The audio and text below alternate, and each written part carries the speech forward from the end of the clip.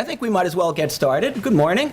Welcome. My name is John Bodel, and on behalf of my colleagues as co-directors of the program in Early Cultures, Sue Alcock and Steve Houston, it's my pleasure to welcome you this morning to our day of activities.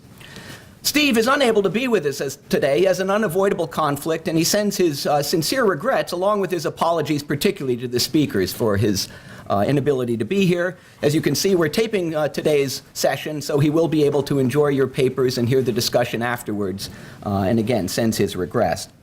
The rest of us are here today thanks to the generosity of the Andrew Mellon Foundation. Andrew Mellon, in particular, had the idea behind the John Sawyer seminars on the comparative study of cultures, which is the aegis under which we present today's activities. The Sawyer seminars are explicitly designed to investigate the historical and cultural sources of contemporary developments. And that suits our aim particularly well in the program in Early Cultures, about which I'll say something in a moment, to set up for a period running roughly from the second semester of 2012 through calendar year 2014, an extended series of events that constitute, in a way, a kind of a temporary research center, and this is what the Sawyer seminars effectively set up. Our particular program, as I think you all know now, is called Animal Magnetism, the Emotional Ecology of Animals in Humans, and is put on at Brown under the aegis of the program in Early Cultures, of which Sue and Steve and I are the co-directors.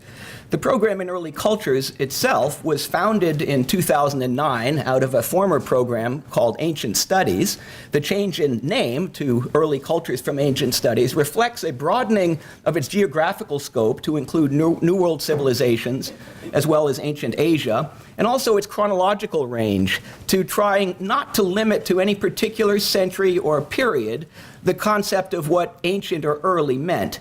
We're really interested in any kinds of pre-industrial behaviors worldwide, and of course pre-industrial can happen at different centuries on different continents in different places. But as the Sawyer seminars are focused, so is our program in Early Cultures on the comparative study of phenomena that are at least common to pre-industrial cultures and possibly those subsequently, to see if there's anything that changes about them. And animal-human relations is certainly one of those. Some of the questions we hope to investigate over the course of this period are these. Where does the human end and the non-human begin? And what are the historical and evolutionary processes by which the bonds of presumed affection and mutuality emerge? What is universal to human notions of the con-social? What culturally determined and subject to circumstance? What do humans think of pets and other animals with which they live as fellow laborers, guardians, helpers, and so on? And how do these thoughts pertain to broader conceptions of social and cognitive order? What perceived and actual communication takes place between species?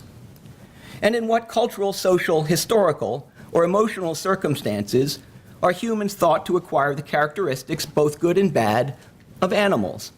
These are some of the questions that we've asked our speakers for today to consider in putting together their own thoughts. Our presentation today is, in fact, the third workshop of a series of workshops that we've put on over the course of the past year. This one is entitled Menageries and the Giving and Costly Pet. Our first workshop, Building the Extended Society, just a year ago in April, included primarily faculty and representatives from within the Brown and Rhode Island School of Design community. You can see the names of those of us who gave brief presentations on this occasion. The first effort we made in the form of this workshop was to elicit interest across a wide range of scholars in the Brown and RISD and the Providence area working on animal studies, and to see if we could set out the first parameters of what we mean by this extended society created by mutual bonds of sentiment and affection between animals and humans. The idea that we're primarily interested in investigating is the interactions between animals and humans, not the one-way process by which animals react to humans or vice versa, but rather the conversation across boundaries. And this first effort went somewhat outside of those bounds and didn't cover all the things within them, as is the case with our workshops in general. We're discovering that the relationships of animals and humans are not so easily packaged into the preconceived ideas that we'd imagined, and each of our workshops so far has ventured a little bit outside what we thought its parameters would be, and I suspect today's program will be no different. Our second workshop, which we held last fall, focused a little more closely on the nature of the emotional bond and deepening relations between animals, humans, and nature, and the speakers you see there. Today's program comes to us under the title Menageries and the Giving and Costly Pet. You can see the names of the speakers we'll be hearing today at the bottom of the page. The illustration for this poster, chosen by Elise de Carteret, thank you, Elise, is an interesting painting by a painter I didn't know, Gilles Dondecoeter. Michiel, where's Michiel? Is that a closely correct pronunciation? I'll ask my Dutch expert. Entitled The Garden of Eden, painted in 1635. So just the beginning of the Dutch Golden Age. Dondecoeter, I didn't know anything about him, was born in Antwerp, and when the Protestants were thrown out of Antwerp at the end of the 16th century, fled to the Netherlands, set up shop in Utrecht, and ultimately wound up in Amsterdam. It was in Utrecht on a cold winter, cold and no doubt gray winter in Utrecht, that he painted this idyllic picture of the Garden of Eden, which puts to the fore the animals. And there you see proverbially the lion lying down, not quite with the lamb, but with the rabbit on the right-hand side. You see a mixture of fowl, waterfowl, wildfowl, domestic animals, wild animals, and Adam and Eve way in the background. It's the animals that are foregrounded. The notion of the Garden of Eden with a Pacific idyllic environment is figured with accurate representations of the animals to be found around the Netherlands. These are certainly not Mediterranean breeds by and large. But there's a cross-section across different continents. The point is the original sin, which is perhaps the main focus of most renditions of the Garden of Eden scene by painters in the 19th, 18th, and 17th centuries, is put very much in the background, just a hint of what the theme is about. A century earlier, a much more famous painter and a more famous painting, Michelangelo Buonarroti, painting on a sunny afternoon on the hills of Tuscany, came up with a much more bleak image of what the Garden of Eden looks like. Heavily influenced by Masaccio, you can see in the figures how muscular they are. The animal presence is reduced to nothing but the serpent, who is foregrounded in the front and has the anthropomorphic shape-changing aspect, conveying the continuity between the serpent as the bringer of evil, and there is Eve over on the right looking horrified at her sin. There's a different reaction altogether to the Garden of Eden conveyed by this earlier, a more enlightened, if you'd like, image of what animal-human relations might be figured as. I'm not sure which of these Gardens of Eden we'll enter into today, whether it will be the Pacific one of Dondecoeter or the more grim and emotional one of Michelangelo, but I look forward to hearing. With that, I'll introduce our first speaker for today and turn over the floor for the rest of the morning to our speakers. Sarah Knight comes to us from the University of Portsmouth in the United Kingdom, where she was educated and where since 2009 she's been visiting research fellow in the Department of Psychology and a senior social psychologist for the Defense Science and Technology Laboratory of the United Kingdom. She was the editor in 2009 of a special issue of the Journal of Social Issues entitled New Perspectives on Animal-Human Interactions, Theory, Policy, and Research. And she's won numerous grants and fellowships for work on animal-human interrelations, including one on the benefits of dog ownership and the needs of dog walkers, which I thought was an interesting topic. Most recently, she's won a large ESRC postdoctoral fellowship award for a project entitled Human Rights versus Animal Wrongs. It All Depends, explaining disparate attitudes towards animals and how they are used. And it's an aspect of that work that she'll speak to us today about under the title My Family and Other Animals, Empirical and Psychological Approaches to Understanding Human-Animal Relations. Sarah. Hello, everyone. Thank you all for coming today, and thank you for inviting me. I'm a social psychologist by background, and I've been working in the field of human-animal studies for about 13 years now. And today I'm going to give you kind of a bit of a lightning tour through some of the empirical and psychological research in this area. So just in terms of a kind of overview of what I'm going to cover, I'm going to kind of touch on how psychologists have attempted to understand human behaviour and the social science behind studying human-animal relationships. Then talk a bit specifically about psychology and human-animal studies and the kind of benefits of pet keeping give you an overview of the kind of empirical research looking at pet keeping and pet keeping in older populations. I'm then going to give you an overview of my PhD and some key findings and talk about some future ideas for future directions in research in this area. So, as human beings, we kind of use non-human animals for a variety of kind of reasons and purposes. So for friendship, for fun, for beauty, food and financial gain, and for science.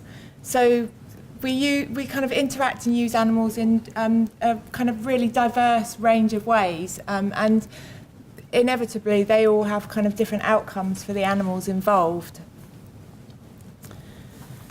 So in terms of understanding human behaviour from a social science, psychology perspective, the existing literature suggests there's no straightforward relationship between attitudes and action, so what actually goes on in our head in terms of cognitions, beliefs, and so on, what we actually say and what we actually do. The relationship between our kind of cognitions and our behaviour can be complex, it can be inconsistent, and it can be contradictory. So we don't always carry through. I think it's quite clear that people don't always kind of reflect what they say in their actual behaviour.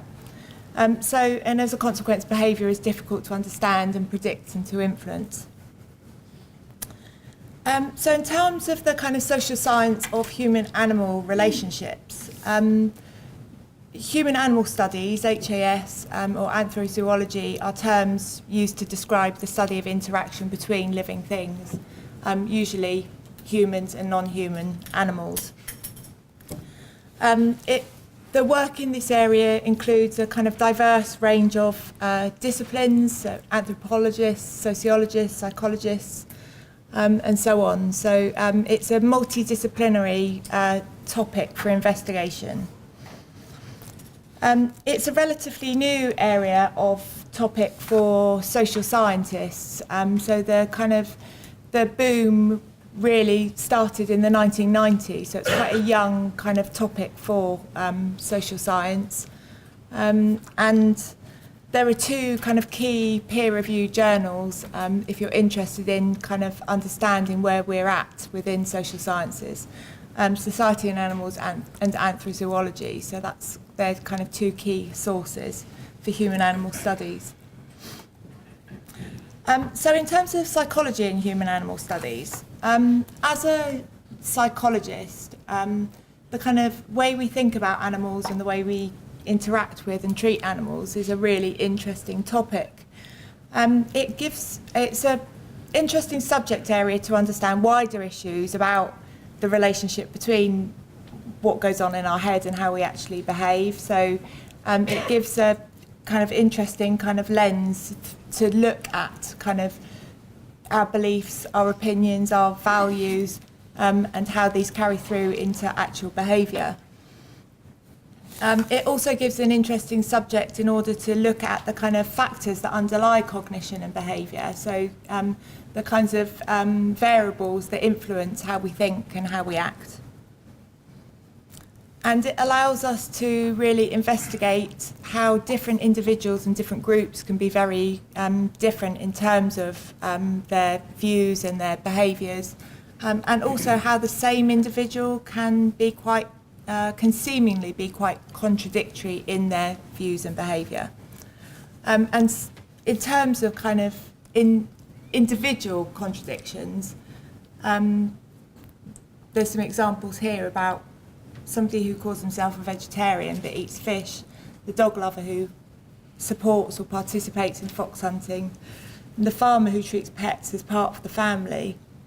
So not only does this kind of topic give us a kind of topic to understand how different people can be very kind of polarised in their views and behaviours, it gives you a kind of way of looking at how individuals can be inconsistent and contrary.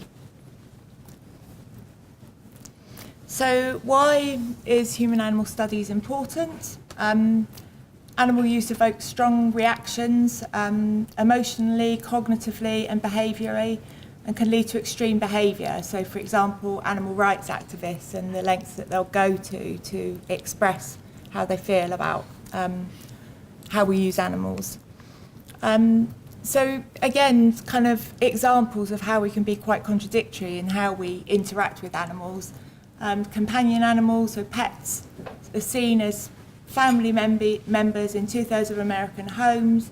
We spend a lot of money on looking after our pets. It's estimated $40 billion per year just in the USA. The downside is huge numbers of animals abandoned and found in rescue centres and animal shelters, and huge numbers having to be euthanised every year. And again, huge numbers of animals used for medical research and for food. So lots of kind of contradictions. We can be passionate about our pets, have intense kind of relationships with animals, but you know the downside is that there's a dark side to human-animal relationships, if you like. Okay, so in terms of some of the empirical research, the research has shown that companion animals are a major source of psychological support, and attachment to pets can be intense. Keeping pets has been found to have psychological benefits, but also kind of psychophysiological effects, and I'll talk a little bit more about these in a minute.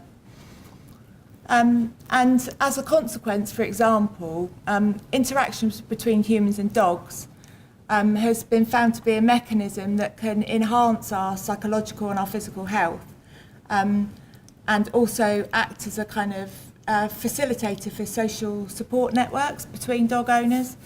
And some research that I conducted a couple of years ago indicated that as a result, more elderly citizens are less reliant on kind of health and social services. So some specific research studies looking at human-dog interactions.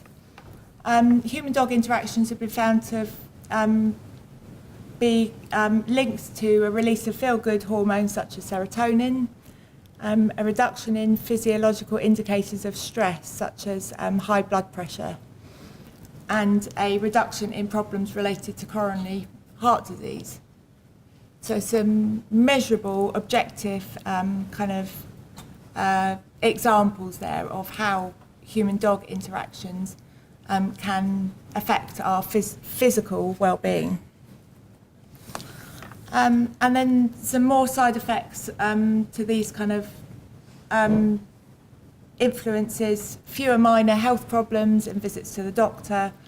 Some researchers indicated there's kind of there's a relationship between human-dog interactions and prevention of illness and recovery, facilitation of recovery after an illness or major surgery, and animal-assisted therapy can increase our physical and emotional well-being, and can also encourage conversation and communication between patients and carers and staff. So it acts as a kind of social facilitator between individuals and their carers.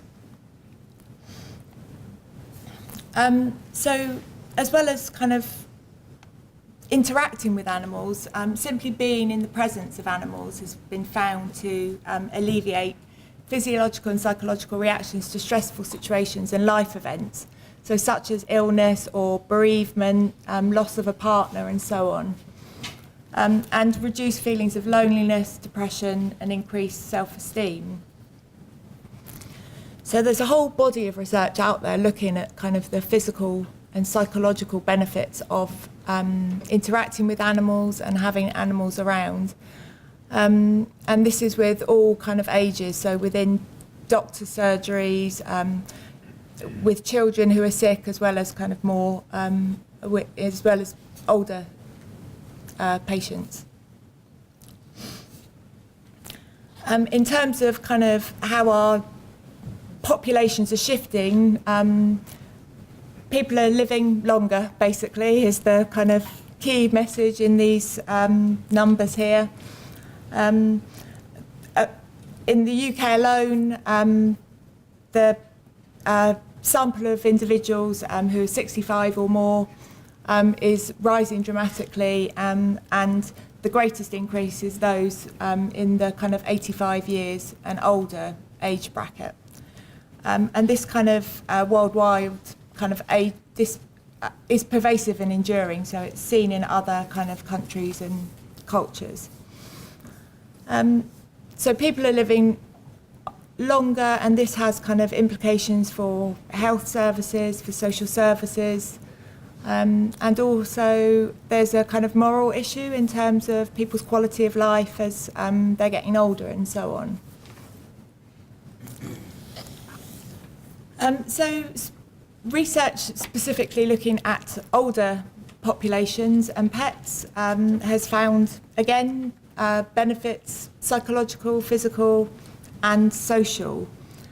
So compared to non-owners, dog and cat owners use health service facilities significantly less, attend the doctor significantly less, and spend significantly less time in hospital after an operation, surgery, or illness.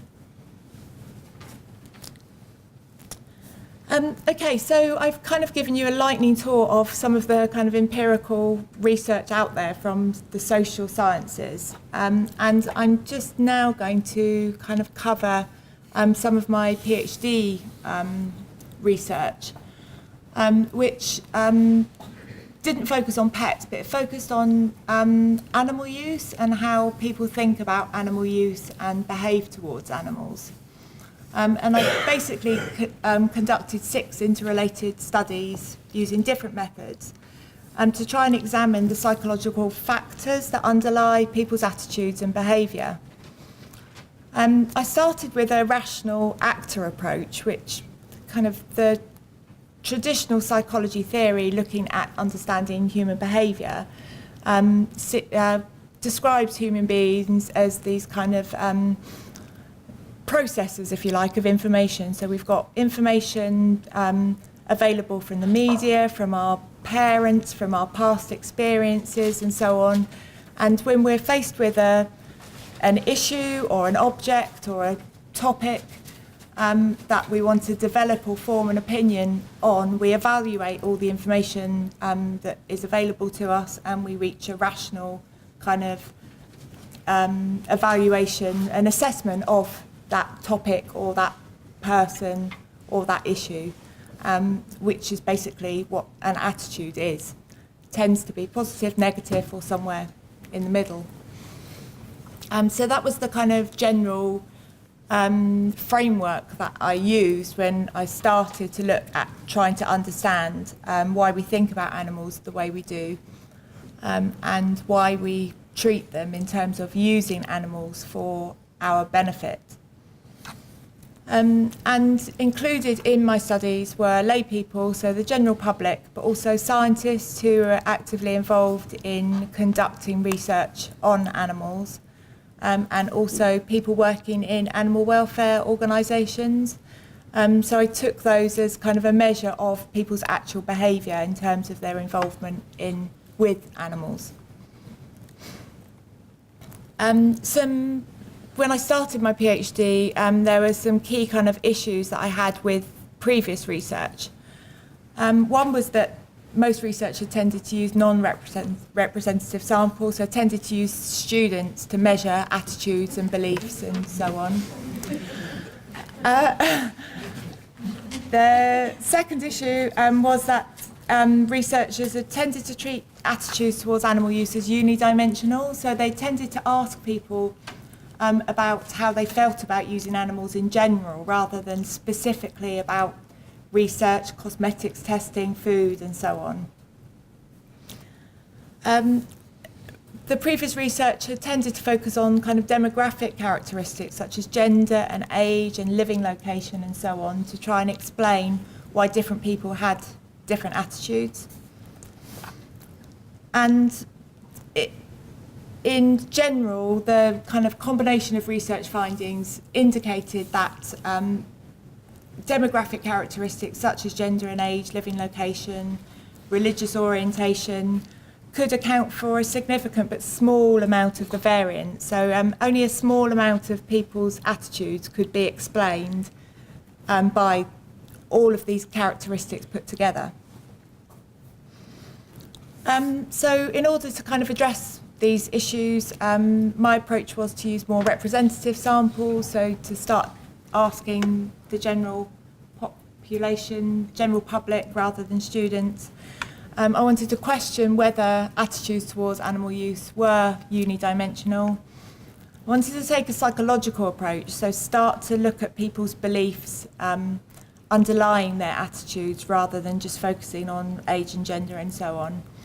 And I wanted to investigate the relationship between attitudes and behaviour, which hadn't been addressed in the literature at that point. And my two kind of general overarching research questions were, why did different people have very different views on the use of animals, and why does the same individuals seem to have conflicting views on animal use? My approach and methodology, I'm just going to kind of skim through this, but basically there were some existing questionnaires out there that had been developed previously by researchers and validated and so on. So it started to look at what was out there, but the questionnaires generally didn't fit my kind of requirements. So I started by conducting a number of kind of real bottom-up interviews with individuals where I just encouraged them to think about animal use and talk about the issues that were important to them. So rather than going in with hypotheses and specific questions, it was very kind of bottom-up, asking people to really just explore their attitudes and beliefs and so on. And these interviews were used to develop a new questionnaire that could kind of tap into people's beliefs and attitudes. So I used quantitative and qualitative methods and data and different groups as a measure of actual behaviour, so the general public, the scientists and the animal welfare supporters. So I'm not going to go into any detail of my studies, but some kind of key findings from my research. The first one was that context is key. So traditional kind of psychology theories on attitudes see attitudes as quite stable and fixed over time. My research found that if you're talking at a very general level, a person may be generally supportive of using animals or generally against or generally ambivalent. But once you start really, the differences was in the detail. So when you start to drill down and talk about different types of animal use, different types of animals and so on, then people's views became very fluid and changeable. So although people may seem to be quite contradictory on the surface, once you start to drill down, you could get a better understanding of where they were coming from and why their views seem to be changing depending on the particular context of interest. I found that differences can be explained mostly by psychological factors, so beliefs and so on, but also personal and external factors. So the most important factors were beliefs about animal use. So for example, the perceived benefits and the costs to using animals, and also perceptions of choice, so whether people thought there was an alternative to using animals. So for example, when people were talking about using animals for medical research, they were generally more supportive because they kind of saw that actually using animals was a necessary evil, if you like. They were kind of saying, you know, we have to use animals, there's no other kind of model at present. But when you talk to them about using animals for cosmetics, then their perceptions of choice shifted, and then so their attitude shifted. beliefs about animals as well. So in terms of whether animals deserved rights, whether humans are superior, whether human needs are more important than animal needs. Personal characteristics that were important included gender and empathy towards humans and animals. And then outside influences included kind of group membership and values, cultural values such as belief in equality and the need for social recognition. And I think one of the kind of most interesting findings for me was that whilst I started with this kind of rational actor approach of how people are very sensible in terms of forming an opinion, they evaluate the information and so on, what came out of my research was the role of emotion and how key the role of emotion was. So within kind of traditional psychology theory, it's proposed that we evaluate the information, so we're doing something cognitively in our head, and from that process we reach an opinion, and we may also experience an emotion as part of that process. What my research indicated was when you start to talk about moral dilemmas, such as using animals for human benefit, people quite often had a gut reaction and a strong emotional reaction, and they would then kind of start to conduct some kind of post hoc justification. So they would use bits of information, sometimes quite unconvincing arguments, to explain their emotional reaction. And the people who had the strongest emotional reactions were the ones that really stuck with. There was no convincing them, even when you were exploring their arguments and the kind of strength of their arguments.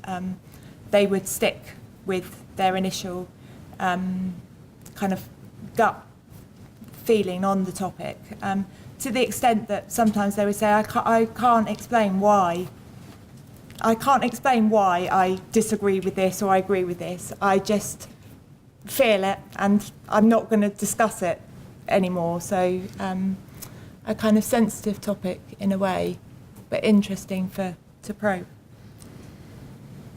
So people's views are influenced by a number of factors, personal, such as gender, but more importantly, beliefs, which can come from their past experiences, from culture, from friends, peers, and so on. And the most important beliefs relate to the benefits of using animals, perceptions of choice, and the superiority of humans.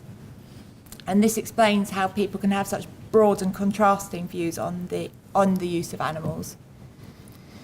So people will have a general view on the subject, but specific details will influence that person. And since the details differ for different situations, their attitudes will start to be kind of fluid and shift. So just some kind of key questions for future research, which I think are important. First relates to the role of emotion, and we really need a lot more in this area to understand how emotion influences how we think about animals, how we interact with animals.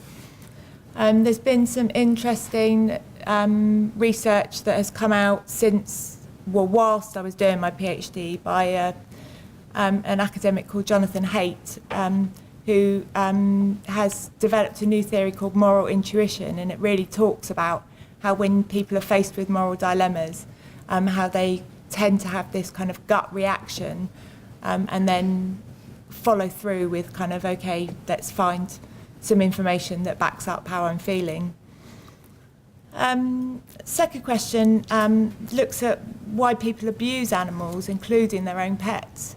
So we've talked about how we can feel intensely towards our pets, spend lots of money on them, lots of emotional investment and caring and so on. But the kind of flip side is people who are abusive towards their pets. And I think that's an interesting question, again, to investigate and to understand that kind of link between cognition and behaviour. And the third question is about the proposed link between animal abuse and violence towards other human beings. So there is a body of research out there which is starting to indicate that if a person is violent towards a pet in the home, they may be more likely to be violent towards a partner or a spouse or a child, or vice versa. If they're violent towards another human being within the household, they're more likely to be violent towards pets in the home.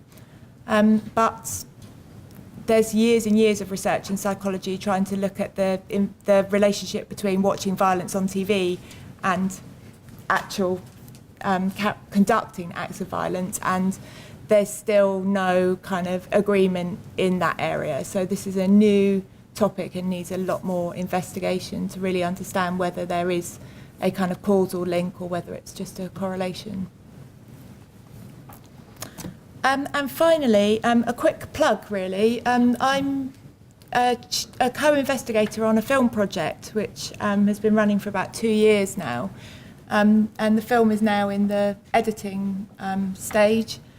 It's called Ming of Harlem, and it's about, I don't know if anybody in the room has heard the story of Ming of Harlem. Ming is a fully grown Siberian tiger who was found living in an apartment in Harlem with Antoine Yates, the chap shown here. There was also a fully grown alligator in the apartment. Allegedly, they've been there for at least 2 years, living in this apartment. Somehow, Antoine had been able to feed a fully grown tiger. He used to exercise the tiger on the roof of the apartment block at night. It was a bit of an urban myth, so there were, after, in hindsight, when people were interviewed afterwards, they were kind of saying, well, we knew, but nobody actually reported him. So it was only when Antoine actually took a stray cat into the apartment, the Ming decided he didn't like the cat being in and attacked Antoine, who was trying to protect the cat. And Antoine went to hospital, tried to say that the wound was a dog bite, and the authorities were alerted. So Ming is now in a sanctuary somewhere in Ohio, I think, and Al the alligator is somewhere in New Jersey. But just another really kind of interesting example of how our relationships with animals are so complex. We've actually interviewed Antoine, and he's very genuine, believed that, you know, he was doing the right thing, thinks he has a special connection with wild animals. So just another really interesting story, and hopefully the film will be finished this year, so I can let people know when it's ready for release. It's not a standard documentary. It's going to be something, the filmmaker makes quite beautiful films, and it will be going more in depth than just telling the story. But so that's me done. I've got some references, happy for people to access these slides afterwards. Thank you for listening.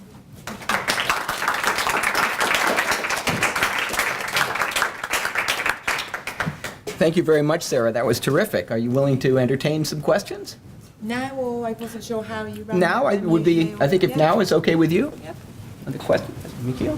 Yeah, thank you very much for your talk. I mean, we haven't always heard this sort of social science perspective, and so that's good. And what I was wondering is that sort of you employ this category animal in your research, and sometimes, you know, it's particularly pets. And I was wondering, because the pet seems such a particular type of animal in a way, that how much, you know, our attitude towards animals seems perhaps partly culturally informed by what sort of animal it is. You know, people have different reactions of, say, research perhaps on rats versus research on monkeys or cuddly animals. Yeah. So I wonder how that sort of, maybe perhaps in the interviews and the questionnaires, is something that came out, that, you know, not all animals we obviously approach the same way. And that was, I mean, when I said that the previous research had looked at kind of animal use in general, it also tended to use just the term animal. So we did kind of manipulate different types of animals and found that, yes, people's views did vary dramatically, and did tend to indicate that cats and dogs For example, in our kind of culture, they were a special kind of category on their own. We had kind of primates, monkeys, so influenced by people's belief about animal mind, I think. In one kind of category, pet animals, as far as we see pet animals in our culture, so dogs, cats in another, and then kind of rodent type animals in another category. So yeah, people did distinguish between different types of animal use. Actually, follow up on that. So if the research that you're doing, as you said, is not unidimensional, it's not just doing a general what's your attitude to all animals, but let's tease apart, drill down. So if in fact you're discovering that people can and do think differently about animals depending on the species group, the category, the use value of the animal, is it appropriate or fair to say that they have contradictory or contrasting attitudes about animals if they are able to compartmentalize? You see what I mean? That if people actually do, and your research shows that people are perfectly capable of thinking in these fluid ways about different categories of animals. Yeah. I guess I'm sort of uncomfortable with the label of contradictory, because that, to me, contradictory implies that there is such a thing as animal. Yeah. And what you're finding is contradiction within. Yeah, and I agree. Yeah, I mean, I think that's how I felt at the beginning of the research, that it seems that people are contradictory, and when you start to question, I mean, it sometimes you talk to people and their arguments still make no sense, so they are contradictory. They do seem to stick with this gut feeling of, well, I love rabbits, for example, so absolutely no, I don't care if, monkeys are more conscious or feeling or so on. I'm more concerned about rabbits because that's just, my pet thing, if you like. So, so I think often, mostly people can make sense of their views, but it seems on the surface, as I was saying, like in all the examples of we love animals, we eat animals, we spend all this money on animals, but lots of animals end up in shelters and so on. So it seems like we're contradictory, but when you actually drill down, you can make sense of people's opinions and their behaviour. Yeah. Hi, thank you. It was a wonderful presentation. I enjoyed it quite a bit. I wanted to ask one question that may not be answerable, and then one that's far more specific. And it seems that one of the things that we could really do in this kind of interdisciplinary setting is look for areas where the social science and the humanities really coincide. And it strikes me that scapegoating in particular, so the last of your 3 areas of future research was abuse of animals and the relationship to abusing fellow human beings in the household setting and other settings. And it strikes me that could be one way to begin to think about what anthropologists and those of us who use their work have talked about as scapegoating, so that it may be counterintuitive at first glance, but that abuse of an animal actually is an act of scapegoating and therefore may reduce the amount of human-on-human violence in a particular setting and so on. So I wanted to ask about that relationship in particular, and that's the question that may not be answerable. So, but I'm not sure, I haven't done research, and I think we've got a long way to go to understand and answer that question. The other question has to do with class. And so gender came up as one of your determinants, but I wanted to ask about social class and whether you had data on class in particular. So urban-rural can account for some things, no doubt, but what about income and the sense of precarity that can come with a particular socioeconomic status? Yeah. And so on? I didn't focus on, I mean, there is research out there, and I think class could maybe one of those demographics that fit into accounting for a significant but small amount of the variance. So my research was moving away from looking at those types of variables, but I think, there is research out there that has included class. There is a significant relationship, but I don't think it accounts for a large... What is the nature of that relationship, if you had to kind of characterize it? I would be wary about characterising it because of the variables about, I think, again, it depends on the type of animal use, because it's been so general, again, it's kind of, well, surely it depends on the animal involved, the type of animal use and so on. People's views are going to start to be fluid. So I don't think people have investigated at that level. Yes. I was interested in the question earlier about contradictory, about people who think contradictory or not, and I think that people do categorize animals into different categories, and I think that these categories are socially constructed, so people do have like legitimate categories that they set up, but I think that these categories in society are socially constructed as well, so there's a question about maybe different species being actually being different, because we're different. You know, we're humans and not lumping all animals, not putting animals together in one category. Yeah. What do you think about that? Yeah. I think I've got a slide somewhere just showing. Okay, so we started to look at, in terms of kind of how people categorise animals, people were talking about the mental abilities of animals, that was important in terms of whether animals were, you know, able to kind of look at animal cognition and also animal sentience, so what animals feel. So people started to divide up what animals were capable of. So, oh, they're really clever, they're really bright, I know they can do tricks and so on. So they started to talk about these kinds of issues. And then also about whether animals can actually experience pain and emotions and so on. These two graphs are showing comparisons between the scientists, the control group, which is the general public, and the kind of animal welfare people. But you can start to see how groups could be classed, could be categorised. So you've got chimpanzees and monkeys in the first kind of the highest bracket, if you like, and then we've got dogs and cats together, pigs and cats. So it's in a way that you would kind of predict in a way. So you've got farm animals came out together, pigs, cows, sheep together. Then we've got rabbits, guinea pigs, rats in one. There was a bit of a increase with rats because I think people think that rats are quite intelligent. And then down. So when these indicate that people are categorising animals according to kind of their animal cognition, and animal sentience was a little bit less kind of clear in terms of trends. So I think there's some indication that people do start to categorise in the way that we would predict. So there's pet animals and there's farm animals, and then there's rodents, and then there's the monkeys and the great apes and so on at the other end. Yes, one last question, perhaps? Yeah, I'm definitely most interested in the emotional aspect of what you were talking about, because of like a personal experience.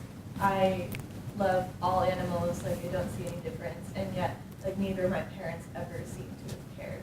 So I kind of wonder like where I've come from, and so I wonder if there's anything you can talk about as sort of innate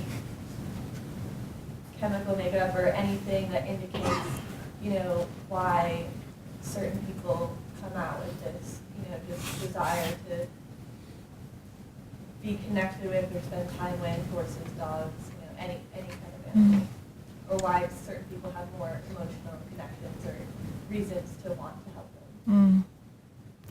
them. I'm not sure, to be honest, because people are, like you said, so different, and different combinations of factors influence different individuals. So, yeah, you may come from a family and like absorb your parents' beliefs and culture and so on, or you may be completely different. You may go the opposite way to your parents. So, an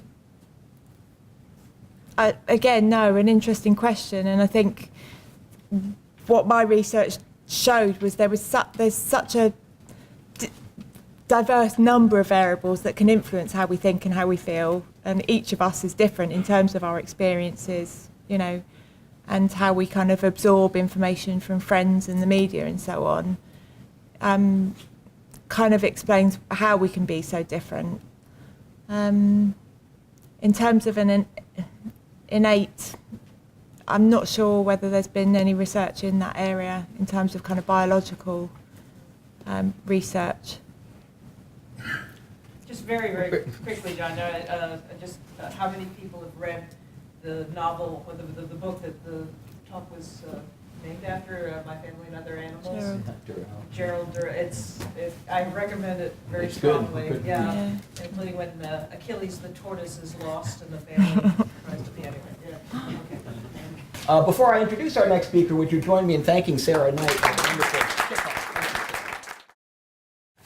Our next speaker, Catherine Allen, is Professor Emeritus of Anthropology and International Affairs at the George Washington University. Her main research interests and experience are in ethnography and ethnohistory of the Andes, expressive culture and performance, pre-Columbian art, and a number of other areas. She's done ethnographic field research in the southern highlands of Peru as long ago as 1975 to 76, and has made frequent field trips back since up to 2011 and perhaps even more recently than that. She's also conducted since 1973 museum research in North America and South America on Nazca, Inca, and colonial art of Peru. She's the author of many publications relevant to our interests, most recently, and relevantly perhaps, a wonderful book entitled Fox Boy, Intimacy and Aesthetics in the Andes, published by the University of Texas Press in 2011. And I think it may be an offshoot of that work that we might be hearing about today from Professor Allen under the title, Those Wild and Woolly Others, Human-Animal Relations in the High Andes. Catherine.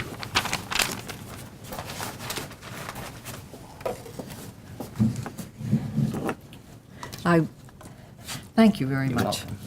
I have been listening to this very interesting, fascinating work in that we just heard about, but also feeling that not only am I going to be talking about wild and woolly creatures, but perhaps this talk is kind of wild and woolly. So I hope in a good way. So I want to begin by talking about a certain kind of animal that is actually brought into the house in many highland communities on certain special evenings of the year. And the children squeal in delight, and adults caress them and whisper endearments in Quechua, kausak, living one, kuyak, carrying one. And these sleepers are carefully placed facing the door, because that is east, where the sun enters the house.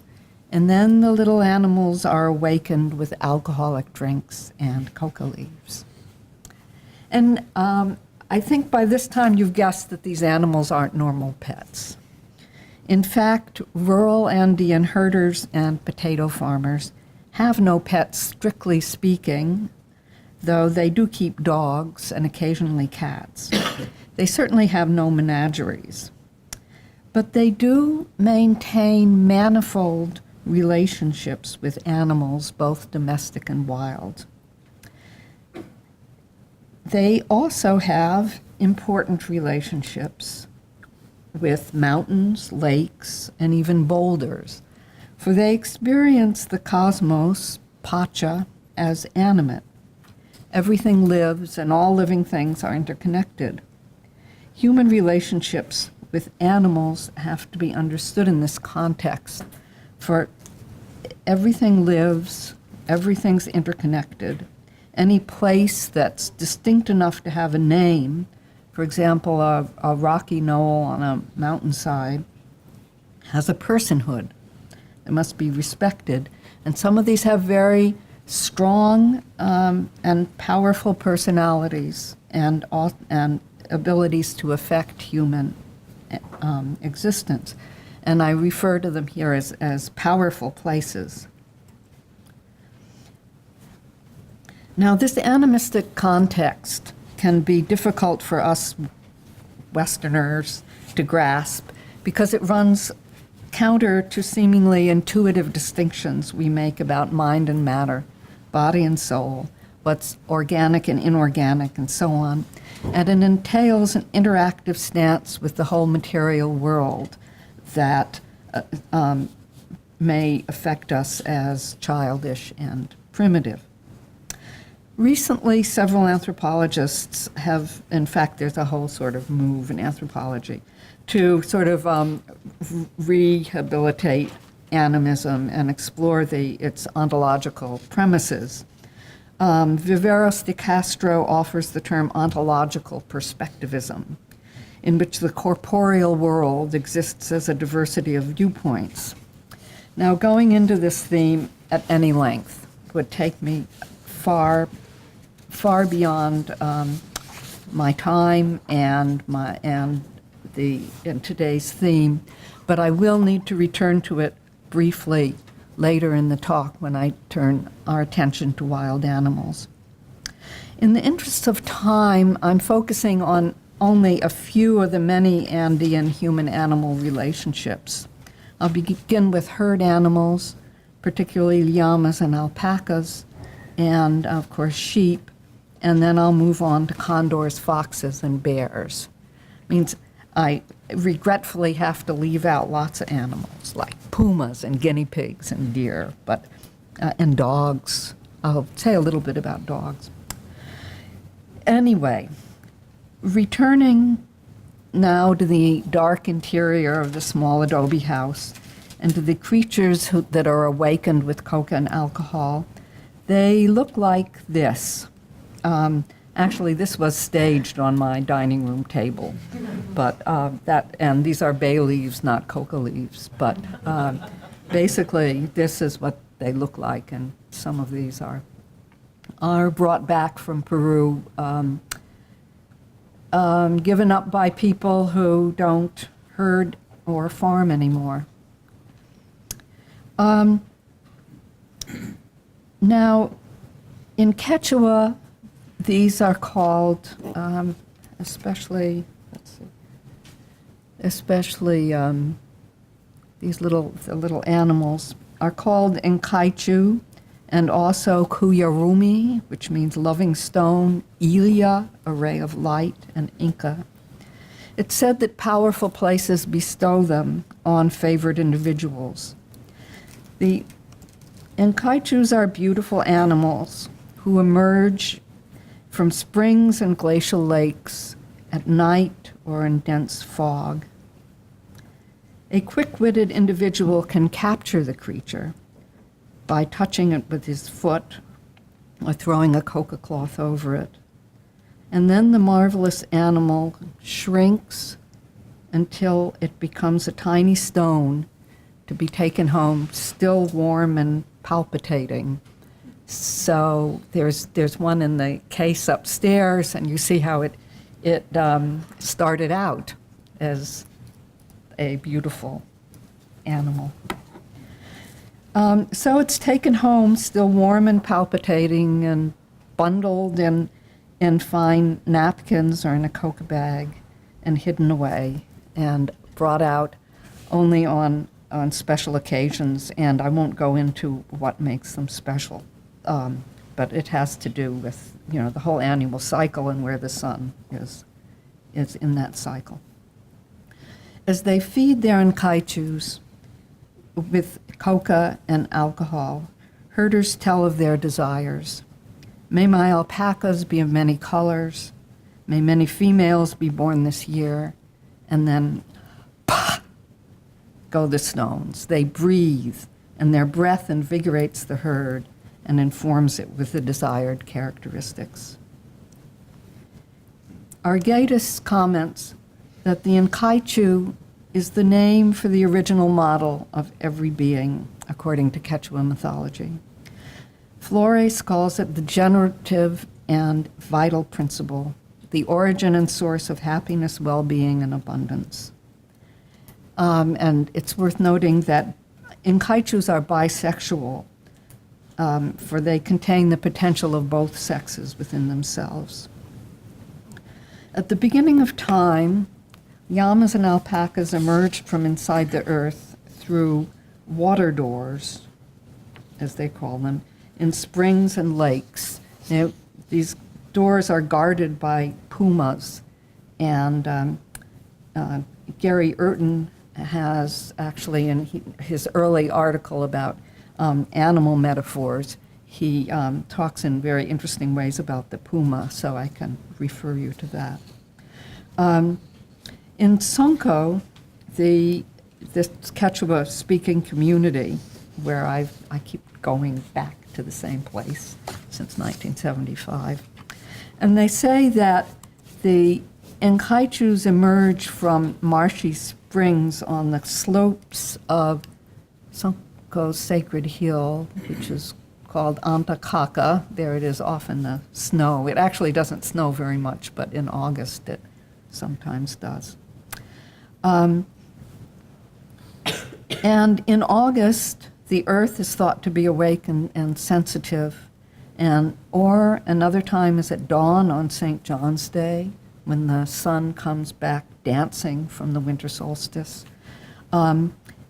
This is when Encaichus come out of the springs on the sides of Antacaca. People say that they've heard them bleating. Nobody is actually, that in human memory, as far as I could find out, ever actually come back with their own Encaichu, though some have admitted to looking for them. So all the Encaichus that I saw were heirlooms. They're passed from the ancient grandfathers, as they say, and they maintain the well-being of the household's uiwa, of its flocks. Now, I also should mention that since the 1990s, Sonko has experienced tremendous change, and a lot of what I'm talking about now is a kind of ethnographic present that's located, I would say, mainly in the 1980s. The relationship with herding especially has changed.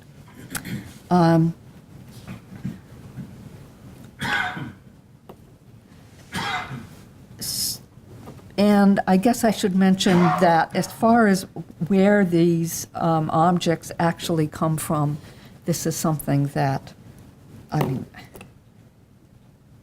if you don't want to think that they came out of the springs as beautiful animals, then it's actually anthropologists, archaeologists don't have any very good handle on that question, which I think is interesting. Anyway, they maintain the alien kausai, which is the well-being of the flocks, of the oiwa, which was the name for the flocks. This comes from the verb oiwai, which is a very important concept in the context of Andeans' relationships with animals.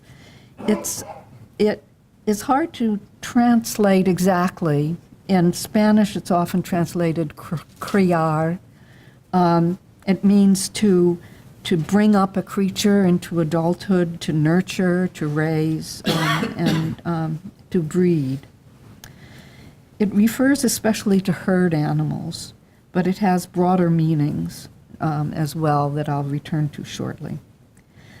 Among communities that are exclusively or mainly pastoralist, the relationship with llamas and alpacas is very intense. Sonko was never exclusively pastoralist, and now pastoralism is very much in the decline.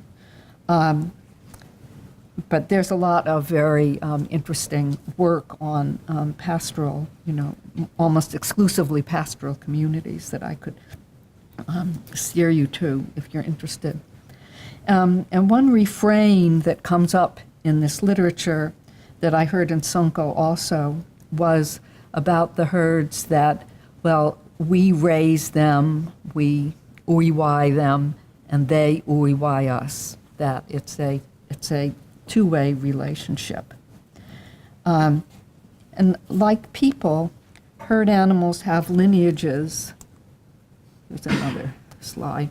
They have lineages whose histories are intertwined with those of the herders. And a successful herder knows her animals. Most of the herding is done by women. She knows her animals, the individual temperaments.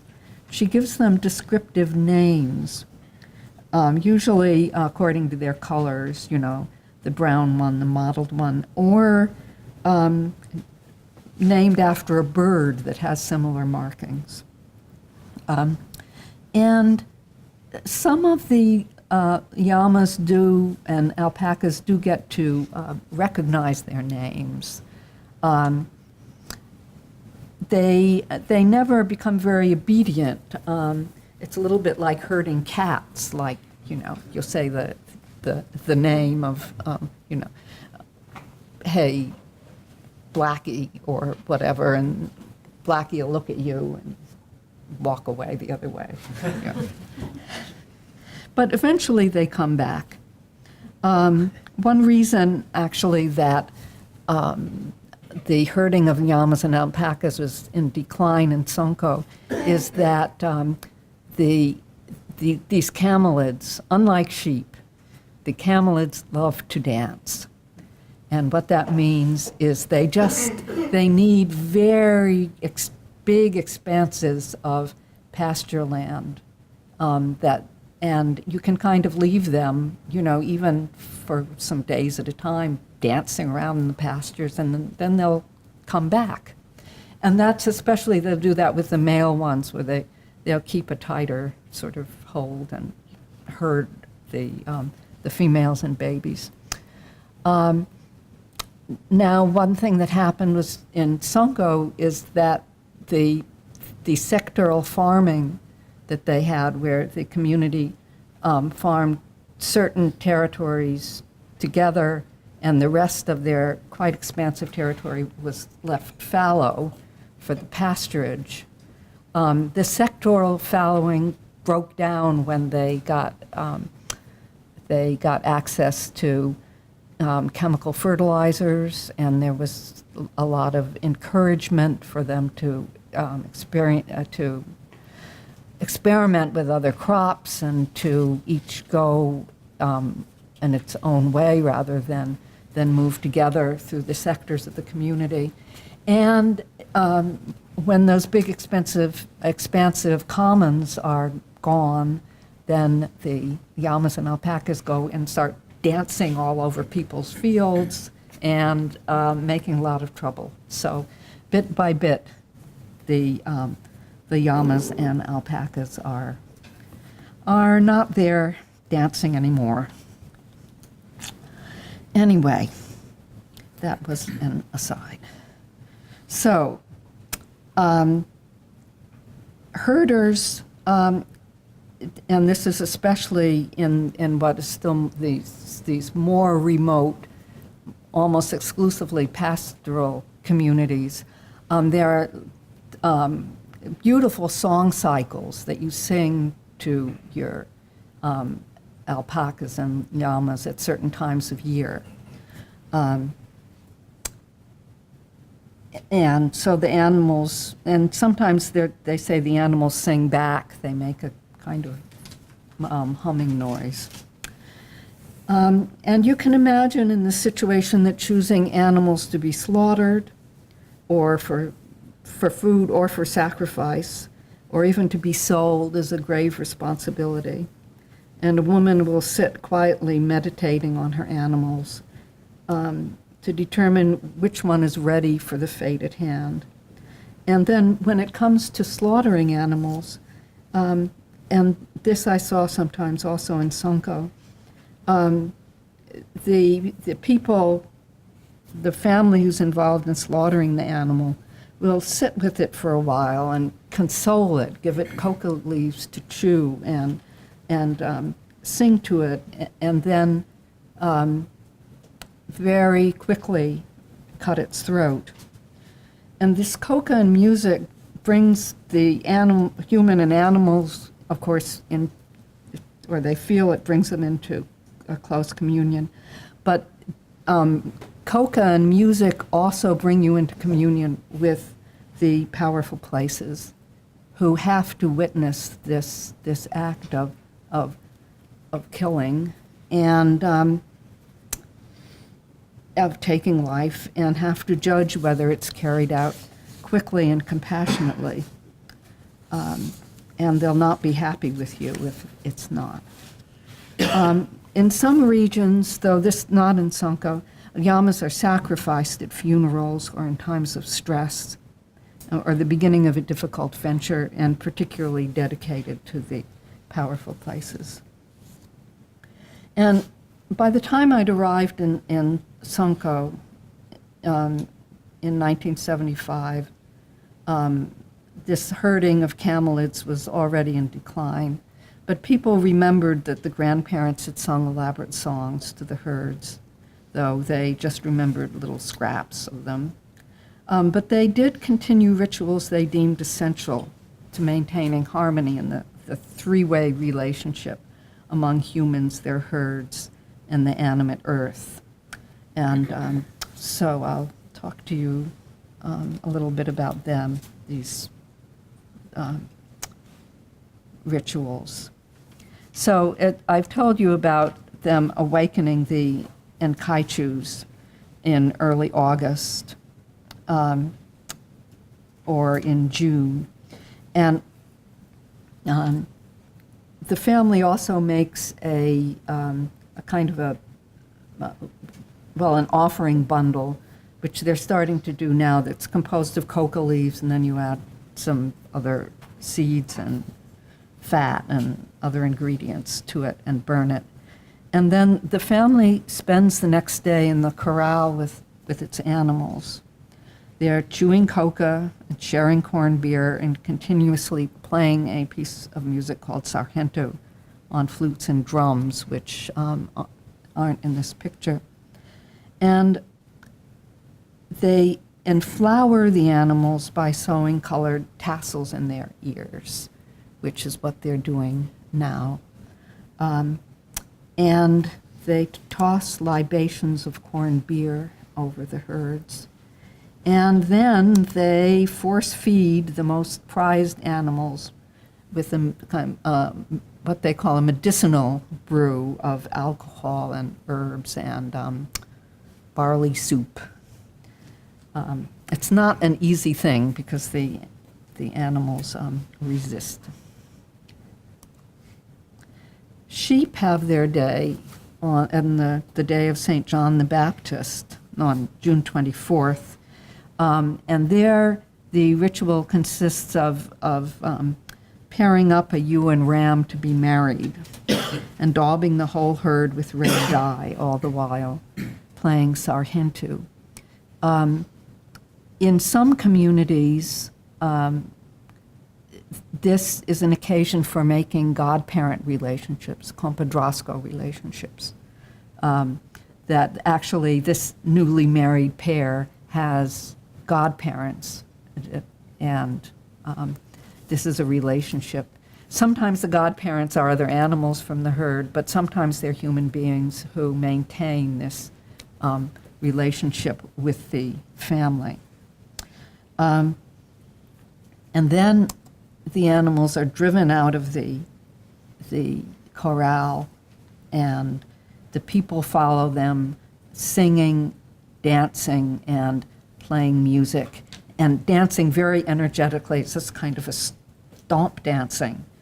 And this, they say, turns on the hills, and this is a word that literally translates as turns on. You'd use it also for lighting a candle or in the city, flicking a light switch. But it turns on the hills, and then in turn, the hills turn on the sheep, which of course is what you want, is a nice, thriving, turned-on, reproductive herd. So a household grows and thrives only if the married couple at its heart is successful at oiwai and this requires constant attention to their relationship with powerful places. While humans protect, nurture, and consume the herds, powerful places are their ultimate masters. They provide the animals with food, that's grass, and water, and when turned off by human behavior, they can withdraw this sustenance and even withdraw the animals themselves by not replenishing the supply of new births. It seems to be culturally related to the idea of the master of animals in the Amazon, if you're familiar with that. Thus, the human relationship with places is critical to maintaining a lucky relationship, fortunate relationship with their animals, their oiwa.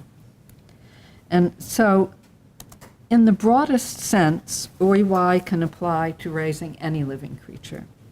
Raising children from infancy is oiwa. Raising guinea pigs is oiwa. Even raising potatoes is oiwa. And potatoes, too, thrive on music and should be treated compassionately. Oiwa are fed, protected, disciplined, and made useful. In the process of nurturing and caring for household creatures, a maturing individual constructs a responsible self. And at death, he or she has to answer to these creatures, passing through a series of villages on the way to the afterlife, in which domestic animals and even common utensils will avenge themselves for any wrongs they suffered at his or her hands.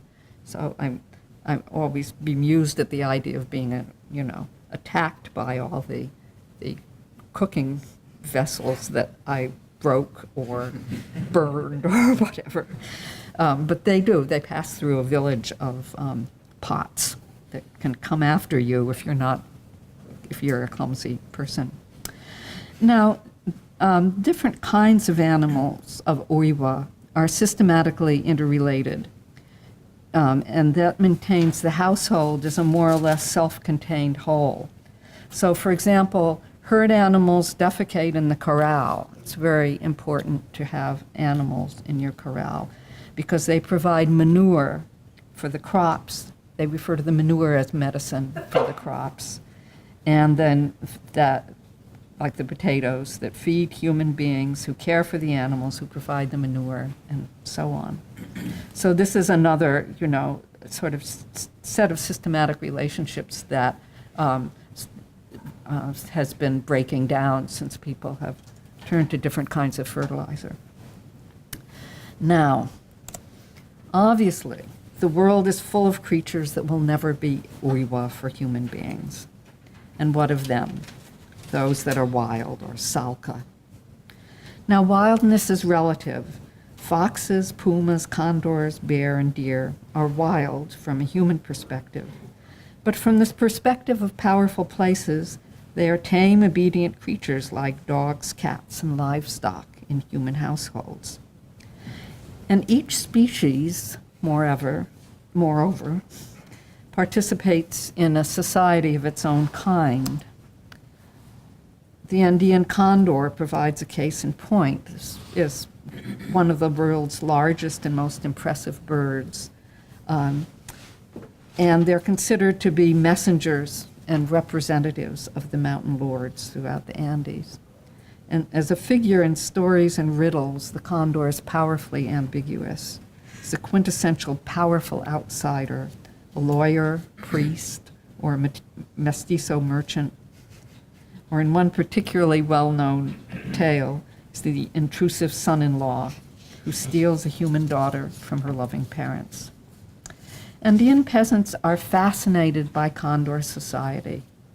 For condors live in large organized groups with hierarchical pecking orders. They tend to eat and sleep collectively, and the higher status individuals feed first, and they get the best roosting spots. So I was, in preparation for this, I was actually looking through the internet and, learned papers on condor behavior, which confirmed what I had already been told in the Andes. One thing that I didn't find in these papers was the report that when condors carry around gather around a bit of carrion, which you can see in the lower picture here, they wait for the higher status birds to arrive before they'll start. So they seem to evidence a kind of condor etiquette. And in fact, my friend Don Luis said, I've even seen them take turns at their banquet. Because what is a rotting carcass to human beings is a banquet to the condors, as their behavior attests. Now, you can observe condor society with fascination, but obviously human society and condor society are close to each other. And if interactions between humans and condors occur, they are dangerous and fraught with ambiguity. This brings me back to the importance of perspective and that ontological perspectivism that I mentioned at the beginning. The word salka refers not only to animals, but to places devoid of human activity, because they are so far outside inhabited territory in their hawapi, which means far in the outside, or if they're far inside the earth or inside anything, is ukupi. For a native Quechua speaker, any movement into an interior or exterior location implies a qualitative change in consciousness. Even the interior of a house is a self-contained microcosm, with direction defined by the door, the sun's entering place, not by an absolute external reference point. So if you're in the house, east is the door, but not all the doors face east as by the compass. So if you're outside, facing that way might be northwest, but inside it's east. Also, outsiders don't share the group consciousness, the intersubjectivity created by that mutual interaction within the house and the enclosing walls. But nevertheless, there's always a door. One can cross the threshold, and that crossing of the threshold involves a reorientation of consciousness from one intersubjective state to the other. I began to explore these problems of perspective, boundary crossing, and consciousness while studying Quechua narratives, particularly those about wild animals. In my initial field work, I rather mindlessly went around asking people to tell me cuentos, which is a word derived from Spanish cuento. And I rapidly learned that not all narratives, even the ones that seemed to me like quite fantastic stories, they didn't all qualify as cuentos. It transpired that cuentos are, what makes a cuento is that the events are outside normal experience.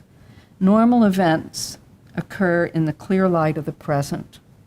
They are, and it was explained to me that these are synonyms, the events in the present, normal experience, are described as true, and true particularly in the sense of straight. It's what's straight ahead. They're in clarity, and they are in the present. They're kunan, they're right now. And they are in our time. Now, this is a problematic word. Again, tiempo is derived from Spanish, tiempo, time. And the events in cuentos are not from our time. Manan tempunchis manta. So now how do you translate this word timpu? It turns out to also be synonymous with pacha, that word I mentioned at the beginning, that is the cosmos.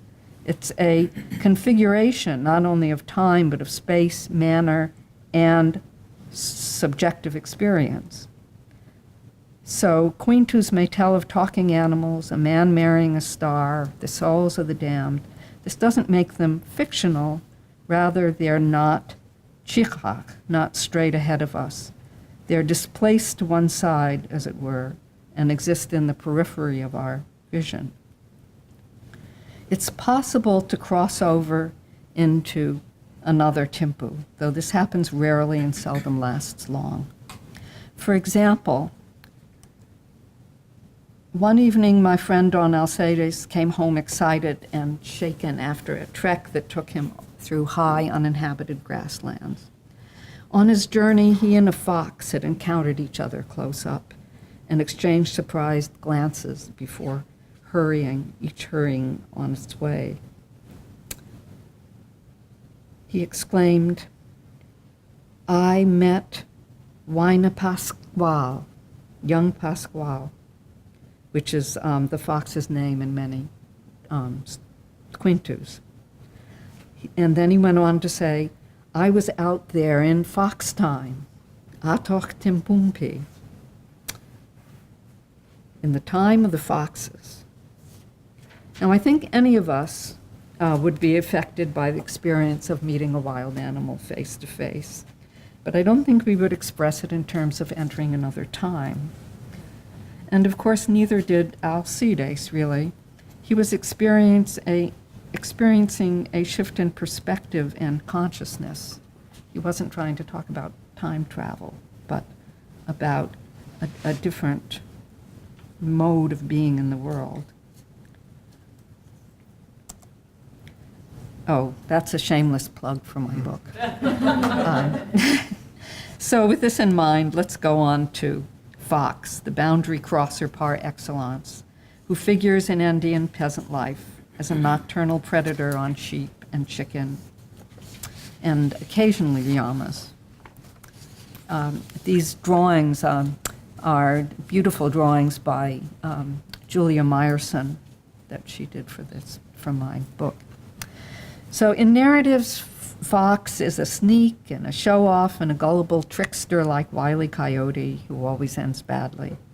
He makes bets and takes trips with Condor and always comes out the worst for it. Yet he figures in other narratives as the trickster creator like Coyote and Raven in North America.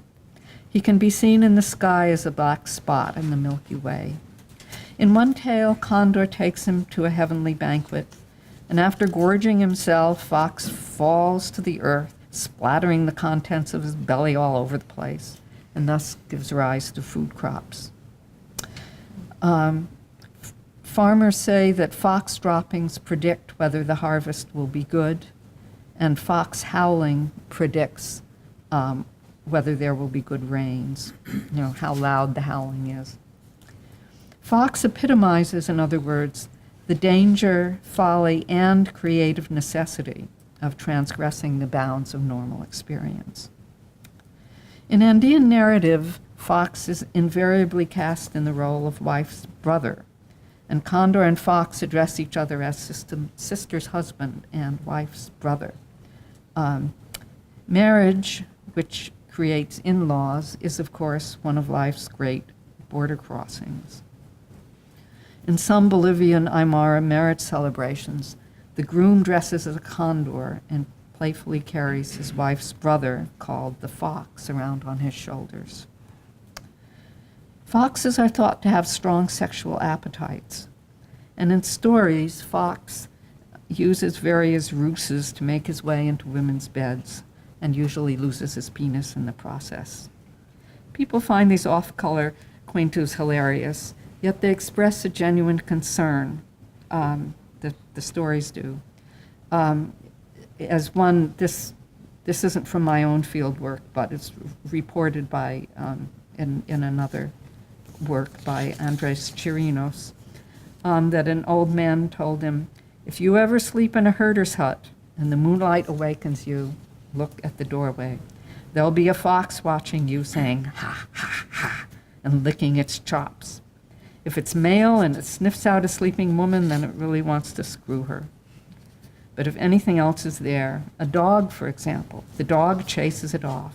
The fox runs away, rushing around like a blind thing. And so, very briefly, speaking of dogs, fox occasionally masquerades as a dog in narratives. And this similarity emphasizes a precariousness in domestication. Andean dogs are watchdogs, not pets. And in fact, I was thinking in the last talk how little cuddling there is once animals are, and children are beyond infancy. So you cuddle puppies and you cuddle babies, but once they're beyond that, cute, helpless stage, there really isn't very much, physical cuddling. And the Andean watchdogs are bred to be nasty, and their lives, you could say, are nasty, brutish, and short. When I said that my dog was 6 years old, people, oh my goodness. Now, this was a regular Methuselah of a dog. And people do name their dogs and are mildly fond of them, but they keep them at the margin, guarding the homestead and its livestock from predators like foxes. They're the border guards, and the foxes are the transgressors. The dogs are insiders to the household, whose business it is to keep their distance, to whine and growl on the other side of the door. Now, since my time really is up, so I will touch only briefly on bears. I had to put this photo in. Now, although bears figure largely in contemporary Andean folklore and ritual dances, they're not part of the highland environment. The only bear native to South America is the small and rather peaceful spectacled bear, which lives in the forested eastern slopes of the Andes and seldom wanders near to high-altitude communities. Unlike condors and foxes, bear does not figure in pre-Columbian iconography or in the earliest records that we have after the Spanish conquest of Andean mythology. Rather, bear is a hybrid figure translated from Iberian folklore. Oh, I put in Julia's drawing of the spectacled bear, which is very nice. Rather, bear is a hybrid figure, and Sanqueño's concept of bareness is drawn entirely from a long folk tale in which a bear kidnaps a peasant girl with whom he fathers hybrid human bear sons. And the sons eventually kill him and then go on to a long series of comical attempts to assimilate into human society. In some versions they do, and in some versions they don't. Now, possibly because they're unencumbered by any possibility of really encountering bears, Andean peasants relate to the story as an overtly metaphorical exploration of their own humanity and the difficulties involved in domesticating one's own self. They identify with the bear figure, men especially, and they sometimes refer to themselves as bears. I never saw them identify in the same way with condor or fox, though they identify or then recognize in the relationships, the brother-in-law relationships of fox and condor, the same kinds of relationships that they have in their own lives. They don't identify with animals per se. And now, since my time is up, and to round off this discussion of wildness and domestication in the Andes, I'll just end by returning to the Incaichus with which I began. This is an Inca stone, and I put it in partly because of some of us talked about this stone, the Incaichu and display up on the fourth floor. These beloved stones condense a life force that originates in wild places. They emerge from deep within the earth through watery portals guarded by pumas. Awakened with alcohol and coca, their breath enlivens the animals who share their forms and who walk temporarily in the clear and immediate light of the human world. And I think that's where I will stop.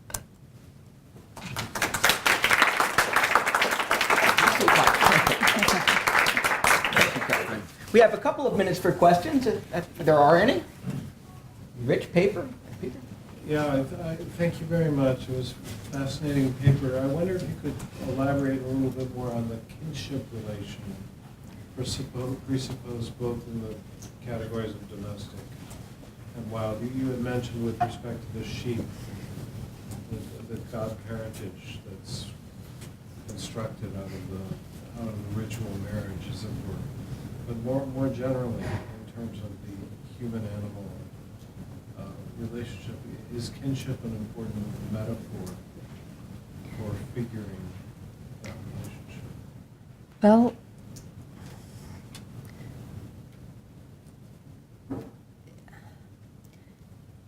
in terms of the herd animals are really part of the household, and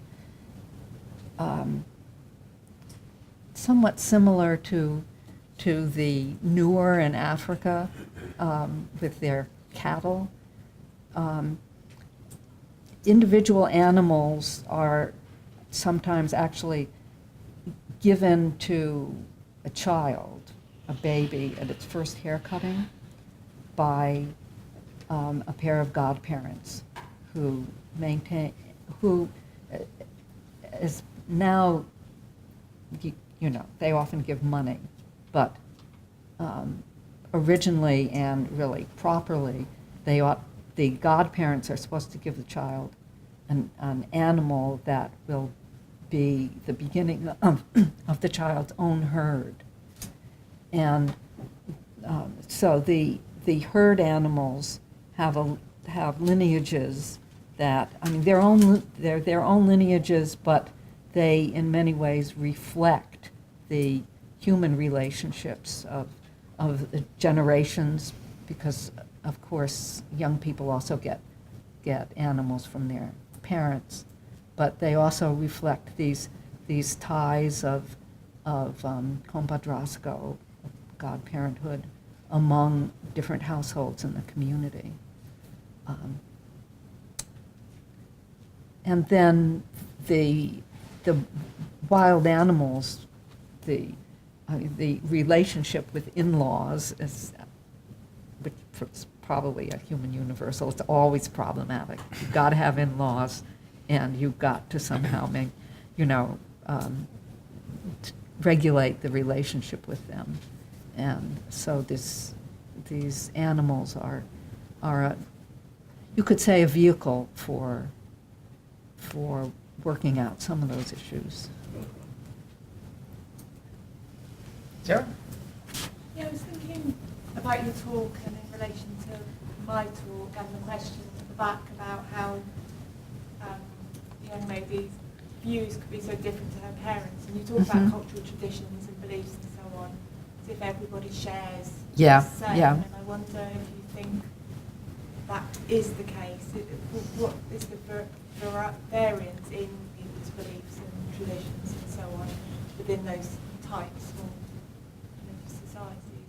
Yeah, well, of course, I'm generalizing over a range. Some people are more involved with the animals. I think, well, part of what changed in the 90s is, well, with a lot of economic changes, there's also a change in the intensity and quality of people's relationship with the powerful places, and a kind of loosening of that relationship, which coincided with people giving up the herding and just in the streets in Cusco, you'll find people selling their encaichus because they don't have any more animals. They sort of don't know what to do with them, except they know they can get some money from tourists. So I would say now there's really a lot of variation because there's a lot of upheaval going on. How that varied. I mean, there were people who were good at herding and people who did other things all along.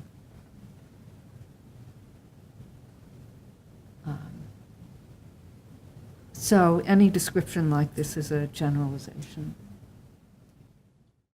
Well, welcome back, everybody. I'm very pleased to introduce our last speaker for this morning's session, Peter Sahlins, who's come to us from Berkeley via half of the cities in North America, I think, due to plane failures on the way over. He's had a truly Odyssean journey out from California yesterday, so we're especially grateful that he's alert still and on his feet after very little sleep. Peter is professor of history at the University of California-Berkeley, where he's been since joining the Berkeley faculty as an assistant professor in 1989. Since last year, he's also been the director of an interdisciplinary studies field with the acronym UGIS at Berkeley, where responsibilities include, among other things, program management of 300 undergraduate majors, an order of magnitude about 100 times larger than our program in early cultures undergraduate majors. So we have something to learn about how to handle the numbers. His main area of academic interest is in early modern and early 19th century France, and more recently he's turned to the study of animal-human relations in that area. He's the co-editor of a special issue of French history forthcoming on French animal studies. And his current research project, entitled The Symbolic Lives of Animals and the Making of Early French Modernity, begins at the Royal Menagerie of Louis XIV and traces the textual and visual representations of animal bodies, principally from the menagerie, across the domains of literature, art, and science, focusing on the unusual concentration of artifacts and debates in or around the year 1668. And it's a slice of that research that he'll speak to us about today under the title, How to Tame Your Chameleon, The Science and Love of an Exotic Species in the Age of Louis XIV. Professor Sahlins. Thank you. Thank you, John. And I apologize. I could have done a PowerPoint. I'm trying to take a principled stand against them so you can listen to me. I'd like to thank the directors and funders of the Animal Magnetism Project, the organizers of this workshop as well, for the opportunity to share some thoughts on the theme, menageries, and the giving and costly pet. And I thought, in fact, even though I'm slated in the pet side as opposed to the menagerie side, I thought I could actually try and bridge the two topics by telling the story of three chameleons in the France of Louis XIV. The first one was a gift to Louis XIV in 1668, who regifted it to the physician and naturalist Claude Perrault in the Royal Academy for observation and dissection. Perrault's anatomical description of a chameleon appeared in a pamphlet of 1669 and was then incorporated in the lavishly produced Memoirs for a History of Animals in 1671 that described and illustrated 18 animals from the Royal Menagerie at Versailles and at Vincennes. Perrault's chameleon lived its brief life in the King's Library, but it was definitely part of the menagerie exotic animal collection and not a costly or giving pet. But 2 years later, the novelist and salonière Madeleine de Scudéry received a gift of a male and female chameleon from the French consul in Alexandria. In her History of Two Chameleons, written in 1673 and published in the second volume of her New Moral Conversations dedicated to the king in 1688, Scudéry composed a work of literary naturalism that responded to the claims of Perrault and the Royal Academy of Science in the language of science itself. At the same time, she described how the two chameleons became her pets, capable of offering her their unconditional love. The chameleon was both exotic species and giving pets. I would like to argue how this strange reptile became, in the care of Scuderie, a harbinger of modern pet keeping. Well, first of all, there was nothing novel, as you well know, about pet keeping among the aristocracy and the upper bourgeoisie in Parisian society in the 1660s and 1670s, who kept small dogs and monkeys, caged canaries, and pampered parrots, to borrow the title of Louise Robin's books on the subject.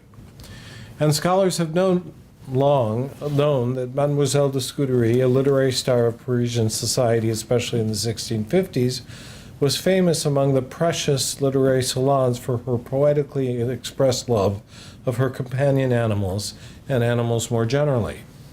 She notoriously surrounded herself with animals, whether in the semi-rural neighborhood of the Marais in the center of Paris or at her manor in Normandy. Over her long life, she observed, trained, and then immortalized dozens of animals who found pride of place in her poetry and verse: cats, dogs, her beloved pigeons, her warbler, her monkey.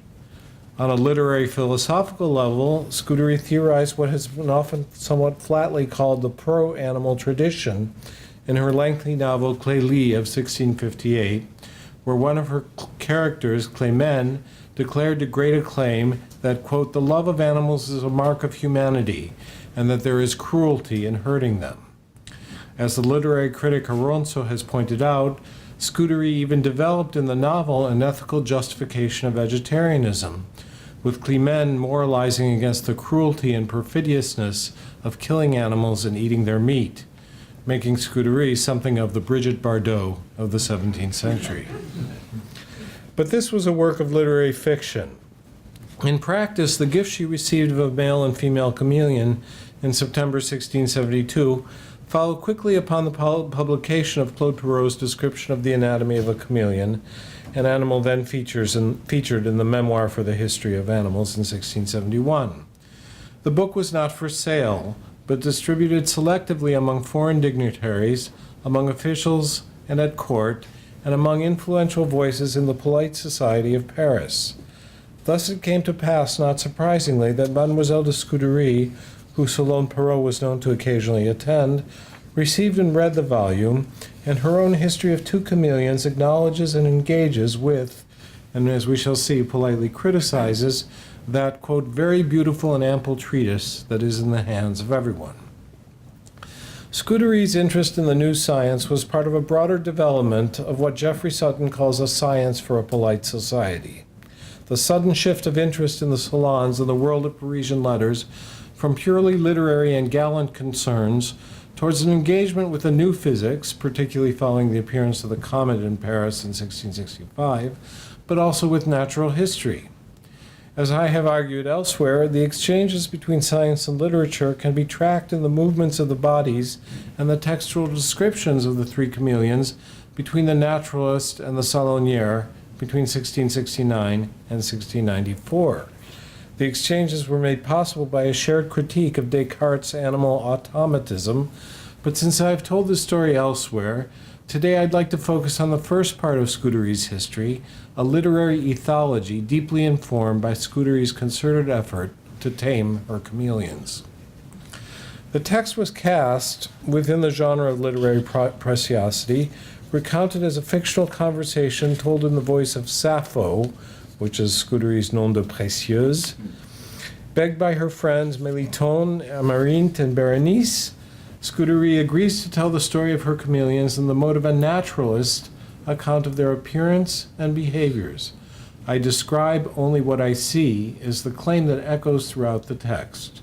But Scuderie's account, with all the claims of verisimilitude, came to focus on the chameleon's identity as a pet, capable of loving its caregiver and friend. Indeed, the story I will tell today is how Madeleine de Scuderie tamed her chameleons within the work of a naturalist inquiry, transforming them into beings capable of love, and thus providing a new understanding of animal companionship in the age of Louis XIV. Until these close encounters with live specimens, the chameleon was known to aristocratic and literary culture in France and Northern Europe, principally as an emblem and as an allegory inherited from the classical world and glossed in the Christian rhetoric of the Middle Ages. The chameleon was a moral and rhetorical figure symbolizing pure and spiritual virtues, following its reputed diet of air, itself a claim of Pliny. But increasingly, in the 17th century, it became emblematic of the vices of ambition and dissimulation in its remarkable ability to assume colors, except the color of white. Perrault began his anatomical description with an account of how the figure of the chameleon had always represented the, quote, cowardly complacency of the courtier, and this might explain his own great distaste for the animal. In truth, wrote Claude Perrault in the published 1669 account, it is hard to see why the Greeks gave such a beautiful name to so vile and ugly a beast by calling it a little lion, Chameleon. And Perrault could only find altogether ridiculous, quotation, the chameleon's slow, mechanistic, subjectless movement, with a gravity that seemed affected, he wrote, because it was a gravity seemingly without a subject. That is why Tertullian said that it appeared as if the chameleon pretends to walk rather than actually walks. Perhaps it was the automatism of the chameleon's gait that troubled the anti-Cartesian mechanist and anatomist. More likely, his negative judgment was informed by the figure of the chameleon in, quote, Morals and Rhetoric as the emblem of vice in its embodiment of false appearances. If Perrault thought the animal ugly, vile, and ridiculous, while still marveling occasionally at some of its features, Madeleine de Scudéry was moved from the beginning with wonder and appreciation. This animal has so many unique qualities that one cannot be amazed enough, she declared. Its gait, far from being ridiculous, was, quote, slow, solemn, and majestic. Against the wisdom of the ancients and Perrault's own suspicions, she refused to lower its status to that of a reptile, and while not attempting to class the chameleon as a bird, as some medieval bestiaries had done, nonetheless praised it as the most beautiful animal in the world. The difference was more than aesthetic. It was a question of the subject. Perrault called the animal dissected by the Royal Academy our subject, referring less to a royalist position than a scientific project of individuation and differentiation. The chameleon dissected, our subject, may indeed have been different from Aristotle's, he wrote, introducing fundamental doubt into the accounts of the ancients. Scudéry, less concerned with the distant past, turned her chameleons into true subjects, subjects with a history, a life trajectory, and a set of relationships. She thus began with the story of their travels from Alexandria by boat to Marseille, then, quote, in a litter to Lyon, and then by carriage to Paris, where they arrived safely in September 1672. The exotic guests were installed with great care in Mademoiselle de Scudéry's hotel in the Marais and presented to Parisian high society on a regular basis. Perrault's chameleon was never seen in public, although its portrait was painted by Peter Bodel, the Flemish animal artist employed at the Gobelin, and now hangs in the Louvre Museum. If I did have one picture, I would show you that. Okay. The experiments of the Royal Academy on September 18, 1668, took place in the King's Library and were closed, even secretive undertakings, by the Company of Scientists. More, little time was spent with the live chameleons. The naturalists made most efforts to make the chameleons change colors and placed it on a fig leaf to prove, contra Pliny, that it would not die. But Perrault was not interested in keeping his chameleon alive once the initial observation and experiments were completed. As he later wrote, it died in the first colds of winter on October 13, 1668, and the company proceeded to dissect it. Mademoiselle de Scudéry, too, undertook a series of experiments in her salon, but these were far more public and far more engaged with the living behavior of her animal subjects. Her salon was her laboratory. All of Paris came to see, she wrote, the two chameleons, including Claude Perrault. I showed them in my room to many people, and to make them more visible, I made them climb a long silk tapestry where bands of gold on a red backdrop made them appear especially beautiful. Scudery had installed the chameleons with aesthetic and ethical care and attentiveness to her perception of their biological needs, which of course did not include food. She thus kept them warm at night with a tin bottle full of hot water, but covered with a rug to prevent their injury.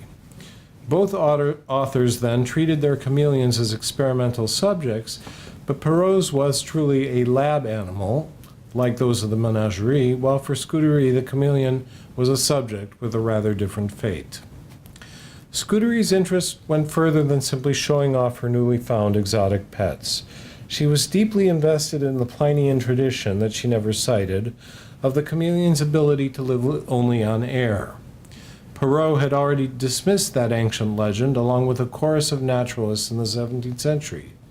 The Royal Academy's dissection of the chameleon's body was incontrovertible proof, especially when framed by the, quote, careful and exact observation of multiple actors that form the guarantee of what Lorraine Daston and Peter Gallison have recently called early modern objectivity. Perrault devoted much attention to the detailed anatomical description of the animal's digestive chain, from its jaws garnished with teeth and its remarkable tongue to its esophagus, stomach, intestines, and bowels, organs that were sparely described beyond their relative size and shape, but which signified a digestive regime as is displayed in the engraving accompanying the description by Abraham Bross. That was the second slide. Madeleine de Scudery disagreed, politely but forcefully, with Perrault's account of the chameleon's diet. Despite Perrault and all other evidence, Scudery insisted that the chameleon lived only on air. Her proof? Nobody who had cared for them since their departure from Alexandria, including the ship's captain who took them out for air every day, ever saw them eat. And she herself in 7 months did not once witness a single act of consumption. She also remained unconvinced by Perrault's description of the tongue, quote, itself no doubt a marvel, but these messieurs of the Royal Academy have so well represented it that I will have nothing more to add. I exhort all those who are curious to read what they have written. I will only say that in all the time that I had the chameleon, I never saw him take any flies. She was persuaded that, quote, the air and the sun's rays are its only nourishment. Perhaps they took a little viscous humor, she wrote, from a grape. But even modesty did not prevent her from describing the frequency or consistency of their excrements, which were few and far between, twice in 2 months for the female before she died, 4 times in 7 months before the male's passing, and which were, she wrote, without smell and quite firm, but hardly evidence that they did not feed on air. Both Perrault and Scudery were committed to a scientific method of observation and description, but their conclusions diverged rather significantly. Scudery's fictional first-person narrative was structured by a careful and exact observation. I simply say what I have seen. This recurrent phrase that strongly echoed and recalled Perrault's own privileging of exact observation. For Perrault, only collectively verified observation could establish objective truth, but both authors privileged the role of sight and of experience. In doing so, they each borrowed loosely from a Cartesian method concerning the pursuit of truth, to believe only those things that can be known for certain, privileging observation and experience over texts and ancient authorities. Yet Descartes, in his fourth meditation, was right.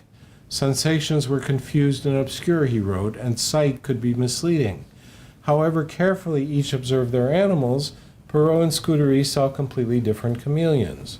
One from the Royal Menagerie, whose anatomy served to glorify the king, and the other two as pets, animal companions with subjectivities comparable to that of their owner and caregiver. Perrault understood the chameleon's color change within the framework of his identification of the chameleon's reputation as a courtier. For the chameleon courtier, color changes were closely linked to the sun king. The sun changed the animal's resting shade of gray-blue into spots of, quote, more brilliant colors. And, quote, when the sun ceased to shine, the first color of gray slowly comes back and spreads across his body. The chameleon as courtier in the age of the Sun King dovetailed neatly with this empirical description, but Perrault was not content with a simple mechanistic relationship to the sun, either allegorical or natural. Rather, Perrault used the chameleon to respond to Descartes in hypothesizing the anatomical basis of the color changes. He dismissed the Cartesian opinion that variations could be explained as, quote, a change in the disposition of particles which compose its skin, rejecting a purely mechanistic account of reactions to external situations. Instead, he extended the humoral theory of the 2nd century Roman physician and philosopher Galen to animals. Perrault considered that, quote, the humors brought to the skin by the movement of the passions was the probable physiological explanation of the color changes, which he likened to blushing in humans, quote, and in accordance with the skin receiving a humor capable of making it change colors, as certainly occurs when joy reddens the face of a man, the skin of the chameleon is normally greenish, gray, and yellow, the two colors that the chameleon normally takes when he is in the sun, where he is happy, and where the colors then become greenish, gray, and yellow. The sun plays the role not of external cause of the chameleon's color change, but as condition of the chameleon's happiness. This allegorical reading of a royalist science was not shared by Madeleine de Scudéry, who opposed Perrault's theory of the chameleon's color changes, but extended and deepened his understanding of animal soul and animal capacities. She contested Perrault's idea that the passions were behind the animal's polychromatic transformations, and she downplayed the role of the sun. Quote, these changes take place without them, the chameleons, changing location, without anything angering or pleasing them, either in the sun or in the shade. She dismissed the anthropomorphic idea that the color change was like blushing, a mechanical reaction to emotion and passion. Quote, I have never seen evidence that this animal could have lively enough passions to believe that these color changes occur like the reddening of a man's face in anger. But if she rejected Perrault's Galenic anthropomorphism, Madeleine de Scudéry did not hesitate to project other human characteristics onto the animal. Passion may not have been the foundation of their color change, but the chameleons were highly expressive of their emotions, their desires, and their sentiments, which in fact were all too human. She herself had recorded a, quote, extreme friendship between them, and even found its naively and precious anthropomorphic expression, quote, they were always holding each other with one of their little hands, she wrote, a fact that never seemed to surprise her.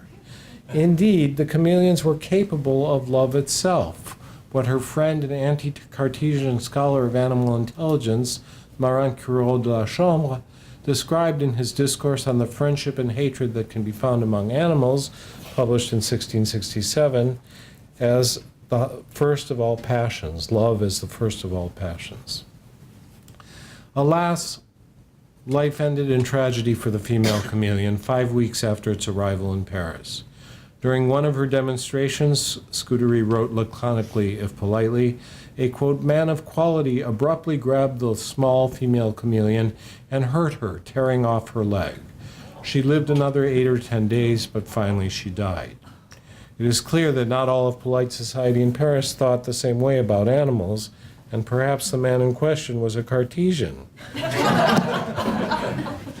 In fact, few did think the same way she did.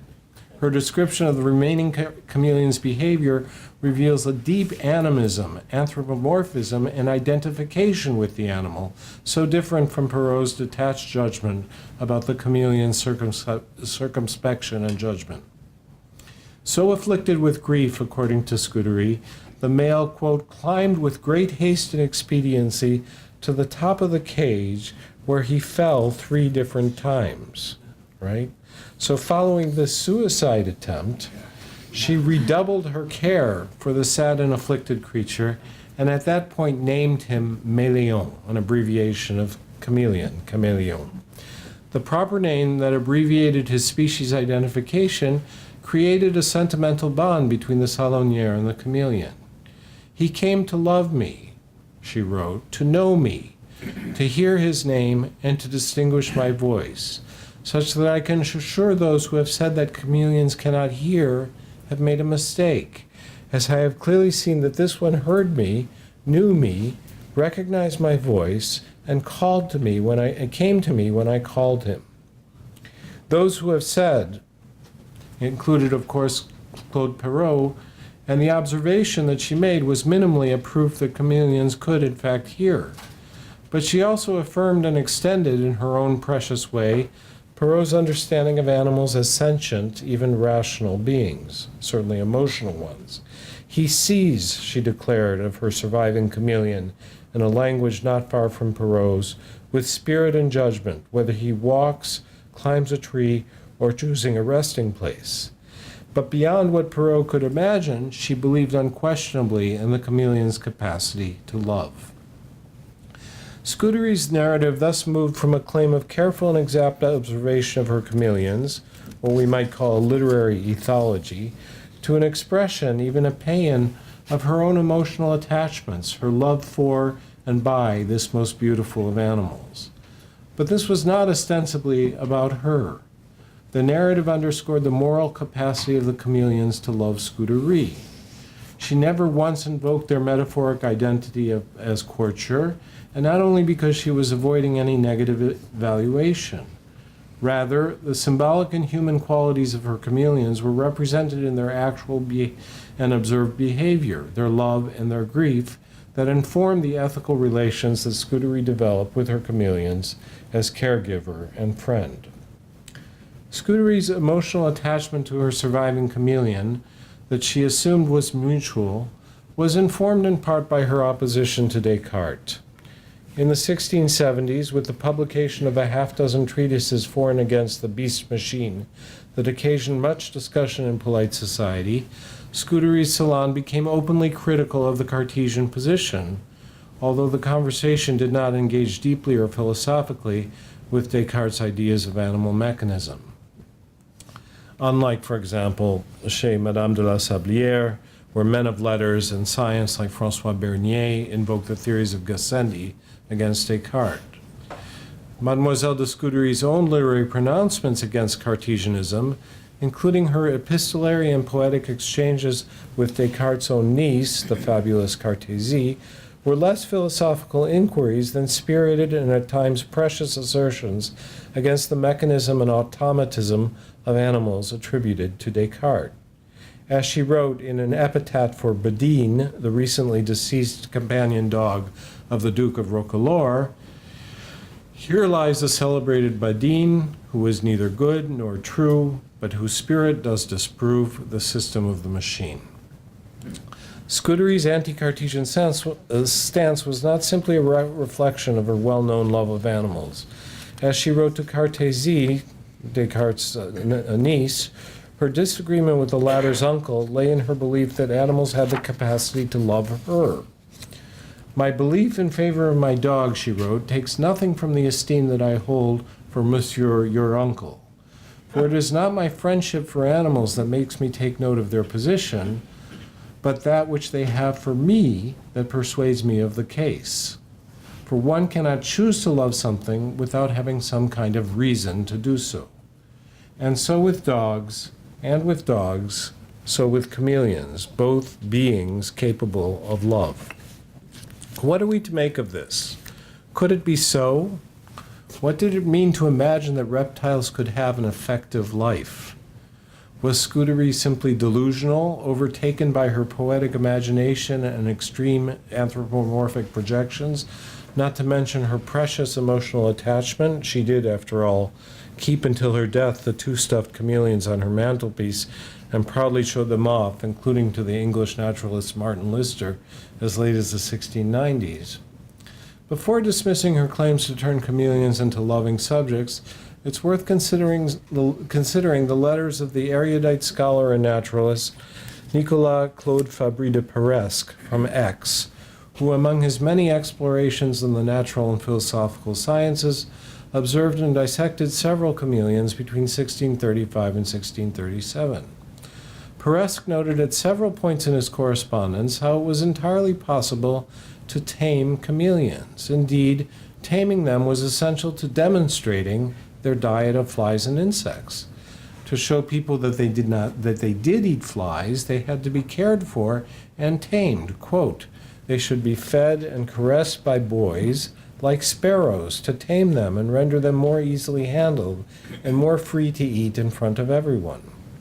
Later, he described how 2 other chameleons he had received had become, quote, "so tame that they know most of my people, as do my dogs and cats." His own emotional attachment to the chameleon was strong, and his sadness at their death was consoled, he wrote, perhaps ironically, by the ability to perform anatomical dissections on their bodies, and thus to anticipate Perrault in disproving the Plinian myth of their nutritional purity. Scudery, however, did go further, and without much irony, she adopted the surviving chameleon as nothing less than a pet, a companion species.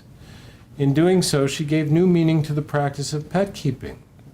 Faced with the appearance of new species in Europe, and especially at Versailles, she recast the boundaries of what constituted a pet. But she also defined in new ways the nature of the pet-keeping relationship. It was based on the principle and the practice of mutual and reciprocal love.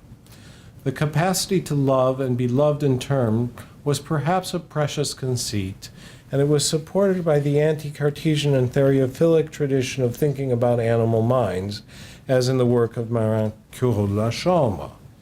Even Perrault did not entirely break with this tradition, in part because he found himself forced to identify himself as anti-Cartesian in his belief in the material soul of animals.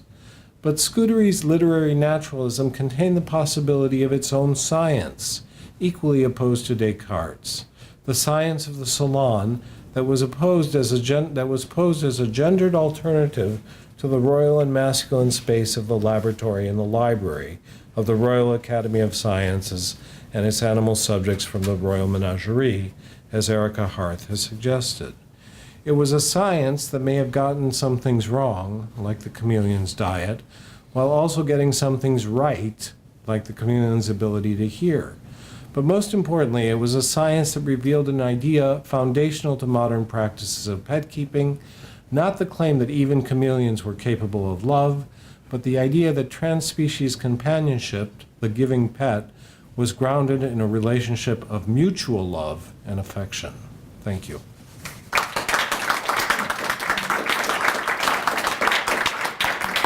Thank you, Peter. Questions for Peter Sahlins? So I'm very intrigued by the fact that she named the surviving chameleon.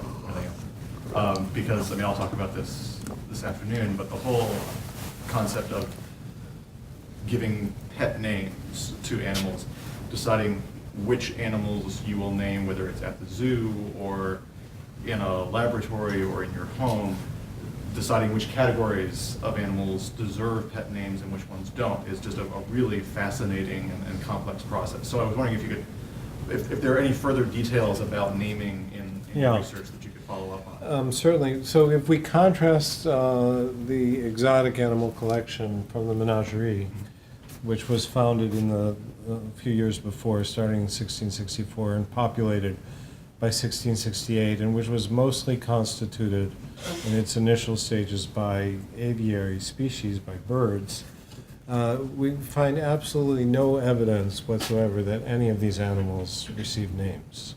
None. Not while they were alive, not once they died and were transported to the King's Library for dissection. At no point is there any record of them. At the same time, they were called subjects. They were identified as subjects, not so much in the political sense of subjects of the king, but as the subject of an inquiry and a dissection, which gave it a unique set of qualities. So when we think of naming pets as a way of individuation, of distinguishing one from another, it's clear that the notion coming from the Royal Academy of Sciences in relation to the exotic animals of the menagerie also had that same impulse of individuation and differentiation. So we were talking about the dissection of this chameleon or this lion or this pelican and not another one, and not trying to generalize in that sense. But still, the gap between naming or between identifying an individual of a species and actually naming it is really quite wide. Now, she, interestingly enough, in her own literary work, which is a corpus of poetry for the most part, that includes madrigals and mock funeral orations and all sorts of things, frequently doesn't name her pets as such. She calls she calls them by their species name: the warbler, the pigeon, my monkey, and so on. It's clear that in some cases she does name them, but it's not a consistent practice. So, in my understanding, to wrap up this long answer to your short question, in my understanding of this act of naming the surviving chameleon, it is this critical moment in the movement of adopting, as it were, an animal as a companion species, with the presumption, and I think I want to really underscore this from the paper, with the presumption that this isn't just about the fact that she loves this animal so much. In naming this pet, it's also an acknowledgement that this pet has a subjectivity and is capable of expressing a love and attachment towards her, even if it can't speak. But if it could speak, it would name her. All right. Huh. Sue. In our last workshop, we had a presentation that talked about a horse suicide. The horse was said to have thrown itself into the Seine, foreseeing the Industrial Revolution at the end of its lifeways. And what is it about the French that drives their animals to suicide? Or is this a very common trope that, I think it's wider. It doesn't belong to the French, and actually the most common examples that we know of these accounts of animal suicide tend to be dogs, and they tend to come from the British Isles rather than France, and it's the sort of logical extension, or the illogical extension, if you will, of the attributes of dogs is in their faithfulness and devotion to their owners, but also then their capacities for affection and grief and so on. But we do have, I mean, Byron's dog is sort of thought to have itself taken its own life in remorse for its missing master, in that sense. No hint of French melancholy in their attitude.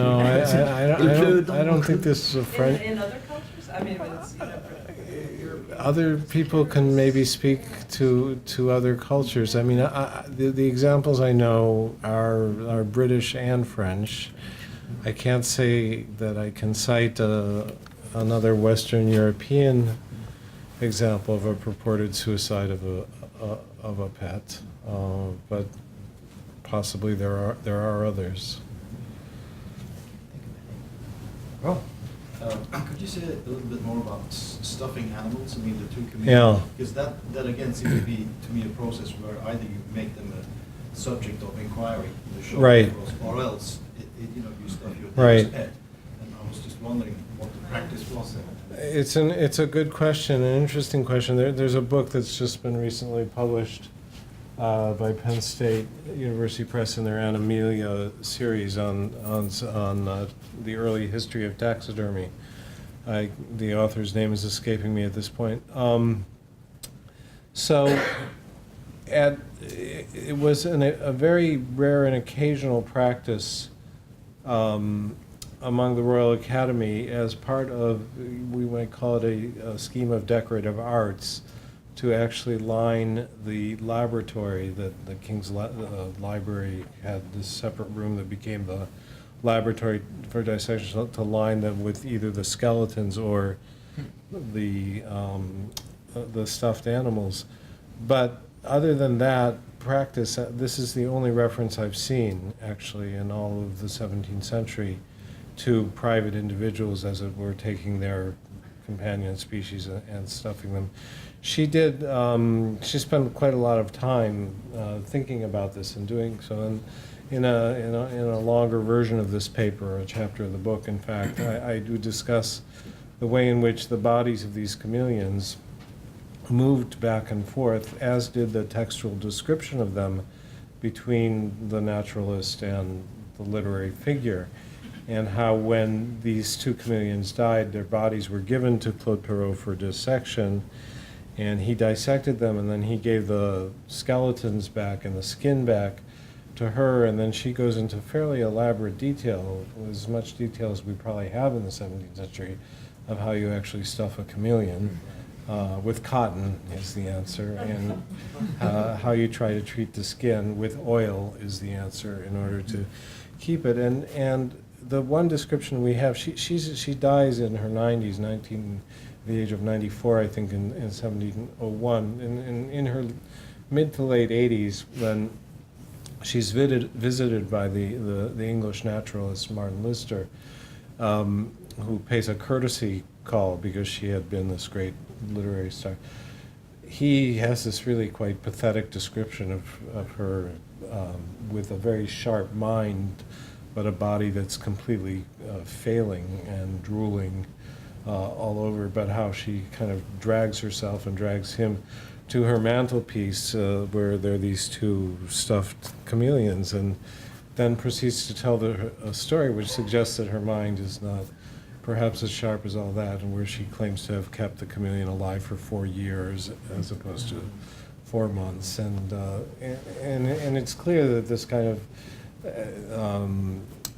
project of stuffing them was the expression of this kind of emotional attachment that she had to them. So, What color were they when they died? I'm sorry? What color were they when they died? We don't actually have a good description of the color when they died. One can imagine that they must have turned pretty brittle and pretty gray at this point. And she had the leg sewed on, the one that was pulled She off. had the legs. Presumably.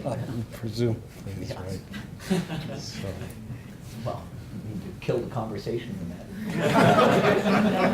Other questions for Peter? Wonderful. Well, if there are none immediately for Okay. Peter, let me then perhaps take this. Thank you, Peter. Thank you you. very much. Welcome back to the afternoon session of Animal Magnetism Mach 3, the Menageries and the Giving and Costly Pet. For those of you I haven't met, I'm Sue Alcock. I'm the director of the Joukowsky Institute for Archaeology, the building that you are currently within, and co-director of the program in Early Cultures that John spoke about this morning. So I have to say, I've come to the conclusion that people who study animals tend to be nice, collegial, fun people to talk to. This is a relatively small sample, and it may be, but I don't think it's going to be. My opinion will be changed after our meeting today. So first up, our first speaker is Professor Roel Sterckx. He's the Joseph Needham Professor of Chinese History, Science, and Civilization at the University of Cambridge, and he is a fellow of the best college in the world, Clare College, Cambridge. Published and edited works relevant to our gathering today includes The Animal and the Daimon in Early China, Of Tripod and Palate, Food, Politics, and Religion in Traditional China, Food, Sacrifice, and Sagehood in Early China, and a bunch of other stuff, early pre-imperial, early imperial China. Without further ado, I'm going to ask Dr. Sterckx to speak to us about watching humans, watching animals in early China. Thank you. And what about a little round of applause? Thank you very much, Sue, and thanks to John for the invitation. It's a pleasure to be here. It's great to see snow without sleet and a blue sky. The Taoist philosopher Zhuangzi, who lived in the 4th century BC, wrote that if you allow the spirit of the Tao, or the way, to reside within you, I quote, you will look at things with the eyes of a newborn calf that doesn't seek out their causes, unquote. Now, the searching gaze of curiosity, wonder and innocence that can be seen in the rolling eyes of a newborn calf is one many of us will have experienced when observing a spectacle in the natural world, be it fauna or flora. When unfamiliar animal species present themselves before our eyes, or when familiar species display behavior we have not yet been party to, this can prompt a double gaze. The first one is the gaze of the more or less detached observer, such as, for instance, the naturalist, who seeks to place his observations against a canon or a record of existing knowledge or previous observations. Second gaze is one of sympathy or empathy, a way of looking at animals not infrequently, of course, cast in anthropomorphic categories and expressed in the language of metaphor and analogy.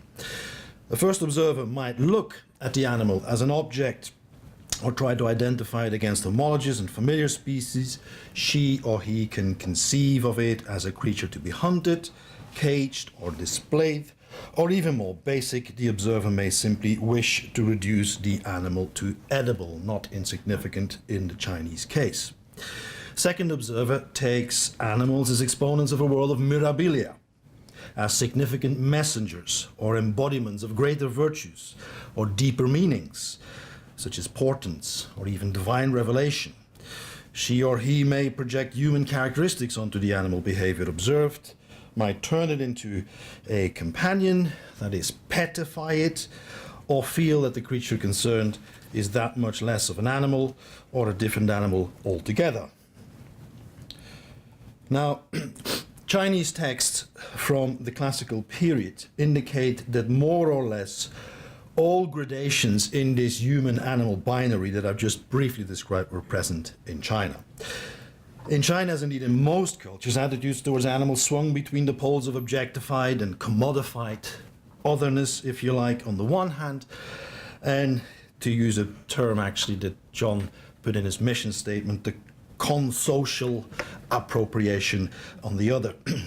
Now, I do not necessarily wish to claim here that there exists a so-called quintessentially Chinese attitude towards animals. That is a question far too large to extrapolate, that gets us into silly comparisons, East versus West, that has total disregard of region, of time, and so on. And it plays on the idea that China somehow is a monolithic civilization. It hasn't changed over the last 2,000 years, so that's not where I want to go. Having said that, though, it is quite clear that the tension between animals as objects and animals as companions took a particular form in the context of ancient Chinese society, where Confucian thought advocated a strong human-centered view of the world, while at the same time projecting this moral hermeneutic onto nature and the animal world at large.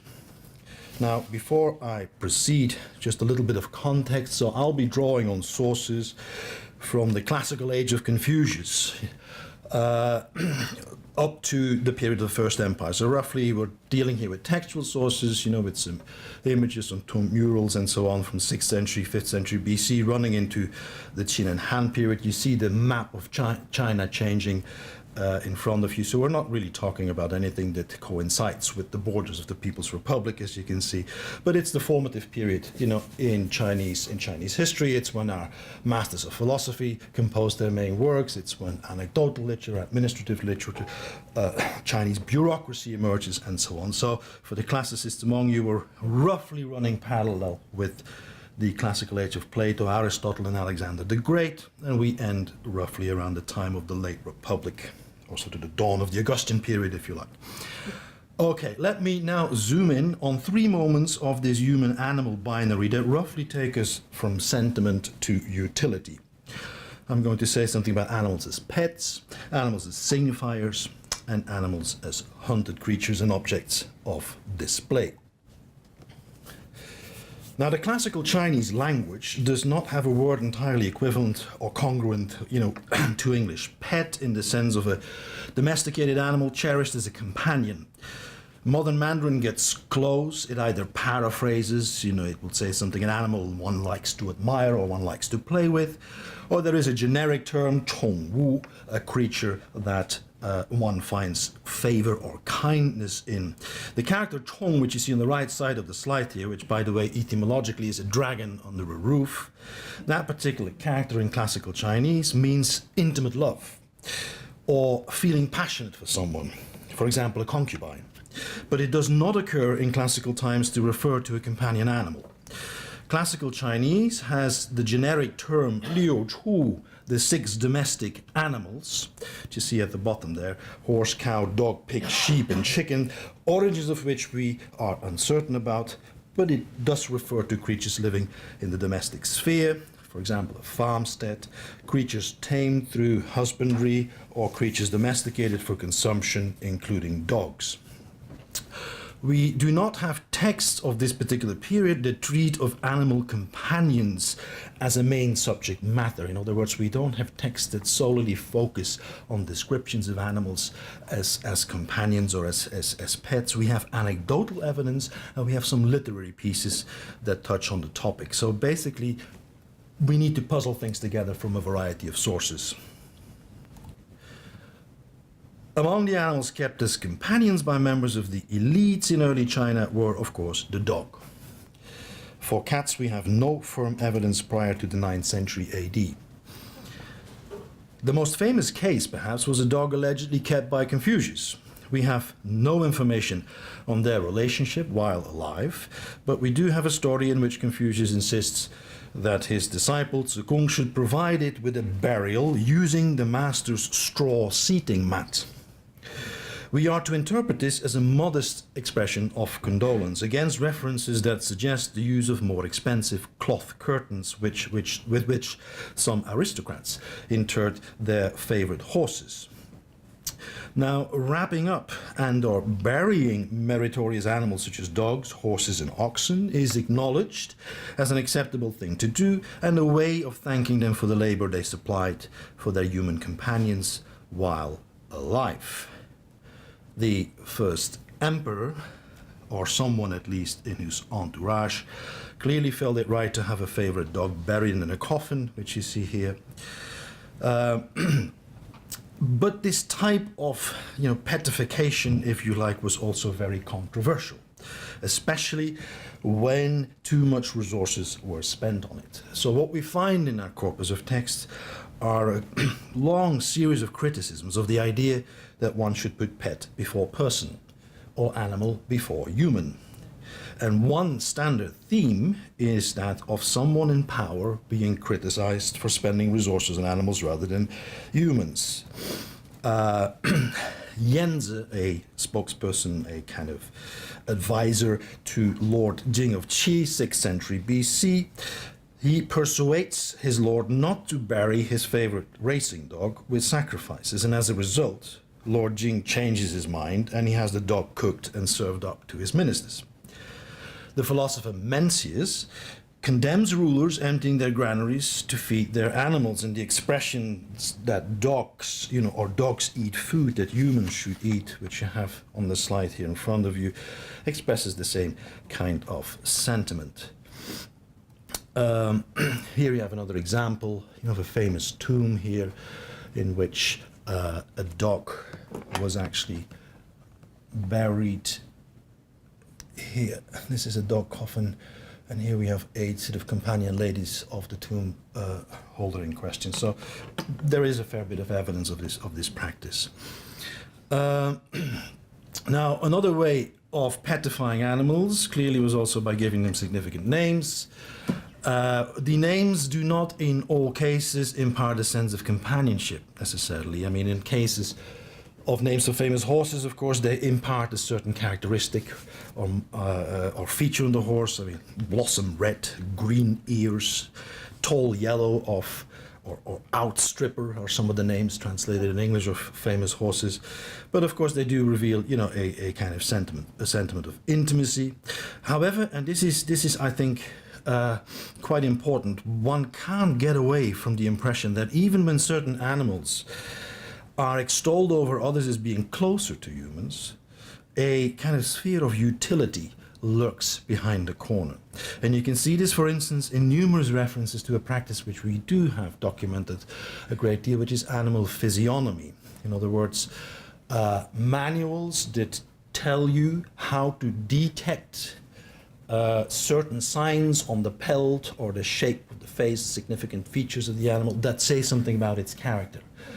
And the way you do this is by trying to look for structures, for example, of Chinese graphs, like on the body, and you interpret those as kind of reflecting moral characteristics of the specific animal. So you read the texture of the animal's hide as if you read, literally graphs or texts. And here is a famous horse physiognomer, Mr. Bodel, who obviously survives in cartoons in the popular imagination and in painting. This is a very famous 1928 painting by Xu Beihong. So physiognomy is always about how can I infer characteristics about this animal that might serve me well. Is this going to be a good horse? Will it run fast? Is this a dog that is going to bark very efficiently if I use him as a guardian dog? So there is always this utilitarian element associated with animals there. We don't have really physiognomical treatises that would ask the question, for example, will this be a nice companion animal? Would this be a nice pet animal? It's usually, will this be a useful creature or not? Now let me move to the consocial, or the signifying animal. A very recurrent theme in early Chinese texts is the notion that animals kept in the domestic sphere act, of course, as particularly keen observers, sometimes even prescient sort of foretellers of pending events. And here we see the pet, or perhaps more accurately, the domestic animal, serving in an almost revelatory function. Alternatively, familiar animals displaying strange behavior are said to warn of things to come, or to reveal demonic possession as a way of reprimanding the animal owners for their untoward conduct. To no great surprise, dogs, of course, who mediate the boundaries between domesticity and wildness, and who are literally and figuratively associated with the threshold of the house, show up quite a bit in this particular context. A Han lexicographical work, actually the first big lexicographical work that we have, defines really, the dog, and you see the definition here as a creature that knows a human's heart and can be used / deployed. The word used, deployed here, is interesting. It means you can send it on a mission. I mean, it is a particular kind of, you can almost sort of make it do things. It doesn't necessarily mean you can consume it, although that is a different function, that is also associated with the dog. Traditional Chinese ritual canon describes dogs in 3 categories. You've got dogs that serve, as agents in the hunt. You have dogs that are guardians, and then thirdly, you have food dogs. You have dogs basically that are meat, to be consumed. Now, in another Han text, the dog is described as an agent that attracts and wards off. So it protects members of the household as a companion to humans, but it also obviously functions as an apotropaic kind of force, which is the quote you have in translation here in the second square on the slide. Now, very interestingly, the same lexicographer who coined the definition on the top of the slide even has Confucius offering a theory on the origins of barking. Confucius says, "Go," which is the Chinese for pronunciation of the graph here for dog, means "ko," which is the verb to knock. So what we have here is paranomazia. We've got a play on the homophony of these 2 characters. And then basically the lexicographer is trying to infer, the meaning of barking as a way of probably knocking. Knocking, in this case, he says, the air, because a dog butts the qi, which is the air around him, and barks in order to guard. So we have interesting definitions in the literature that actually explain animal behavior along the same kind of method of inference. We have even have a recipe here, of course, that deals with the prescription against intrusion by barking dogs, which is the one you see there at the bottom. And so we have, in short, a great deal of dog demon stories that survive in this whole corpus of texts that are connected with the domestic sphere. We have cases where dogs intrude where they should not, where dogs behave like humans, seizing men sporting with women, dogs walking upright, dogs wearing a cap, sitting in front of the fire, tending the fire, and so on and so on. One rather curious story, dated to 28 BCE, tells about two males lodging in the same room, it says in Chinese, when all of a sudden a human-like shape appeared. The men then beat at the phantom, whereupon this phantom turns into a dog and runs out. Escaped dog, perhaps, if you like. But that's a very striking story. Another version of the signifying animal is the prevalent theme in which one sees a reversal of the binary wild versus domestic. So when wild animals adopt the characteristics of domesticated animals, and indeed when they move down from the forests into the villages and towns, when they take over, these are indicators, of course, of a world in decline. Reversely, wild animals respond to virtuous conduct by humans and have behaved de facto like pets or domestic animals in response to proper human behavior. The first emperor of China, in his own very modest way, had inscribed on one of his mountain inscriptions that his own grace, his own virtue transforms not only all his human subjects, but it even reached cattle and beasts in the whole natural world. This is the whole idea. The whole natural world responds virtuously if you've got a figurehead that behaves properly. How wrong he was, obviously. One of my most favorite anecdotes deals with fish. And it's a story that perhaps might tempt anyone who needs an edifying example from China's past about sustainable development.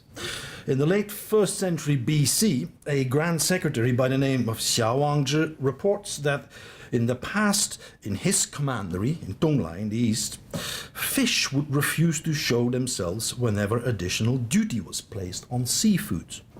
The village elders claim that at the time when the Han Emperor, in this case Emperor Wu, when he imposed a government monopoly on sea produce, fish stocks remained hidden deep in the sea. But of course, when permission for free fishing was given again to the people, the fish came out spontaneously, ready to be hooked, ready to be caught. And I could entertain you with for a whole afternoon with similar kind of stories, of the sort of spontaneous response of the animal world to proper human conduct. Let me now move to the hunt, the cage, and display briefly. When I turn, to from the domestic sphere to the quote-unquote public sphere, I really need to qualify this in the case, of early Chinese society, and especially, of course, most importantly, my use of the word public, because in pre-imperial and early imperial times, all non-agricultural natural resources, that means mountains, marshes, forests, waterways, parks, they were considered to be the private property of, a feudal lord and later the emperor. The court would manage these resources, including its animal stocks, and the standard way in which a ruler would show his charity or his largesse was by opening up these parks, these resources from time to time for access and use by common people. In normal circumstances, these so-called forbidden parks, they were known, were out of bounds for ordinary people. In fact, we have legal statutes from the period of the first emperor that even state, for example, that dogs that belong to commoners but then happen to trespass and chase animals in these forbidden parks ought to be killed. So there is administrative legislation that links the behavior of dogs directly with the responsibility of their owners. We have no direct evidence of quote-unquote zoos or zoological gardens or menageries, but we must assume that the parks that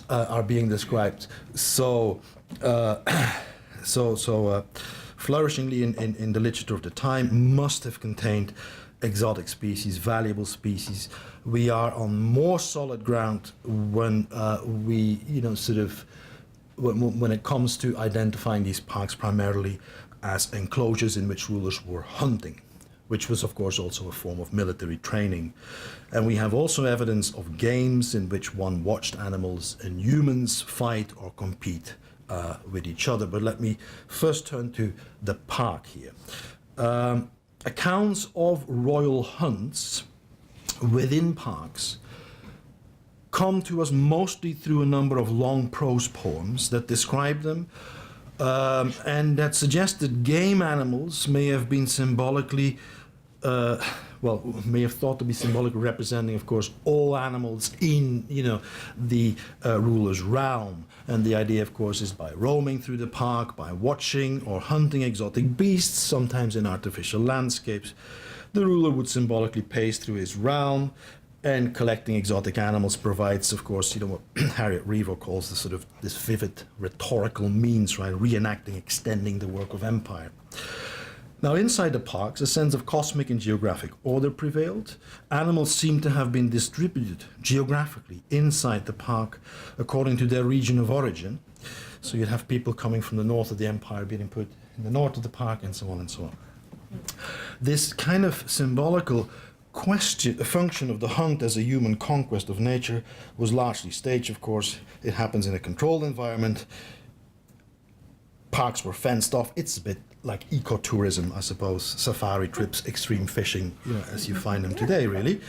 The biggest park, the most famous park of early imperial times in China, was the Chameleon Park, which was built by the first emperor, revamped in 120 BC south of the river Wei of the Han capital, so would have roughly sort of covered that particular area.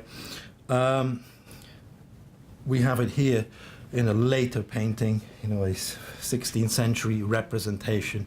It becomes a sort of an idealized kind of park, and interestingly, you rarely see animals actually in these depictions of the Chameleon Park, because it seems that, what the purpose is of these particular parks is to show the ruler as a moral hunter, not simply who goes around killing animals, but he basically can there publicly demonstrate, for example, that he does not hunt out of season, that he can hunt using techniques that are quote-unquote meant not to exterminate the species, using corded arrows, for example, to make sure that, when you shoot the bird, you can gather it in.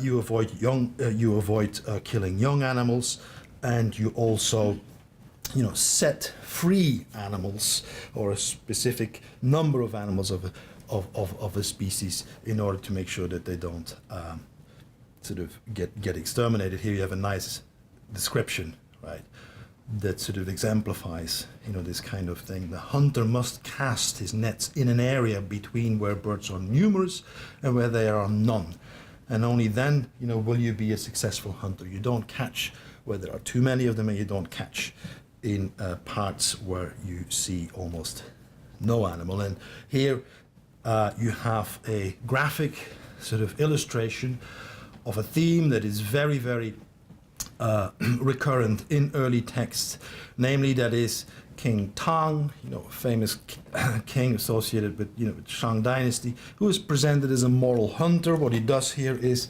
he sits. Where is he here? What he does is he has his people open one side, you see, of an enclosure of his net. It's called the three-sided battue. So you attack and you enclose animals, but you also leave one side of the net open to allow a significant or a sufficient number of animals to escape, so that they can keep the species going. It's nothing to do with Buddhist practices of setting free animals, but it comes very closely to that. So the hunter is really a moral hunter. When we then move to caged animals or fenced animals, we see that the cage or the fence evokes much more than the material boundary within which animals or humans can enact the conquest of nature by proxy. Caged and locked up animals set off musings about freedom versus captivity and repression, servitude to society versus an escapist desire to leave it all behind, or tensions between nature and culture generally. The Taoist Zhuangzi, with whom we started today, uses the image in a chapter which he entitles Nurturing Life, and it deals with strategies sort of to allow you to live out your natural lifespan. The marsh pheasant here exemplifies, that kind of sentiment. Only exemplary conduct on behalf of a human owner can mellow the thought of captivity. And sometimes this is formulated in quite hyperbolic ways, as in the case, of a poem, here 2nd century BC poem that describes cranes wading at the edge of a pond, presumably in a park or a courtyard of a ruler. The cranes, of course, which are renowned as sort of symbols par excellence of escapism and freedom, they are described in all the natural movement in the poem. But then the poet, of course, suggests, and you can see that here in these few lines on your right, that despite their natural inclination, of course, to fly off, birds will remain voluntarily present in an enclosure in the surroundings of the pond, attracted by the virtue of the king. So this is a very prominent theme. So this instinctive animal inclination is being transformed, by moral virtue. So sages attract animals through virtuous conduct. Hunters chase and subdue them through physical violence. And the image of the cage and the cage enclosure brings me to my final example, really, of consociality, that is animal games. And we do have a fair amount of evidence of this. We have depictions of them in murals. To the left, you see several depictions of bull fighting, bull grappling, horn grappling games, as you have them in murals of tombs, mostly from the Eastern Han period, 1st and 2nd centuries AD. Same to your right, with a photograph here of bull fight rituals that are still held in certain parts of China, Jinhua, up to the present day, really. In addition to the usual suspects, meaning racing hounds, horses, these staged animal fights really are the most prominent. Either you've got two animals fighting each other, right, bulls or cocks, as in cockfights here. You see one at the top there, one at the left bottom, then you have another depiction there of a cockfight. Or you have, obviously, humans fighting a bull or a wild boar, either in an enclosure or basically as part of a punishment kind of procedure. So criminals, convicts, political dissidents could be forced to fight with these animals in public as a form of punishment. We have little evidence, to suggest that there were any particular rules that guided these fights, but judging by many of these Han murals, either you tried and touched a bull on the head by means of some kind of skillful bodily movement, some kind of shadow boxing, or fights would be could involve the use of spears, daggers, sticks, and so on.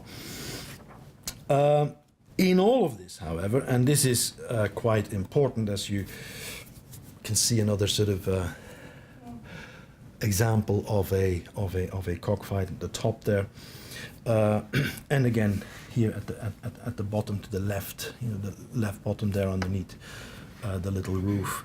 What's important really is that despite all these examples, texts, mostly texts of a Confucian signature, do intimate that physical encounters with animals, as we see them in these murals, or indeed even observing these physical encounters, should not be seen as desired behavior for the quote-unquote cultivated gentleman. So not the person who embodies Confucian virtue, so to speak. So Mencius, whom we've met a few minutes ago, he, for example, tells us the story of a chap who was once an expert in seizing tigers with bare hands. He was extremely brave and would capture and subdue tigers. And the common people loved him for it because they thought he was very brave. And then as soon as he gets extolled to become he says, a gentleman, in other words, a person of quote-unquote Confucian stature, the common people, still admired him, but all the other gentlemen laughed at him. All of a sudden, that particular feat of fighting animals barehandedly was no longer to be associated, with proper human virtue. And as a passage in the Confucian Analects reminds us, Confucius himself seems to intimate that this kind of direct contact and direct observation of the animal world is not something for the Confucian gentleman. Famous quote in the Analects in 1017, there is a statement that when horse stables were burning down at one point, Confucius was asking whether a human being got hurt, and then the text says he did not ask about the horses. It's sort of a classic quote out of the Analects that is being adduced to show this kind of human-centered attitude, or to at least try and make that particular point. Let me try and sort of draw a few concluding thoughts together here. First, the obvious, Baraté, Hardouin, Fugé, right? Eloquently state. Touring cages of a zoo is to understand the society, of course, that erects them. I've not been able to offer you a vibrant record of any pet lore for ancient China, or indeed a very rich record that suggested, the menagerie or the zoo was a familiar sight at courts or capitals of its kings and emperors. What does the Chinese case possibly teach us? Well, first, it does confirm a number of attitudes that no doubt resonate, in other cultures and contexts, contemporary or not. That is, of course, that the early Chinese blend biological, social, religious categories when describing the animal world. That observers rarely dissociate the biological properties of animals from social perception, and that both of these are complementary. Secondly, that metaphor and analogy were much used tools to describe animal behavior. And frankly, if you are not prepared to read beyond, the analogy or the metaphor, however we want to call it, you will find the descriptions of the biological properties of animals, are almost impossible, to understand. Metaphor and analogy seems to be the vehicle through which the natural world is being described in these texts. Other features are perhaps more characterizing for the Chinese case, and that's first of all this overriding paradigm, which is very obvious in early China, of a contingency between the human and animal realm, that is an acceptance that the boundaries between the human and animal world are not necessarily always clear and distinct, that human conduct and its ramifications in social and political life has a moral impact on the natural world at large, and one way or another animals were thought to behave in response to how humans conducted themselves. And then finally, but perhaps not unimportantly, is zoological inquiry didn't really develop as a distinct branch of learning, unlike the more empirical and theoretically oriented attitudes found in other societies, of course, Greece, Aristotle, and so on. This must no doubt be part of the reason that we have little evidence for the gathering of animals for quote-unquote zoological purposes or for the purposes of observation or even analysis at whatever level. If animals were if animals were curiosities, their curiosity was rarely explained in quote-unquote zoological terms. And it is perhaps telling that in early Chinese texts, stories featuring animals destined for slaughter outnumber edifying stories about pets. It's all about the sacrificial victim. And it is perhaps equally telling that those then who in later imperial times started to write about animals and start to compile encyclopedic records of all creatures, quote unquote, under heaven, that these people were first and foremost scholars of texts and no naturalists or observers of animal behavior. They were explaining textual references to animals and to the animal world without ever opening the window, so to speak, and looking outside. So Ernest, in his studies, we are told, was one hand scholar, Dong Zhongshu, that for 3 years he did not throw a glance at the parks, and when riding a horse he did not know whether it was a stallion or a mare. You know, this is obviously an exaggeration, but it kind of like typifies some of the attitude that must have been living. And I'd like to end basically with a slide of what I think is the best example, John, here of the consocial, which is figurines of, the latrine, which obviously doubles up as a pig pen. And interestingly, they show up in tombs of mostly Eastern Han Dynasty tombs in Henan, Hunan province. There's a whole set of them, and nobody's really studied them very carefully, but they do reveal a great deal. Most interestingly, we think we have an example in which we have a latrine that separates, female and male customers. But I'll leave this to a future occasion, really. Thank you.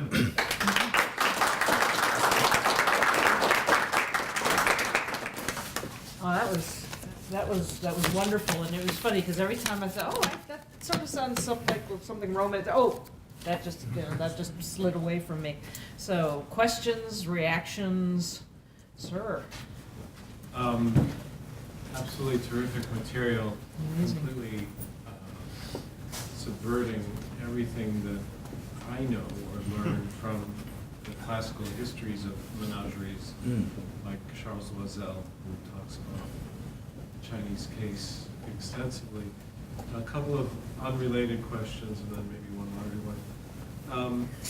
In the context of the signifying animal, you talk about a tradition of physiognomy, and I'm presuming, given this kind of deep anthropocentrism of Chinese civilization, that we don't have the same kind of tradition as we find in Europe of using the characteristics of animals to describe human beings themselves. So that kind of modeling of humans on the animal world. Is that correct?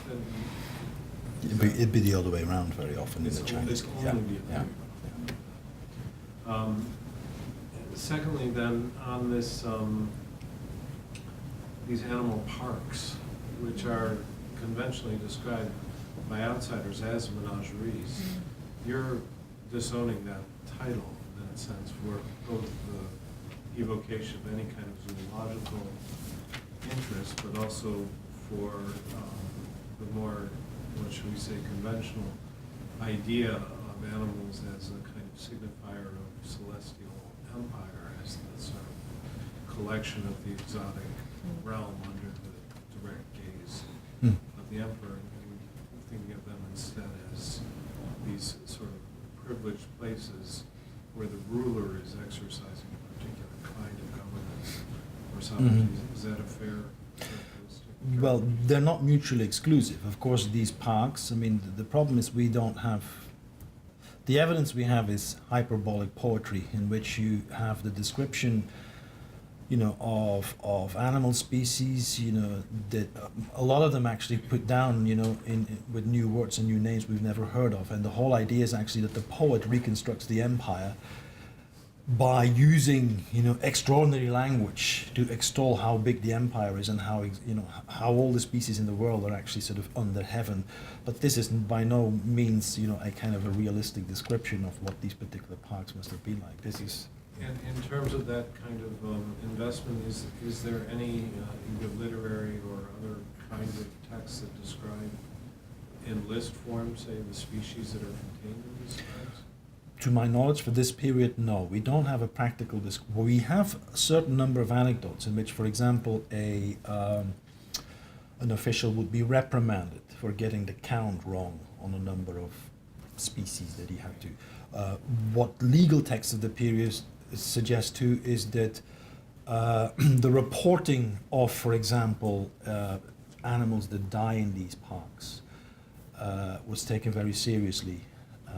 And so we've got those kind of practical accountancy type records, but actual descriptions, of the contents of these particular parts. We don't have entire inventories, but we can pretty much sort of.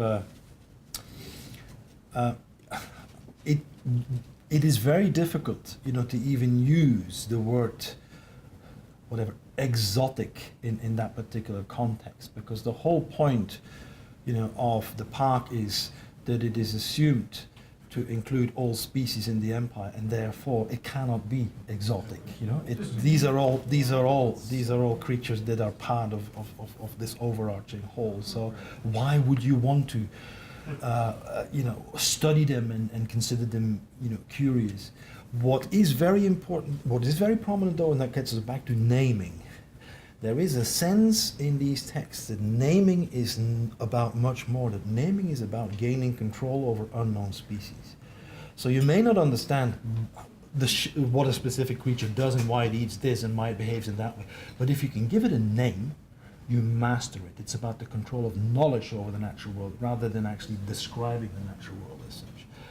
And so rectifying the names, in other words, attaching the right name to the right creature, is an act that then is associated with the sages. And Confucius, for example, who wouldn't look at a horse, is put, or the Confucius figure is put into that role of somebody who names the unknown creature and thereby controls it. So final quick question, I don't want to take up the whole time. The use of metaphor and analogy to describe animal behavior. Again, the European tradition would reverse this in a sense of the use of metaphor and analogy drawn from the animal world in order to describe human behavior, whether virtuous or devalued in this sense. You're presenting us with a culture whose final image here illustrates an extreme devaluation of the animal world. In terms of the base characteristics of animals, their uncleanliness or their dirtiness, is that kind of metaphor ever used then in a reverse sense to describe? It wouldn't be. It works in two ways. You can describe human behavior as bestial in the same, so basic. Yeah, you can. On the other hand, for example, when you want to describe, sort of certain, certain animal behavior, you use human categories. You need ritual categories, for example. When you see, for example, a lamb that is, suckling of the mother, right, which is bent on its knees and would be a creature that is displaying filial piety, respect, to the mother animal and so on. And so that particular act would then be described as a sign of filial piety, which in essence is a human virtue. And that's very prominent. But would you call someone a pig? Just to, Well, pigs were obviously extremely valuable as sacrificial victims. But the reference to the pig pen is in the few occasions we know is very pejorative. It's about concubines and misbehaving people being thrown into the pen as punishment. And you might call someone a beast, right, as an insult. Right, If China is akin to Japan. Absolutely. Beast. Yeah. John? I was curious, Roel, about your mention of the absence of cats among domestic animals before the 9th century. And I might be working on a false assumption, but if I'm not, I have a question for you. The assumption is that I know that there were cats, domestic cats in Asia by this period. Certainly they existed across the continent, I think. I'm curious as to what the attitude before the 9th century was towards felines. You mentioned the boy that wrestled tigers and things. Yeah. Do they recognize continuity between domestic cats and tigers and lions? Or how do they regard what we would call domestic cats? We don't have references to cats as domestic companion animals, so to speak. And when I say cat, it's we're referring to the Chinese Mao, which feeds into modern manner for cat. We have references to felines. We have one reference in, the ritual canon in the Book of Rites, which would have been compiled during the Han period, of prayer to invoke the powers of a cat spirit to help it to catch mice. So they're utilitarian kind of animals. But it is astonishing, that there is no more evidence in there. And all of a sudden, in the 9th century, then we see that popping up. Yeah. Cat haters of the world unite. Dr. Allen, and then. Well, following up on the pigs, what did you say was the context that these? These are burial figurines. So these, Burial. they're buried in tombs. Yeah, so, well, I was reminded of this kind of cyclical or circulatory relationship that I mentioned about the corral full of the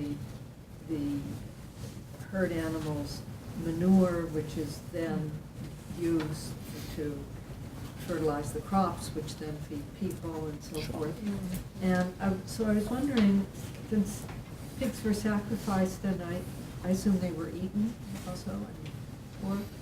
Sure, I mean, it would be a valuable sacrificial victim. I mean, it's not something Yeah. that you would easily slaughter Right. because it was quite valuable. So, in a way, and that might make it, I'm sort of spinning this, I'm just curious. This would make it a kind of transformative animal in that it goes and consumes, the most disgusting stuff, but then becomes a vehicle for sacrifice and for consumption, and in some ways it even transforms human excrement into human food. And there was that quote about fertilizing the moral man, the moral leader fertilizes the Yeah. world. But let me give you a quote about a pig and see how we can rhyme that one, with that particular image, the pig. This is again, from the Zhuangzi. It says, "Once when I was on a mission to the state of Chu, said Confucius, I happened to see some little pigs suckling at their dead mother. After a short while, they all abandoned her and ran away hastily. It was because they no longer saw themselves in her, and because she no longer sensed her to be their kind. What they loved about their mother was not their physical form, but that which animated her form." So here we've got the pig in a pig story used, to kind of refer to one of the deepest quote-unquote metaphysical essences in the book of Zhuangzi. It's the same kind of creature. It's about transforming and moving from one realm into the other, but it is quite far apart from this. And the problem with these figurines is we only find them in a certain region. And why do you bury them in tombs? I mean, Because there's a putrefaction. that's a possibility.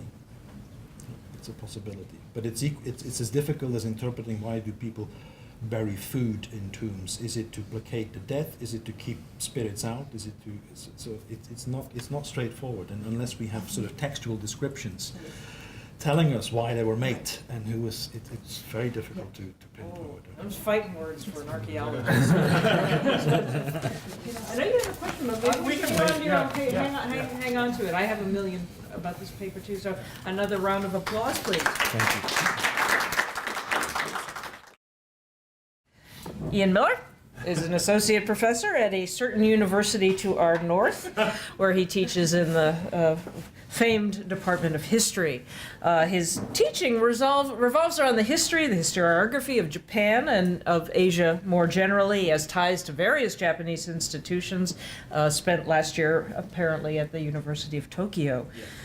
His publications more largely engage with the fraught relationship between humans and the environment. Recent publication, Japan at Nature's Edge, and he's published on the tsunami impact as well. But animals are in there too. I note an article forthcoming on the Great Zoo Massacre, which I sincerely hope he won't talk about, or his very recent book, The Nature of Beasts, Empire, an exhibition at Tokyo's Ueno? Imperial Zoological Gardens, 1882 to 2002. So without further ado, Dr. Miller. Thank you so much. I Unfortunately, you're going to hear about dead elephants today. So I want to thank you for the kind introduction, and thank all of the organizers for bringing me here today. I'm really delighted to be here to meet. There are a few of you that whose names I've heard bumping around this field over the years, and I've always wanted to meet you, and I'm delighted to have that opportunity. It's also very nice to make new friends and new colleagues. I suppose I should have named today's presentation something like The Sacrificial Pet, if we were looking at the theme for the conference. I think it does bridge nicely, actually, sits nicely in the middle of the afternoon papers. It will take us out of this earlier realm and perhaps into some comparative discussions with the paper that will follow mine. At least that's my hope. The book, or this particular presentation, comes out of a book that was just published by University of California Press that was so kindly mentioned, which uses the history of Tokyo's Ueno Imperial Zoo, opened in 1882, arguably the first modern zoo in the world not built under the sway of a Western imperial regime, to really look at Japan's changing relationship with animals in particular, but with the natural world more broadly. That said, today's talk is really about people, and it's about the uses of animals and affect to affect social change. And the effect could be with an E or an A, depending on how you want to interpret the directions that we're going. And I'll leave that open. But it really is about the manipulation of this human-animal bond, beginning to look at the use of emotion as a tool of social control, social organization, and so on, and hearkening back to some very early dynamics around animal sacrifice and bringing them right up into the modern moment. Without further preface or ado, let me talk about the event at the center of our discussion. It's the event that cinched my desire to write about the zoo. I didn't start out to write a book about a zoo. I started out to write an environmental history of Tokyo, and then I found this archive at the Ueno Imperial Zoo. They've been collecting records since the 1880s. Most records in Japan, if you're a modern Japanese historian, there is a hiatus, a lacuna, a hole at the center of the 20th century. That is, in 1945, when the Japanese knew that the Americans were showing up, there were bonfires of documents outside of every major ministry, every major cultural institution outside of the National Museum and so on. The zoo, remarkably enough, resisted that push to destroy the records. And we're going to talk about, I think, one of the reasons why. They wanted to preserve the record of this particular event. But luckily enough, no one had thought to look in a zoo for an archive until I got there, and so off we went. I hit those materials and decided that's it. This is what the book's going to be about, or the dissertation in this case. So let me talk about this event. In a nutshell, here's the story. On September 4th, 1943, as afternoon temperatures climbed into the mid-80s and Tokyo's newspapers proclaimed yet another supposed Japanese victory in the war against the Allies, hundreds of officials, we're talking about some 500 individuals on the official invitation list, and spectators accompanied a group of elaborately costumed Buddhist monks led by Abbot Omori Tadashi from Asakusa's Sensoji Temple, and that's the capital's largest Buddhist complex. It's a remarkably vibrant institution, and Omori was a very prominent public figure in Tokyo at the time. They come down out of Ueno Park and into the zoo. And Ueno Park is much like a combination. If you took Central Park and the National Mall and you crammed them together, that's what you're getting in Tokyo. It's official space par excellence. It is jam-packed with elite cultural institutions of national significance. The National Museum, very important temple complexes, including a funerary temple for the early modern regime, the shoguns that we all talk about. They buried their dead in this space. It's then overwritten by the modernizing Meiji regime as a symbol of civilization and enlightenment. We're taking this old feudal space, you can imagine them thinking, and in fact they were quite explicit about this, although they didn't talk about feudalism. We're overriding that spatial regime with our own. the creation of this institution is part of that symbolic shift in uses of space and so on. So they're taking an animal collection and putting it on top of the former burial grounds of the Ancien regime, the Tokugawa shogunate. In fact, behind one of the exhibits at the Tokyo Zoo today sit several of those memorials to deceased shogunal rulers. After a few short minutes of walking through uncharacteristically quiet grounds and past oddly empty cages, the procession reached its destination, a large white tent hung with banners announcing a memorial service for martyred animals. Right? Or Junnan Moju. And here we have, for perhaps the one person in the audience who's reading these characters, these are significant characters, and I'll describe them in a little bit. By 1945, the term in red here, Junnan, had long been used to sanctify human sacrifice in the service of war. Resonant and respectful, the term was ubiquitous in wartime discourse centered on the cult of martyrdom for the sake of the nation, emperor, and family. And I should say, just to give this a contemporary or a comparative frame for you, this is often the term used by Japanese Christians to talk about Christ's sacrifice on the cross. It's a resonant term. It's a truly significant term and not deployed here unconsciously. But during wartime, the term tended to be reserved for the sacrifice of soldiers on the front. Here, I was surprised to see, as I read through the documents that describe the event, it was being applied to zoo animals rather than to soldiers. Once inside the tent, and that's the image you see here, the group was solemnly welcomed by Abbot Omori and asked to sit quietly as monks began to intone a sutra in memory of zoo animals martyred, quote unquote, in the service of the war. As the monks read the sutra and dozens of news reporters took notes, officials ranging from Imperial Army generals to members of the imperial family made their way forward to offer incense and bow to funerary tablets inscribed with the names of the martyred creatures. Among those listed were Tonki, Wandi, and John, the zoo's famous performing Asian elephants.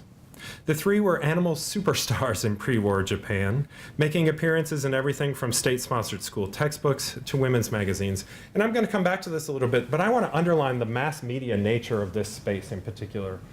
We lose track of this in the age of the internet and television, even radio, right? Radio is prominent during the Second World War, but it's important to understand the scale of this place in terms of Japan's pretty vibrant popular culture, right? I'm going to come back to attendance numbers, but and return to this point, but we're talking about something like 4 million people visiting this single institution alone in a year in the early 1940s. It is arguably the most popular cultural institution on the planet at the time. Add into that it's at the center of a vibrant publishing industry that is taking the images of these animals, putting them on the page and reselling them, making them, spreading them not just throughout Japan, but throughout the empire, right? In all, 27 animals of 14 species, the zoo's most popular and valuable animals, the lions and tigers and bears, as it were secretly killed at the zoo in the months before the service, usually at night and often with chilling brutality. And here's the puzzle. They had been killed at the personal order of Tokyo's Governor General, Odachi Shigeo, a powerful bureaucrat who would go on to become Home Minister, the empire's most powerful civilian post, as part of the Koiso cabinet less than a year later, right? The single most powerful civilian in the empire. Odachi had involved himself directly in this. This actually happened, I asked myself when I first came across the killings at the zoo. Remember, I didn't set out to write a book about the zoo. Like most scholars of Japan and most Japanese my age, I had heard rumors of such an event. The slaughter of the zoo's poor elephants is the subject of one of the best-selling children's books in post-war Japan. This is Tsuchiya Yukio's 1951 Kawaiso Nazo, which is expanded and re-illustrated in the version you see here in 1970. Now this is like post-war Japan's where the wild things are, folks. Hugely, hugely, hugely prominent, well-known story. If you're my age in Japan, the chance that I have yet to give a talk like this in Tokyo and have anyone say, I've never heard such a thing. It is ubiquitous and commonly recognized. Now, we can come back to this. It's not the subject of the reception after the war. It's not the subject of today's talk. But think about what it means to take the story I'm about to tell you into your child's bedroom and read it to them as a bedtime story, because that is the most common usage of the events we're discussing today, right? I think it has a lot to tell us about post-war Japan's relationship with the war in terms of historical memory, using animals in very specific ways. Now, I had always assumed that this was just a story written for post-war kids.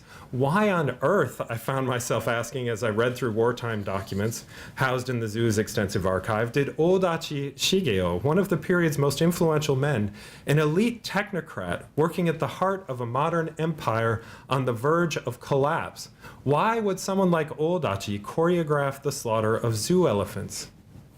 He could have done this with the stroke of a pen if he got involved at all, right? But he's actively engaged. He's managing the events closely. He's deeply, deeply committed to making sure they come out right. It was a moment much like that which sparked Robert Darnton's famous inquiry into a riotous massacre of cats in 18th century Paris. Darnton writes, when we can't get a proverb or a joke or a ritual or a poem, right? And here he's talking about the Great Cat Massacre. We know we're onto something. For Darnton, it was a joke that set him thinking. What's so funny, he asked in that piece, and if you haven't read it, pick it up. It's brilliant. It's an absolutely wonderful chapter. What's so funny, he asked, about a riotous slaughter of cats, right? For me, it was another kind of ritual that seemed oddly out of place. And today, that's what I want to do, is walk you through the history of the Tokyo Imperial Zoo, the early history of the institution, in order to begin to explain that question or riddle, right? That surreal event. It's going to be a pretty quick tour, and it's a pretty complicated set of events, so if you have questions about details and so on in the Q&A, please don't hesitate to ask.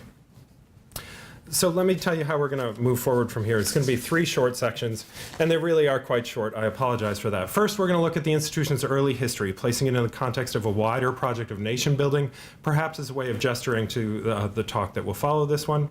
Asking what the zoo has to tell us about Japan's Meiji period. When I say Meiji period, I mean 1868 to 1912. If this were a lecture at the college, I would hand you a handout and it would have the dates there. But late 19th century, think late 19th century. Second, we're going to move on to the zoo's role in popularizing Japan's imperial project, an explicitly comparative sort of section. Long story short, the zoo's a mecca of popular culture in 20th century Japan, a showcase for the nation's imperial endeavors, and I'm not going to talk about this too much, but it's interesting, an active research institution. So that this isn't just a cultural institution in the simple sense here. There is a behind the scenes and sometimes quite front stage research aspect to the place we're talking about. Number 3, I'm going to close with a discussion of the events of 1943, focusing on what they have to tell us about the riddle, as I framed it, of Japan's wartime culture. Let's start at the beginning, as it were. Back in the 19th century, the founding of the zoo, 1882. The Ueno Zoological Garden came into being as part of Japan's complex response to Western imperialism. 19th century Japanese leaders understood quite clearly that empire, imperialism, right, was about more than just a set of economic, political, and military phenomena. It was also, to their eyes, a question of culture and perception. And early Meiji leadership, late 19th century, devoted significant resources to cultural institutions and exhibition policy. Now, I teach this image all the time. You can imagine what it does in the classroom. It's a blast. The students get all kinds of things out of it. All I can say is I've made the mistake in the past of assuming that my students can read French, and I've just used the illustrator's last name, and it will say Bigot's Japan. And you can imagine how that goes over. Nonetheless, it's an interesting sort of picture, and it really does open up all kinds of great discussion in comparative terms and in the specifics of Japanese culture. Now, the importance of appearing civilized, quote unquote, was obvious to Japanese from the moment the country opened to the West in the 1850s with the arrival of U.S. Commodore Matthew C. Perry and his famous coal-burning black ships. And it quickly became clear to many that such seemingly trivial matters, and back to our Bigot image, as the exhibition of caged animals before gawking crowds, carried weighty symbolic implications at a time when the line between human and animal, and this gets to those binaries. That was my question in your wonderful talk. I wanted to talk about the history of this binary and how far can we take it back. And I really am curious because it's resonant in the modern era. So at a time when the line between human and animal, civilized and savage, was often synonymous with that between colonizer and colonized. The predecessor of the present-day Tokyo National Museum and Zoological Gardens, a place called the Yamashita Museum, the first place to hold the title of museum in Japan, opened at a prime downtown location a scant 5 years after the Meiji Restoration. That's the coup d'etat that brings the modern Japanese state into being in 1868. Right? And then the zoo at the center of today's account, as I've mentioned, is opened very quickly, 1882. Right? That puts us roughly within 4 years of the Philadelphia Zoo, by the way, depending on when you date the beginnings of the Philadelphia Zoo, right? We can talk about, they get all, zoo historians get very touchy about dates and which came first, right? Am I safe to say we're in the same general? 1874, the gates opened. There we go, 1874.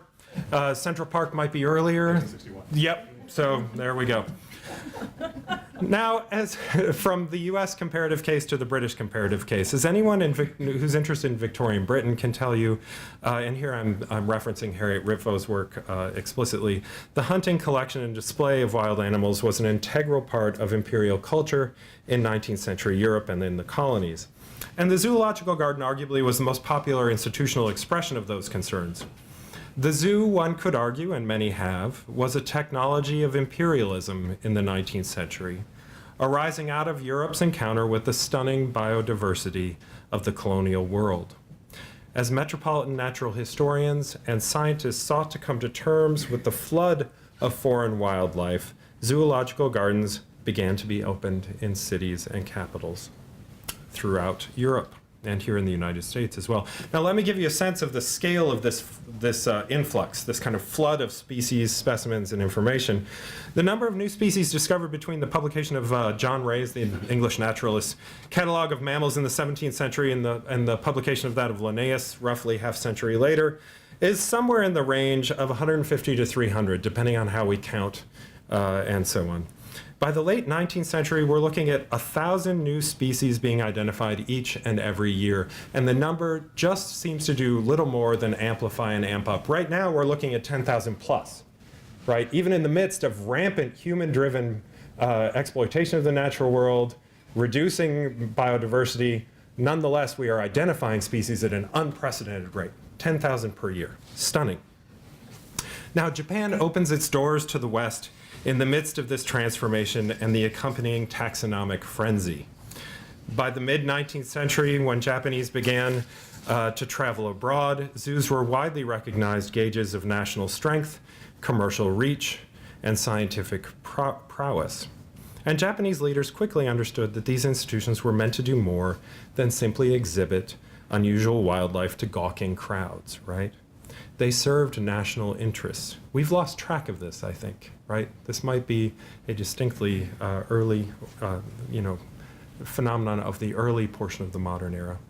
Now listen to this description of the zoological garden by Kume Kunitake, the prominent intellectual who was the scribe for the Iwakura diplomatic mission in 1871 to 73. This event is super cool. It's not what we're going to talk about today, but imagine taking half of the leadership of any given nation state, putting them on steamers and sending them on almost a 2-year around-the-world excursion to investigate the sources of foreign, in this case, Western military, and economic, and scientific strength.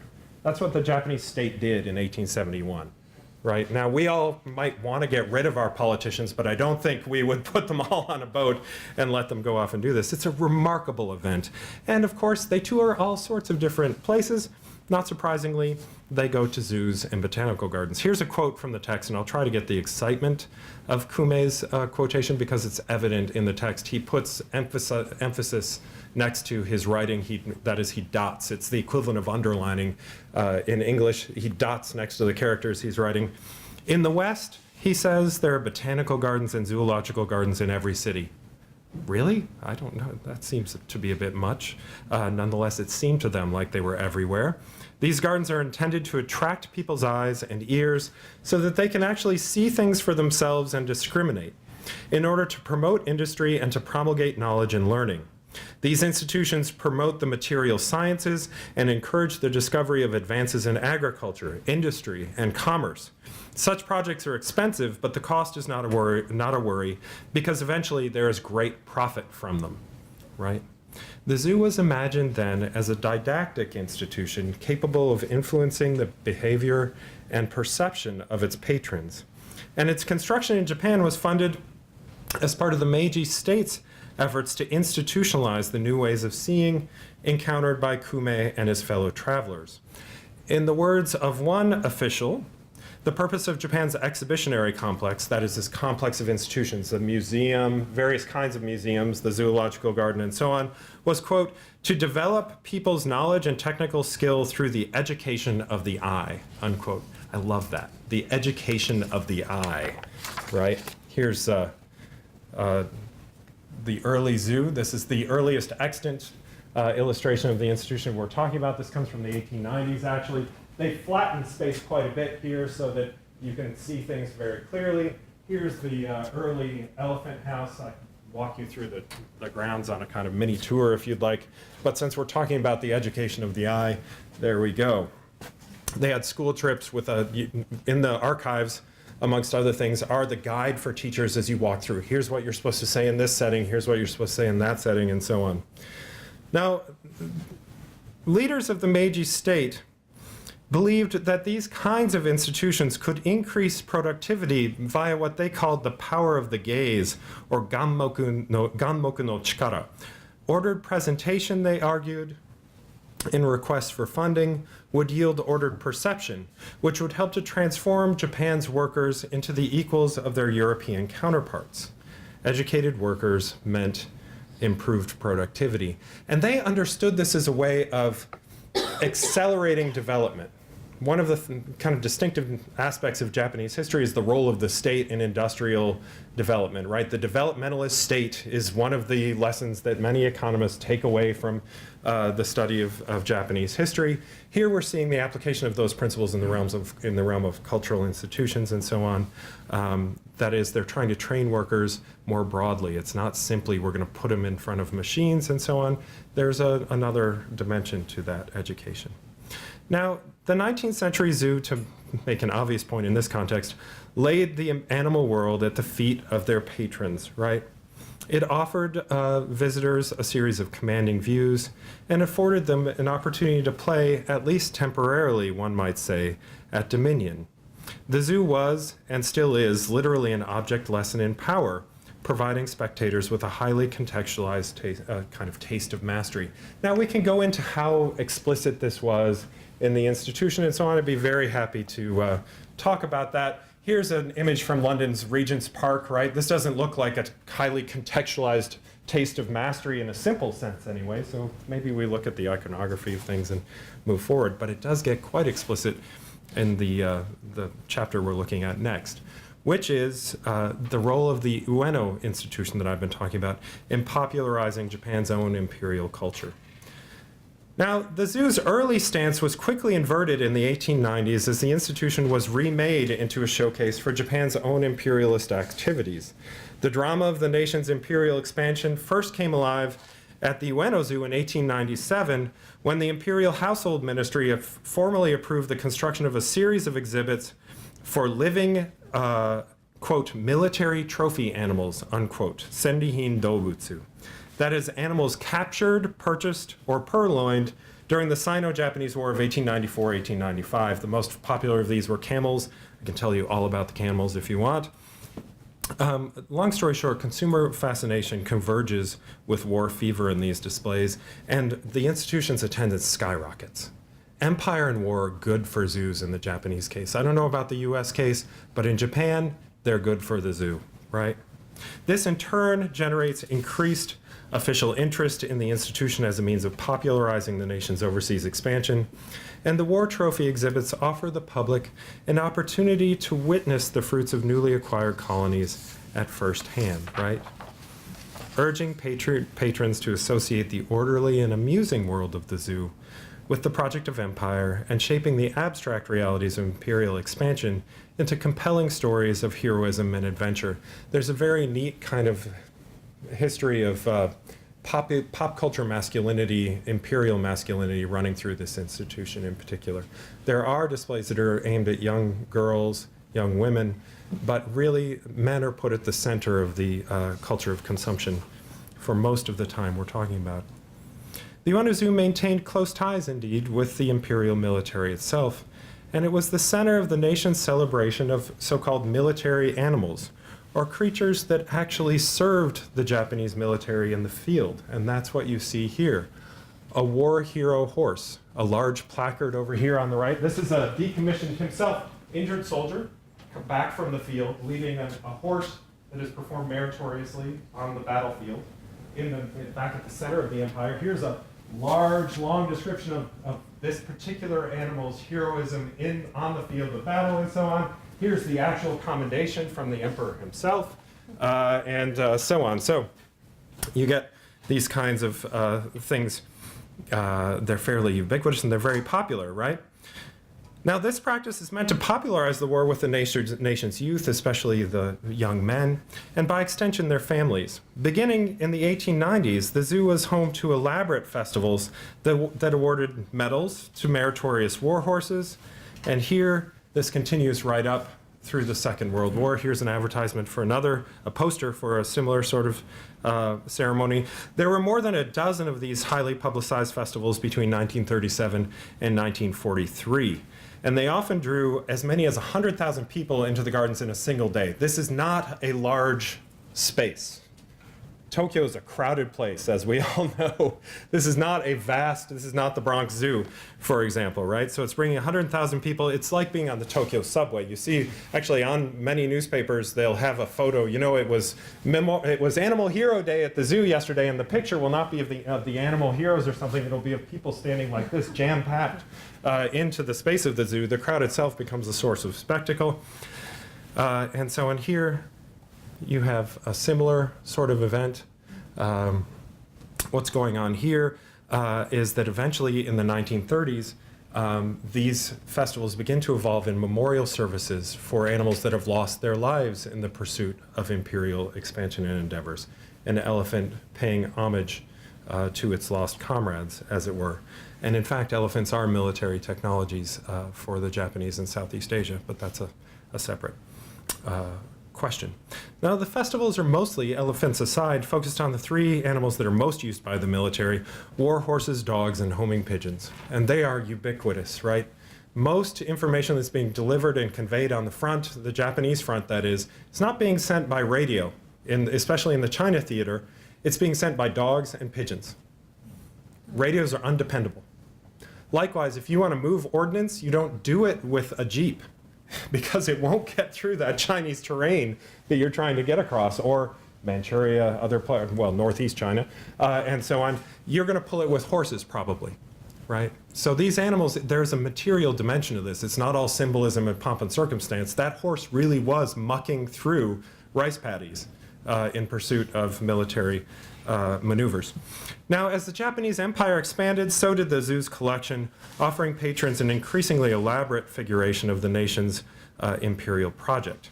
Explicitly following British precedent, the imperial military was under standing orders to ship unusual specimens to the zoological garden as it conquered new territory, right? And so you get gifts arriving from general rank officers like Tojo Hideki and Terauchi Hisaichi and so on. They're being sent back, highly publicized. Likewise, you get troops themselves sending these things home. Here's a snow leopard captured by Japanese troops. That's what the little story, this is the placard that was posted in front of the cage there. They captured this thing that says that they saw it as their mascot, right? And they had the snow leopard. No doubt they found the snow leopard when it was cute and small, and they could handle it. All of a sudden, it's back at the Tokyo Zoo because this thing is a handful all of a sudden.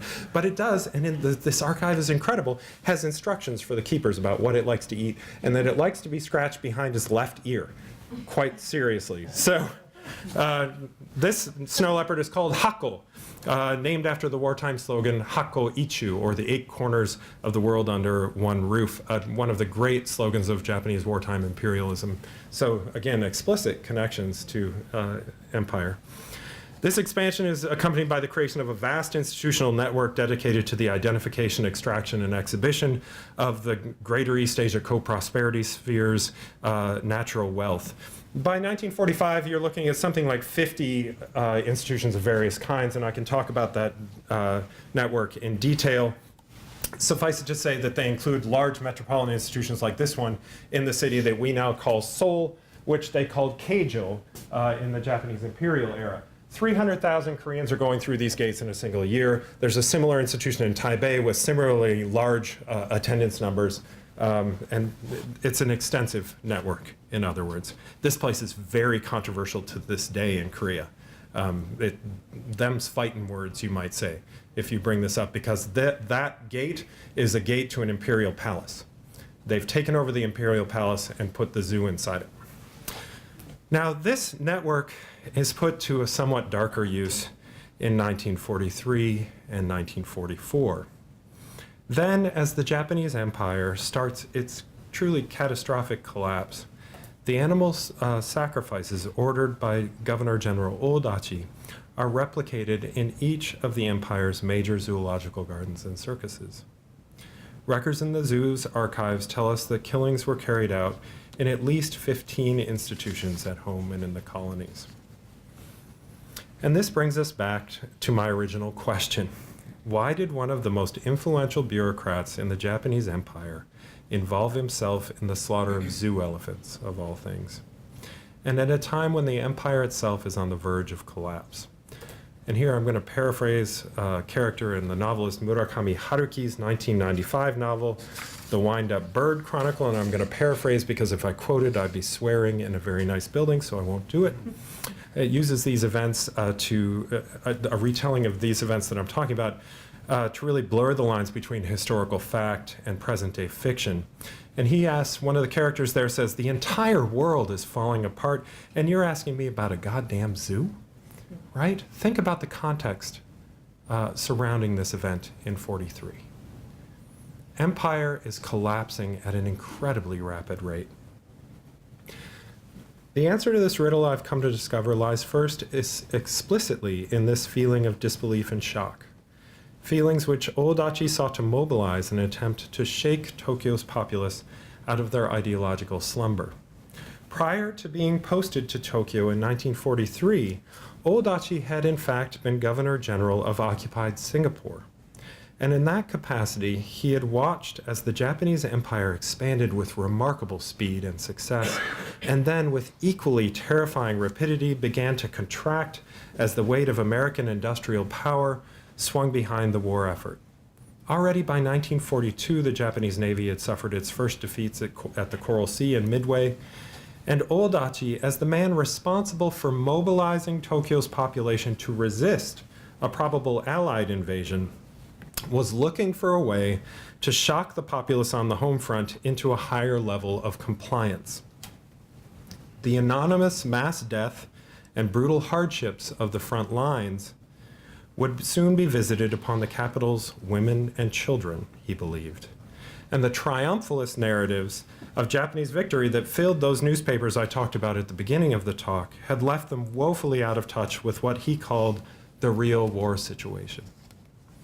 Even in the midst of total war, the slaughter of famous elephants kept in the empire's premier zoological garden marked an appalling rupture of the imperial quotidian. The shocking eruption of the bloody war and its irrational sacrifices into a landscape of leisure, curiosity, and conquest. This is one of the few places, if you're a parent in the early 1940s in Tokyo, that might have felt insulated from the real-world complexities of imperial life. It was a retreat where you could still think about taking your child for a day of fun and distraction, right? The heady early days of empire, when everything seemed to be glowing and successful, was still on display at the zoo in 43. In fact, they had so many species they had run out of space because everything is flooding back to the center of the empire. There's a lag between collapse and its exhibition. Now, this sense of emergency, the feeling of overwhelming crisis, appears to have been Odachi's actual purpose.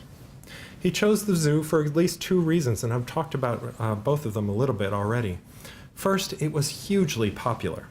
4 million people passing through those gates each and every year, and its animals, that is, especially the elephants, who were the zoo's biggest attraction, were ubiquitous in media ranging from newsreels to comic books to early animation. Actually, you don't get post-war Japanese animation that all my students love without wartime propaganda, but that's a separate story as well.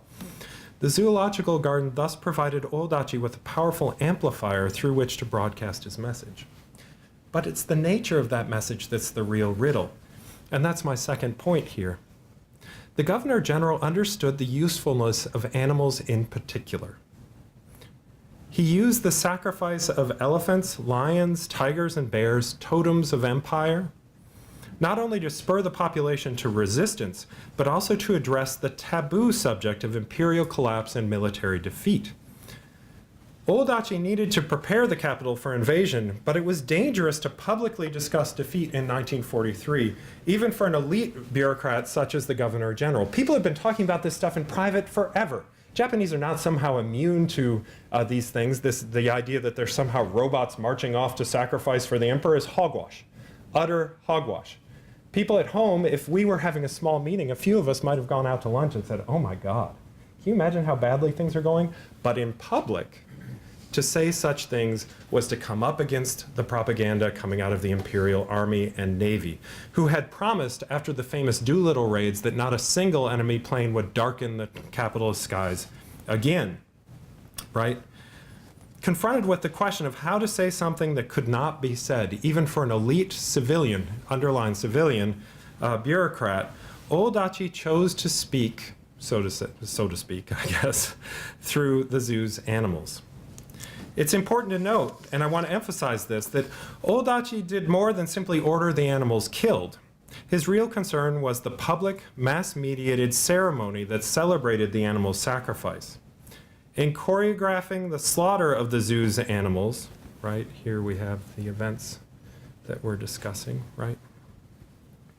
In choreographing the slaughter of the zoo's animals, Odachi took what might have been a sad but rather mundane footnote in the history of zookeeping during wartime, the slaughter of the zoo's animals to, say, prevent escapes or to save food, both of which were discussed publicly at the zoo by the leadership, and he transformed it through the ceremonial rites of Abbot Omori and the work of state-monitored media networks into a modern-day animal sacrifice, intended to cultivate a spirit of self-abnegation on the home front.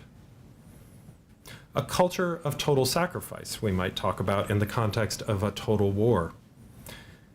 The massacre at the zoo, then, and especially its ritual celebration, is, I believe, best understood as a kind of fascist spectacle, a mass event meant to inspire a politics of submission on the home front by short-circuiting the audience's critical capacities and leaving them with a strong but cognitively unfiltered feeling of loss and devotion in the service of the nation.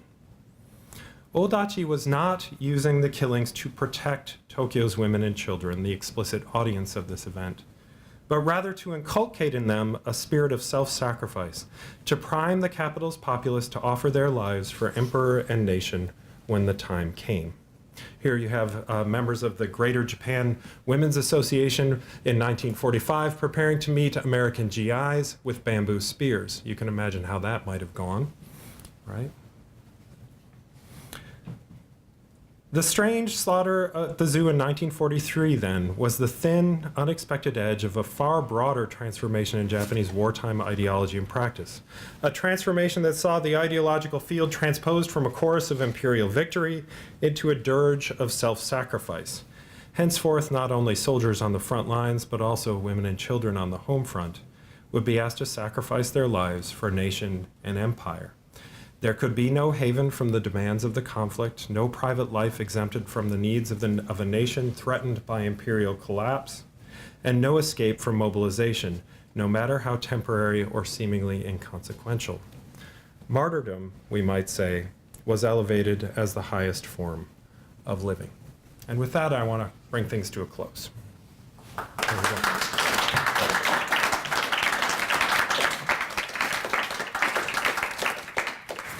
I always cheer you to talk about dead elephants. I tell you, that's just stunning, stunning. Questions for dead, what, well, actually, I have to, so how did people think these animals died? They knew that someone upstairs had. Well, the killings themselves are kept private. Right. I have documents that tell me in explicit, gory, awful detail that I've spared you today about how they died. And I actually, in the chapter on this, I consciously use that to begin to try to elicit a shared emotional response. I think one of the things we've lost in my field in writing about the war is the role, I talked about affect earlier, right? That we've lost that sense of crisis that was so palpable and historically specific. And so in the chapter that this draws on, I've tried to elicit those emotions. And then in the conclusion, I don't know if it works, but I come back and say, you know, I've tried to bring these out as a way of bridging that divide. So they're killed in private, and it's tough. Actually, I have one of the great things about the archive is that you can see there's day-to-day keeper's diaries, right? And tucked into these pages, written by the zookeeper that looked over this, are the cards from the head of the thought police from the local office, the head of the UNO special police contingent, that is the one that's put right there. These folks are showing up because they know that the killings are going on, and they're insisting that they be kept private. Because little kids, let me get back, here's the image, right? These kids are not invited to this event. They snuck in. If you live in the neighborhood around UNO, you know how to get in. You can go in and look at the animals any time of day or night if you want, right? So they know that something's going on. They've heard, in fact, that there's an event that's about the animals on this day, and that's who's sneaking in here, right? That's an unofficial procession right there next to them. So the thought police are very concerned, and Oldachi in particular is very concerned. Thought police are under the Home Ministry, of which he is an elite member, are very concerned with managing information, keeping these things secret until they can be framed appropriately. He understands that they're emotionally resonant events. And so he's very conscious of this, and it's quite explicit. Second, I wanted to bring this up because it speaks to some of the stuff that Roel talked about. That sense of giving on the part of the animal, it's one of the things that studying animals is so interesting, as opposed to art or buildings. And these, you know, certainly buildings have a sort of tangible nature to them, and they keep us from going one direction or another. But you can't say that well, maybe you can. I wouldn't say that a building gives itself to a particular sort of discourse or set of practices. It is framed that such that the animals are voluntarily giving their lives on behalf of emperor and nation. And that if you go back to the classic works on sacrifice and its functions, that's a crucial aspect of any sacrificial act, we're told, is that act of voluntary sacrifice on the part of the sacrificed animals. Yeah. Roel, so is there any visual material of these creatures after they've been killed? Yeah, I didn't bring the images. And was that shown? No, not until the post-war. But then in the post-war, there's a resurgence. There's a whole second chapter that it's not there in the book. I'm waiting for a place to publish this.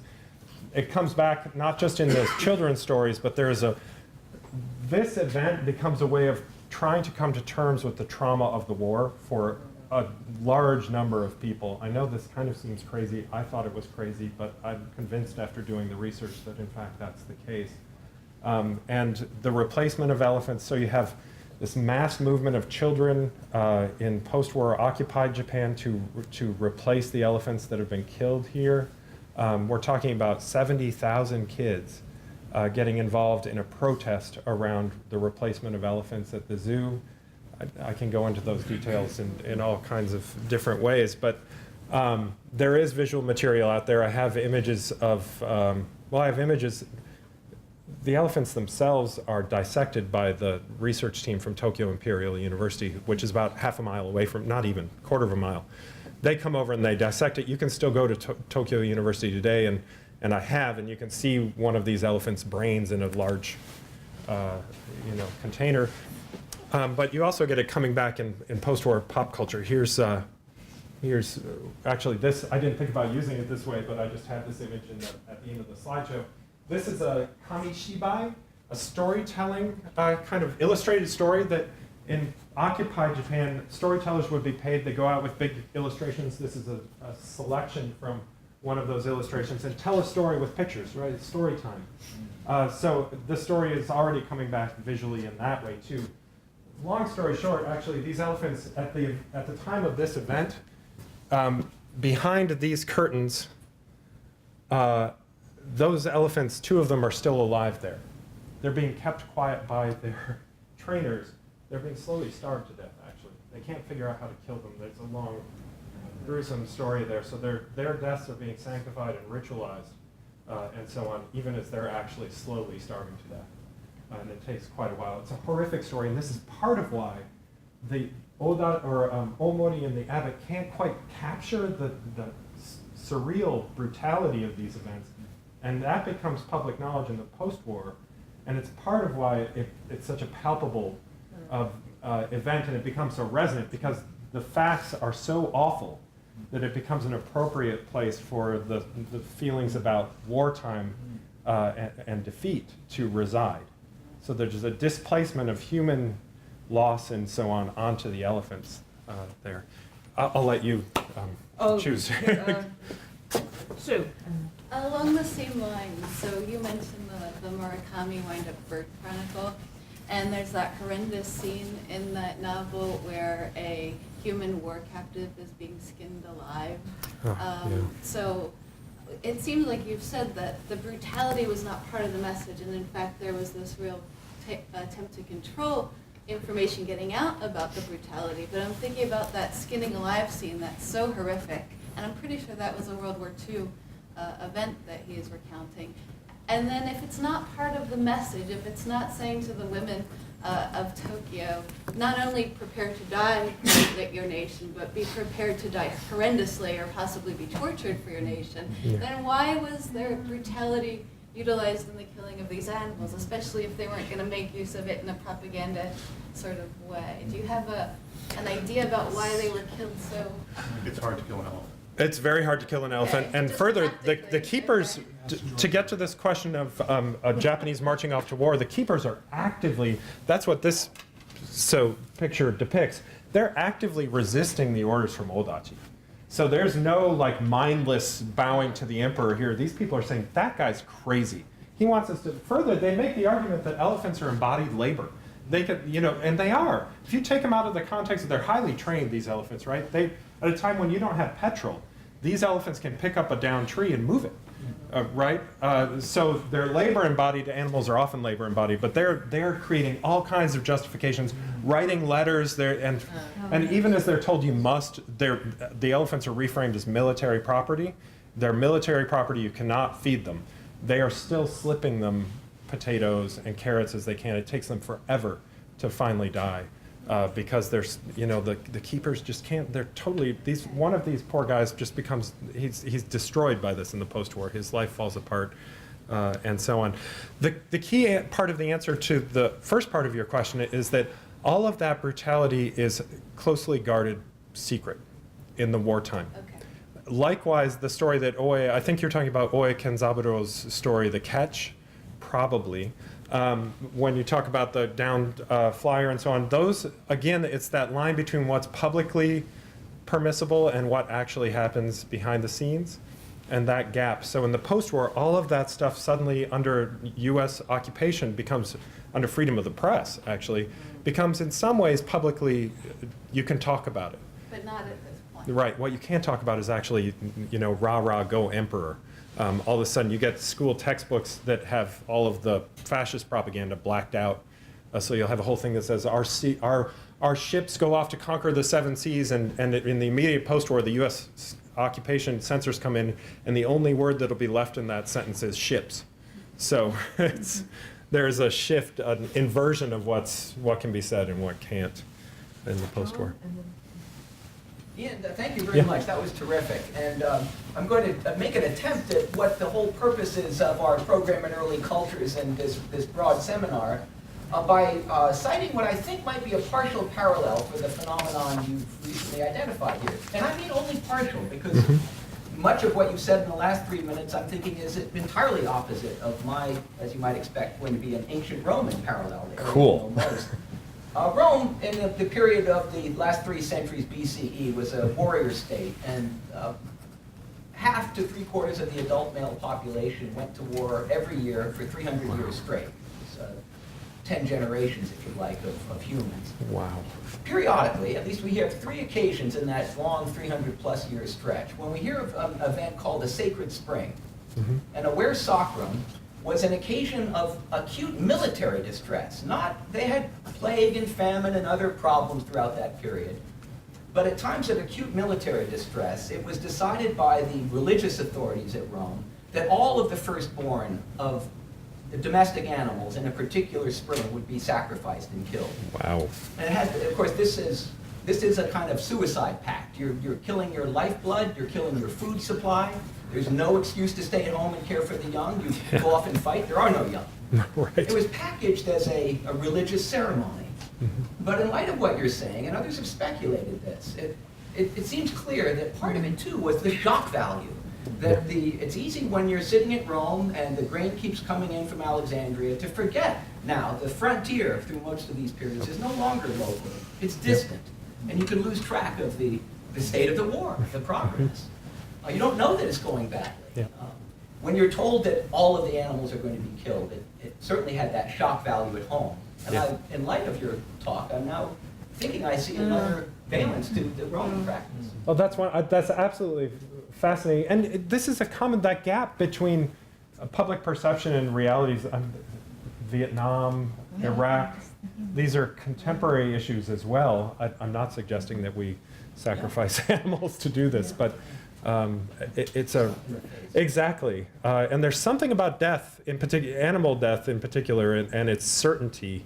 I think that also, again, to get to this unique role that animals play, we're not burning books or important cultural treasures. These are living creatures, and that seems like an obvious point, but I think it's an important one because it gets to the distinctiveness of what we're engaged in here. Thank you. Last question for Peter. Yeah, I have a couple of questions. I'm still not entirely clear on the official propagandistic rhetoric that was released at the time that justified this horrible and brutal massacre. I wonder if you could say something more about the official discourse at that moment, not what was discovered in the post-war period, but what language was being used and how well it maps onto, I'm assuming it maps quite well onto your interpretation. And the second part of the question is just to remark that under periods of collapse, animal collections and menageries are treated very differently in very different cultures. We just heard about the Roman case. I can think of 2 cases in France. One at the end of the old regime, as the monarchy is collapsing, the animals are released as opposed to sacrificed, and for very much propagandistic purposes. In the print culture, the visual culture, the caricatures, it's about trying to recover the reputation of the king and sort of establishing him as a. I'm also thinking of the collapse of the Napoleonic Empire under the conditions of the Commune, besieged by the Prussians in 1870, where we know very well what happened to the Romans there, which is that they were eaten. Yes. As a source of food stuff like that. So there's no necessary relation here, but there is something peculiarly Japanese, if you will, about this incident. So I'd like to hear more about what the Japaneseness is through the account of the more official propagandistic justification. Great question, and just as a premise or a first step, the Japanese zookeepers, these are very cosmopolitan, highly educated. They're all men in this generation. You don't get a woman zoo director until well into the post-war era. But they are, they're fluent in German. The one that's leading the institution is fluent in German, Italian, English, and he also has some Korean and Chinese. So he's a very kind of highly educated guy, and he knows what's going on in the European theater. Right, so there have been these bombings in Europe where animals have gotten loose. There's been panics that a rumor comes back through information circulation that makes it seem worse than it was. The idea that, I can't believe I'm forgetting, is it Belgrade? The idea that in Belgrade people are taking to the streets because they're afraid that the tiger has gotten loose and so on. So there's a logic to getting rid of the animals, right? And they see this in those terms as well. The official version, there are a number of them, and it comes out in two waves. One, the official invitation goes out on very high-quality paper, which is a rarity in 1943. It goes out to the people that are invited, and then it goes out to reporters and so on. And it says that these animals have given themselves, again, that dynamic that I talked about, to the Japanese people in support of the war effort. So it's quite explicit that the animals have sacrificed themselves. And then the second phase of the management comes in the interviews and the news stories that come out of this. So that you get the zookeepers and top three individuals at the zoo, the head of the Parks Commission, the head of the zoo, and then the assistant head, kind of saying what the official version is going to be in the interviews. And you get this in the headlines and then in the text of the various, some of them are quite extensive news articles that come out of this saying, we had to do this because of the deteriorating war situation. People don't know that the war is suddenly going so badly, and so on. So it's quite explicit that they're saying, things are going bad. We all need to get ready for it. Behind the scenes, they're trying to get these animals out. It's not just the elephants they're trying to save. And this is one of those great moments in the archive, you get the response from the Governor General saying, there will be no evacuations. And the word for evacuation, Sterckx, is the same word you would use for human evacuations. And he's very conscious of that resonance. We're not going to ship these animals out, we're keeping them here. Is the word for sacrifice that's used in yeah. the case of the animals the same one as, say, among kamikaze pilots who are giving their lives? Martyr is shared. Sacrifice is not. So the sacrifice, that's my coming in and trying to figure out what is the mechanism here. So when I say that is my interpretation to reframe this as a sacrifice. They understand it as an act of martyrdom. Because sacrifice is something that only happens in the deep, dark edges of empire in wartime Japan, right? Those are the people, those are cannibals, those are people that sacrifice animals. We don't do this. We used to do it in ancient times, but we are civilized. We would never do this. It's actually justified as scientific or to save the population. That's part of it. Let me close with one quote about reception, and I know we're up against time. Yeah, sorry. I saw the evening paper last night, writes a young patriot. This sign, it's in the writing that looks like a third grader's handwriting. And I couldn't believe my eyes. Since I was little, the lions, tigers, and elephants of picture books and magazines have called to me. And then one day, my mother took me to the zoo. So the text precedes the zoo, right? And the elephants from the books were moving, and wasn't that the very same lions, tigers, and elephants from the books moving around right in front of me. But then I saw last night's paper, and I couldn't bear to look. I feel so sad. I can't imagine what it's like for those who have cared for the animals for so many decades. And here comes the conversion that is sought after. This is what the official version wants. There's actually a great deal of ambivalence more broadly, but here it comes. Even though it is for the war, it is really pitiful. We must destroy the Americans and British who killed these animals. The agency is displaced onto the British and the Americans. I can't wait to become a soldier so that I can avenge these animal martyrs, Junnan Dobutsu. Perhaps that would satisfy the animals who made me so happy. That's what they were after. They didn't get it quite often, but that's what they were trying to cultivate. Thank you. I'm over time. Dr. Menagerie, no, not at all. You're going to kill any animals in front of us here, I'll tell you. I don't think so. You don't think so, but you never know? You know. I I was tired when I wrote it. So. Oh, I know that feeling. It's my only metaphorically. It's a great pleasure for our final speaker today, Professor Jeffrey Hyson. He's an assistant professor of history, director of American Studies at St. Joseph's U in Philadelphia, and I could say a lot. Yeah, there's a he's got the gift of the gab because the National Public Radio, Washington Post, New York Times all love him and quote him. And if you really want to hear about some innovative teaching practice, ask him about reacting to the past, where kids are basically invited to rewrite history, our favorite thing. So over to you, Dr. Professor Hyson. Thank you very much.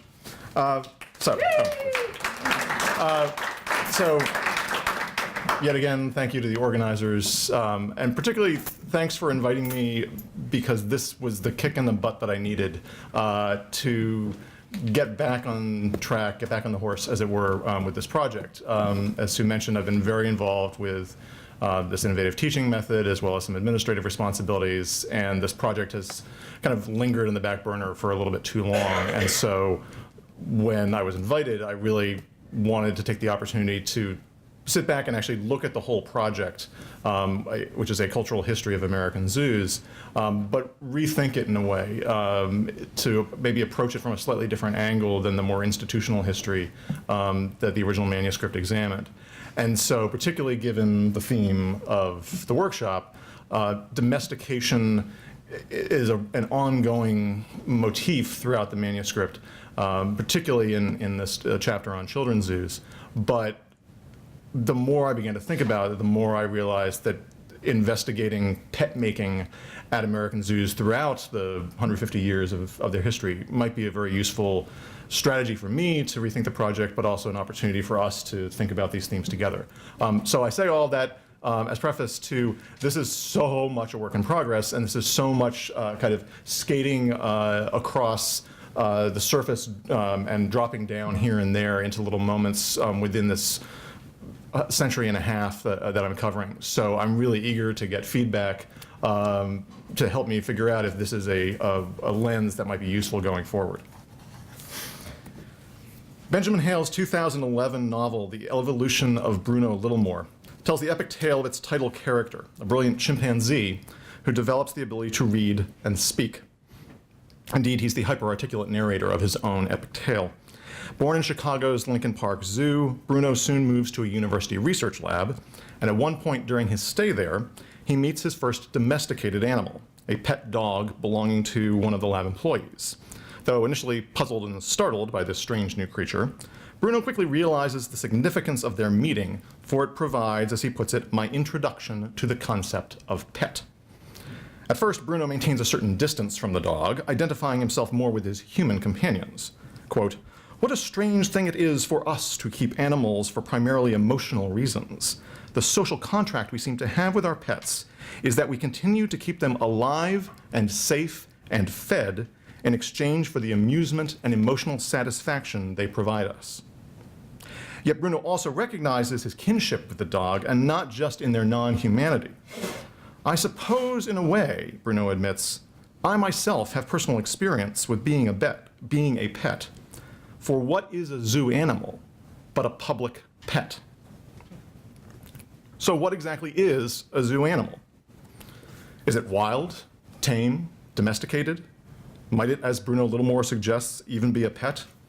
This paper will examine how animals at American zoos have been understood and categorized over the past 150 years, exploring several key moments in the history of American zoos when the petness of zoo animals became particularly pronounced. By handling, breeding, naming, promoting, and observing zoo animals, Americans have both symbolically and practically transformed wild specimens into public pets. In the process, these redefined creatures have complicated and challenged some of the basic categories we use to describe the natural world. Now, at first glance, it seems patently absurd to consider zoo animals as pets. After all, a central element of zoo animals' appeal is and always has been their fundamental wildness. From ancient menageries through the first public collections, captive animals were typically strange and exotic creatures brought from distant lands and often captured in the wild. Their attraction lay precisely in their difference from local species, especially domesticated animals like livestock and pets. In recent decades, as wildlife conservation has grown more central to zoos' identity, zoo animals' wildness has remained crucial to their institutional function. Moreover, throughout zoos' history, the wildness of zoo animals has also implied unpredictability and fierceness, especially for charismatic megafauna like big cats, great apes, pachyderms, and bears. The unnerving spectacle of dangerous animals, kept behind bars and moats but never really fully tamed, feels light years away from the comforting sight of dogs and cats curled up on a couch. In short, it would appear at first that zoo animals' otherness, their categorical separation from those familiar creatures more embedded in our society, would render it impossible, even illogical, to see them as pets. Yet time and again, the history of American zoos illustrates that these supposedly wild animals have indeed been treated, observed, described, and understood as pets, as creatures, to quote again Bruno Littlemore, we keep alive and safe and fed in exchange for the amusement and emotional satisfaction they provide us. We see this in the late 19th century, as the earliest American zoos struggled to define both their collection policies and the zoo-going experience. We see it again in the 1920s and 30s, when a more entertaining management style celebrates and publicizes captive animal personalities. We see it during the baby boom, in the child-centered attractions that liken zoo creatures to cartoon characters and family companions. And we see it even today in conservation and education programs that reach audiences more through emotional appeals than through scientific arguments. In these and other moments in American zoo history, we see the power of the pet, the ways in which our preferred vision of animals as comforting companions infuses and transforms even the wildest of creatures. Let's go back then. The first American zoos appeared in the last third of the 19th century. A few, Philadelphia, Cincinnati, the Bronx, followed the lead of their European predecessors, organizing around private zoological societies, proclaiming educational and scientific missions, and opening as fully planned facilities. Most others, though, Central Park in New York, Lincoln Park in Chicago, and dozens of smaller cities, emerged as adjuncts to municipal parks departments, leaning more toward entertainment than education, and following more haphazard collection and design programs. In all cases, though, the first generation of American zoos struggled to define their animals along the continuum of wild, domesticated, and pet. The roster of species shown at late 19th century American zoos ranged widely, from hamsters to hippopotami. At the furthest extreme stood those zoos so desperate to fill their cages that they displayed poodles, Pomeranians, Great Danes, and other domesticated dogs. More frequently, though, the animals shown in early American zoos were domestic rather than domesticated, since many North American animals were relatively inexpensive and easily acquired. Within this group, there developed a noticeable pecking order. Native hoofstock, deer, elk, the occasional buffalo, proved easiest to keep, but they rarely fired the imagination of zoogoers. The more popular native animals possess some special performing abilities, like adorable prairie dogs, buffoonish bears, comic sea lions. Not surprisingly, few American zoos were without these adorable pets. Yet zoo managers recognized that many, if not most, visitors to zoos wanted to see more exotic animals, those strange yet familiar creatures shown for decades at circuses and menageries, and found throughout children's bookshelves and toy chests. Such animals emerged as essential acquisitions for any self-respecting zoological garden, and both public enthusiasm and press coverage further reinforced the celebrity of these species. At the Central Park Zoo, reported the New York Herald in 1879, the monkey house overflowed with visitors and perhaps afforded more amusement, if not instruction, than all the rest of the collection put together. In the late 1880s, when Lincoln Park's commissioners finally began to make significant purchases for their animal collection, the first specimens acquired included an elephant, a camel, several big cats, and that standard attraction, sea lions. In an especially neat summary, one guidebook writer categorized the particular favorites of visitors to the Philadelphia Zoo thus: lovers of beauty linger at the aviary, lovers of terror haunt the carnivora house, and lovers of oddity and fun go from the monkey house to the prairie dog village and the bear pits. Clearly, these animals were collected, displayed, and observed less for their zoological significance than for their emotional and amusement value. In other words, their valuation was driven by the same calculus that inspired Americans' attachment to their pets. This tendency to favor emotion over education was reinforced by zoos' frequent appeal to younger visitors, who tended to comprehend animals through the lenses of storybooks and pet keeping, and who therefore expected wild creatures to act like friendly, familiar friends. At the Central Park Menagerie, the elephants Alice and Jewel were trained to perform simple tricks, and these popular performances soon earned the animals the nickname the children's pets. Boosters of new zoos frequently pitched their campaigns directly at local children. In Atlanta, Boston, Cleveland, among other cities, civic organizations sponsored Pennies for Elephants drives, encouraging children to contribute their spare change toward the purchase of a marquee animal for the zoo's opening. Again, the conceit of wild creatures as public pets proved hard to resist. The most striking demonstration of visitors' desire to treat zoo animals as pets came in their persistent efforts to feed the animals. For a while, most zoo managers tolerated visitors' habit of tossing foodstuffs to the captive creatures, especially bears, monkeys, and apes. The begging behavior of these animals appealed to visitors' anthropomorphism, while also satisfying their desire to interact with the creatures behind the bars. Children, in particular, seemed to relish any opportunity to feed the zoo's pets. To many zoogoers, public feeding was quite simply a public right. By the turn of the century, though, zoo directors could no longer ignore the danger that indiscriminate, unregulated feeding posed to the animal's health, and several parks began to restrict or even prohibit public feeding. By the way, I cut the section here where I itemized the objects that were found in the stomach of an ostrich. Zoogoers greeted these restrictions with both dismay and disrespect, decrying the rules as cruel and unfair, while often ignoring them altogether. One New York zoogoer discerned, quote, more of human kindness than morbidness in the instinct of children, grown up and otherwise, to break the regulations forbidding them from feeding the animals. Particularly in an era of growing concern for animal welfare, zoogoers saw feeding the animals as caring for a family pet, not abusing a captive beast. So, whether in collection practices, mission statements, feeding policies, this first generation of American zoos witnessed a curious divergence between institutional goals and popular perceptions. While some directors may have wanted to highlight more important native species, to emphasize education and natural history, most zoogoers preferred to see more amusing, more exotic animals, to link them imaginatively to the world of toys and storybooks, and to engage with those creatures as if they were pets.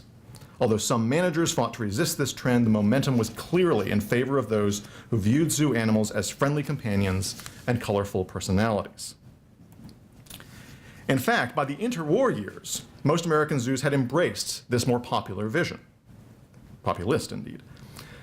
Led by new facilities in San Diego, St. Louis, and Brookfield, Illinois, many American zoos of the 1920s and 30s adopted an unabashedly entertainment-minded management style, what I refer to as the philosophy of showmanship. Components of this style included more open and theatrical exhibits, often featuring barless enclosures, expanded ancillary attractions, the better to compete with other urban leisure activities, increased efforts in public relations and advertising, and vigorous leadership from a group of savvy creative directors, zoo men, and it was all men, who gleefully accepted their role as entertainers. At the heart of this showmanship style, though, of course, stood the animals. Many zoos became better shows by acquiring increased numbers of rare and exotic animals, and then promoting the most celebrated of these creatures as personalities. Simultaneously answering and fostering a popular fascination with the strange and the unusual, zoos carefully reshaped their inhabitants' identities for an era of celebrity. Yet while these animals became ever more packaged and commodified, ever more part of American commercial culture, visitors still treated them as community pets, a beloved part of American civic life. Driven by a booming wild animal trade and a quest to outdo their rivals, American zoos embarked on a frenzy of acquisitions during the interwar decades, with particular emphasis on so-called exotic specimens. Yet while an animal's rarity could gain it some publicity value, the most popular zoo animals of the era were the showmen, the animals whose playful antics and pet-like charm endeared them to the huge Sunday crowds. These creatures became full-blown personalities, as I said, celebrities that were followed with the kind of enthusiasm usually reserved for movie stars. Birthday parties were filmed by newsreel companies, their deaths were mourned in heartfelt editorials. A writer for the Washington Post captured the typical atmosphere at many zoos. The public gets all steamed up reading news accounts of the arrival of rarities, but it generally spends most of its zoo time viewing the bongos, the wahoos, the Susies, the Josephs, those were the names of the celebrated hippo, baboon, orangutan, and lion at the National Zoo, and other animals which are relatively common but superior showmen. At several zoos of the 20s and 30s, animals' natural showmanship was amplified by a program of performances. Led by St. Louis director George Vierheller, American zoos largely cast aside earlier concerns about the propriety of animal performances, embracing the box office appeal of chimpanzees riding tricycles and elephants playing the tuba. While these attractions borrowed more from the world of circuses than from the realm of household pets, visitors could easily compare the lessons learned by the performers with the training of their own animal companions. And moreover, I'd argue that by shedding any semblance of their innate wildness through the act of performance, these animals move symbolically away from the wild and closer to the tame, the domesticated, and eventually the pet. And getting back to an issue that's come up a couple times, even the naming of animals helped in the creation of zoo celebrity and emphasized the creature's petness. Denver director Clyde Hill maintained that an otherwise ordinary zoo animal could become a personality, quote, by simply giving it a good, catchy name that will win the public's fancy. In many instances, zoos actually allowed the public to name the most celebrated new arrivals. And these naming contests attracted tremendous popular interest, further securing the celebrity animal's place in local consciousness. For example, a 1938 contest to name 5 newborn lions, nearly 4,000 St. Louisans submitted suggestions. And if you know your 1930s pop culture history, almost a third of these entries recommended naming the cubs after the Dionquints, the famous Dion quintuplets. But the winning entry was a young girl who said they should be named Spike, Butch, Skeets, Toots, and Babe. Gotta love America in the 30s. More importantly, by granting the public naming rights over the animals, zoos prompted visitors to see themselves as the collective owners of these public pets. Probably the greatest celebrities of the interwar period were the giant pandas, who began arriving in American zoos in 1937. Literally overnight, pandas became extraordinary drawing cards, generating millions of dollars in publicity, admissions, merchandising, and ambling, quote, straight into the affections of a great part of humanity. Now today, pandas have become such icons of zoo culture that we forget how remarkable it must have been to see them for the first time. They were in many ways the perfect zoo celebrities, exotic rarities from a faraway land, and adorable entertainers with the divine gift of clowning. Photographs of the animals frequently portrayed them as cuddly infants cavorting in playpens or pawing at a panda doll. Even mature pandas still look like clumsy toddlers with their round faces and the talent for turning somersaults. Thanks to their improbable teddy bear appearance, they also were ideal candidates for aggressive and profitable merchandising. They spawned dolls and books and posters and pins, and their images appeared on everything from cereal bowls to ashtrays.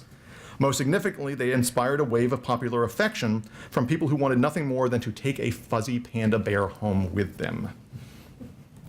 Now, we should take care not to overstate this narrative of increasingly commodified creatures at interwar zoos. Commercialization of celebrity animals does at first glance appear to render them mere commodities, utterly bereft of individual identity. Yet we also must remember how intensely visitors followed the lives and times of their favorite creatures. These animals were neither inanimate relics of high culture nor mass-marketed products of commercial culture. They were living things, particular creatures with, visitors believed, particular personalities. Despite the frequent commodification of these creatures, they retained an individual, sentimental, quote, human interest appeal. So during the 20s and 30s, this potent combination of forces further cemented the image of zoos as popular culture institutions and zoo animals as public pets. Onward past World War II. The petification, and I'm glad somebody used pedify earlier today. The petification of American zoos reached its peak during the decades after World War II, when the baby boom and the accompanying demand for family entertainment greatly expanded zoos' audience. As zoos catered even more directly and extensively to children, they also thoroughly domesticated their collections, downplaying the animals' fierceness and wildness and promoting an image of happy, contented pets.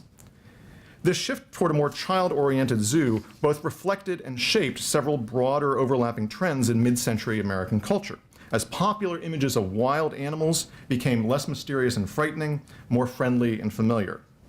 So for example, in field studies and popular science books like Conrad Lorenz's King Solomon's Ring or Joy Adamson's Born Free, fearsome carnivores easily become beloved members of the human family, treated more like domesticated pets than wild animals. Walt Disney's hugely popular entertainments loomed especially large in this trend toward a more domesticated animal culture.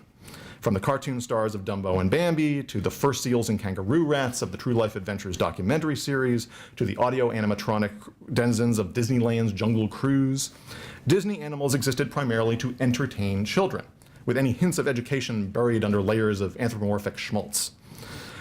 Accordingly, zoo managers had to expect that many visitors would arrive at their parks armed with expectations about animals instilled by the works of Uncle Walt. Into this context emerged the phenomenon of the children's zoo, easily the most blatant attempt to make zoo animals into family pets. Managers in Philadelphia actually had anticipated this post-war trend with a short-lived baby pet zoo that they opened in 1938. I just love this name, the Baby Pet Zoo. So it was a quarter-acre corral in which the youngest visitors could, quote, not only look at the animals, but play with them, pet them, and feed them. At the Baby Pet Zoo, boundaries between exotic and familiar creatures utterly collapsed. Herbie and Snooks, the chimpanzee host and hostess, vied for attention with kittens and rabbits. Farm animals, like calves and goslings, appeared alongside tame woodland creatures, like fawns and skunks. One boy apparently felt gypped, though, because he had expected to be able to play with a lion. When the Philadelphia Inquirer promised children, quote, the thrill of fondling, quote, wild, close quote, animals for the first time, those awkward internal quotation marks around wild spoke volumes about the zoological confusion that the Baby Pet Zoo had wrought. After World War II, and amid the ensuing baby boom, children's zoos rapidly expanded, and by the mid-60s, no major American park was without one of these distinctive areas. Here, children could touch, pet, feed, and even hold a variety of domestic and domesticated creatures, typically some combination of barnyard animals, petable rodents, and exotic babies. Fanciful settings, from nursery rhymes and fairy tales to circus trains in the Wild West, further enhanced the feeling that children's zoos were entertaining, family-friendly places, in the words of one newspaper, a wonderful Never Never Land of Mother Goose and Wyatt Earp. And while male keepers and curators might handle ferocious carnivores or analyze zoological data in the big zoo, cheerful female attendants would take care of the babies, both human and animal, at the children's zoo. Education was not entirely forgotten. Young visitors learned kindness to animals, a sense of responsibility by feeding and caring for these little dependent creatures. But most children's zoos never instituted any kind of formal education or instruction, relying instead on, quote, the child's own visual and personal contact with the exhibits. Above all, children's zoos celebrated the, quote, old truth that young children showed a natural affinity for animals, proving, quote, once again, that children and pets are a happy combination. Yet this commitment to family entertainment often proved difficult to realize in practice. By bringing the animals out from behind the bars and moats, zoo managers hoped to appeal to Disney-loving children, while still encouraging a more intimate sort of zoological education. Yet such popular strategies often backfired. For example, many creatures proved unpredictable, if not intractable, on display, while many children indulged in an overdose of love by manhandling, teasing, or in a few cases even stealing the resident animals. Turtles, especially, fit nicely in a pocket. Questions about the value and purpose of children's zoos even prompted officials at the Smithsonian Institute to actually reject a wealthy couple's offer to fund a children's area at the National Zoo. While the prospective donors had envisioned a collection of Storyland and Fairyland images, and even suggested inviting Walt Disney to consult on the project, Smithsonian authorities put forward an alternative proposal that they believed was more in line with the institution's scientific image. This would be an educational exhibit designed to increase children's interest in, and I quote, zoology, phylogeny, ecology, conservation, ethology, and experimental psychology. Needless to say, given these diametrically opposed visions, the National Zoological Park did not build a children's zoo. But such arguments over the meaning of seemingly innocuous attractions attest to the significance of cultural domestication at post-war American zoos. That domestication was further reinforced through the quintessential medium of family entertainment, television. During the 1950s and 60s, numerous zoo-based shows graced the local and national airwaves, offering further evidence that wild animals were really just family pets. This movement actually began in May of 1949 with the debut of what would become Zoo Parade, a weekly program developed by the director of the Lincoln Park Zoo, Marlin Perkins, who some of you of a certain generation may know as the host of Mitchell of Omaha's Wild Kingdom. Thank you. By the end of 1950, Zoo Parade was being seen in 36 cities over the NBC network with a weekly audience of 6 million viewers. Never in the history of any zoo anywhere, Perkins proudly announced, have so many persons been reached. Within a few years, several competitors, most notably CBS's Meet Me at the Zoo, produced in Philadelphia, were also on the air. Strategically positioned in the family time slots on either Saturday mornings or Sunday evenings, these kid-friendly programs almost invariably hit their target and won large audiences. Yet, a critical viewing of these broadcasts suggests little in the way of education and much in terms of domesticated family entertainment. Like the children's zoos that emerged in the same decades, zoo TV shows often presented animals not as wild creatures, but as family pets. Monkeys played like kittens. Dingoes and wolves acted just like puppy dogs. Hosts even offered their young viewers advice on pet keeping, never seeming to worry that children might naturally come to see all zoo creatures as possible pets.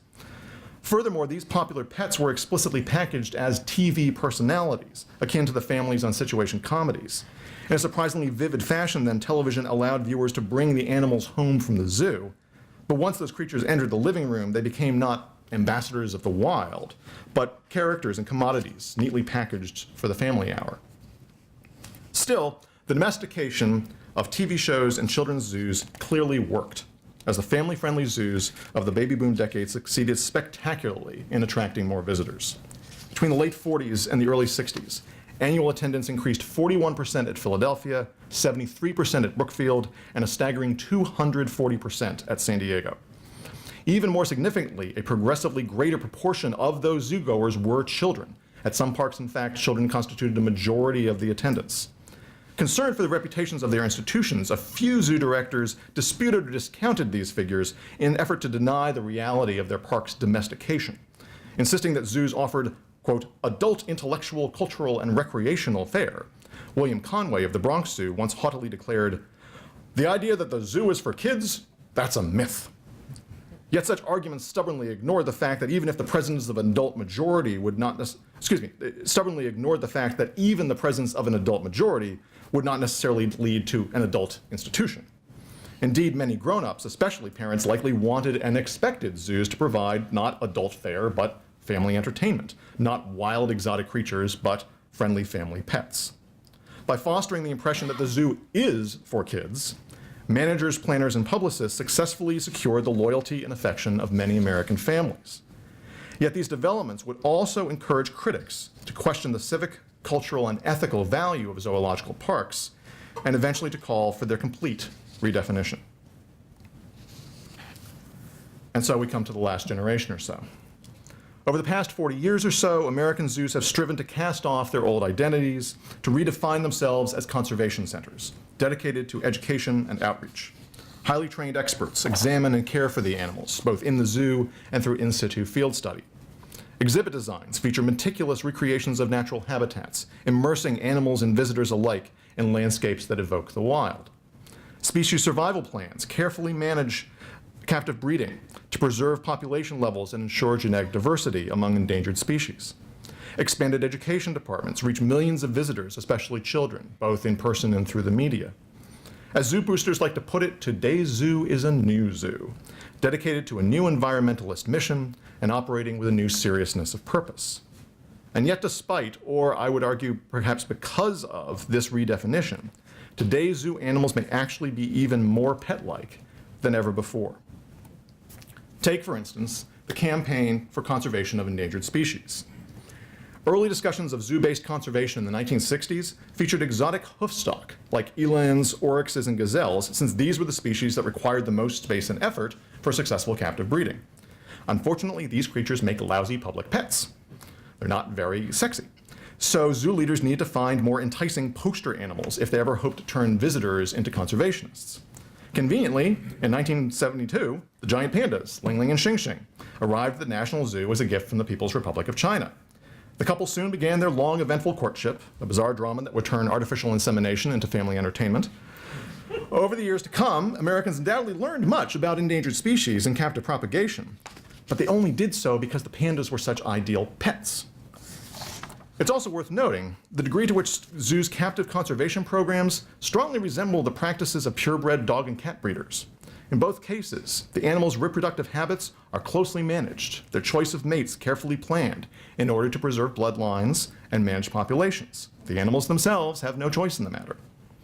And finally, as captive breeding has grown more successful over the past several decades, a higher and higher percentage of zoo animals are, of course, captive born. Well, ironically then, the success at conserving wildlife has created generations of animals who know nothing of the wild, that are gradually losing their wildness and becoming essentially domesticated. One could in fact argue that species survival plans are simply creating very expensive pets. On top of these conservation-related trends, other practices at contemporary zoos further demonstrate that their captive creatures are more pet than wild. Naming contests remain hugely popular, gaining even greater publicity through television coverage and social media. Birthday parties let visitors share their good wishes with particular celebrity animals. Animal adoption programs allow donors to support the feeding and care of a particular favorite animal at their local zoo. Many zoos are expanding opportunities for visitors to feed the animals, reviving a long-banned practice in the interest of forging stronger emotional ties to wildlife. And of course, zoogoers are heartily encouraged to visit the gift store, to purchase stuffed versions of their favorite animals, giving them the chance to take home a sort of proxy pet. In short, however much today's zoos may waive their conservationist credentials, their new mission only works if they establish strong emotional ties between visitors and animals, if they keep the public amused and interested, if they present their endangered species as attractive and appealing pets. To conclude, in his 1996 book, The Others: How Animals Made Us Human, ecological philosopher Paul Shepard offers a really provocative critique of the contemporary attitude that equates, quote, the living domestic pet and the stuffed wild toy to living nature. Shepard says, if the domestic forms have all along been substitutes for the wild, and the latter have become unavailable and unknown, it is easy to fuse the domestic and the wild.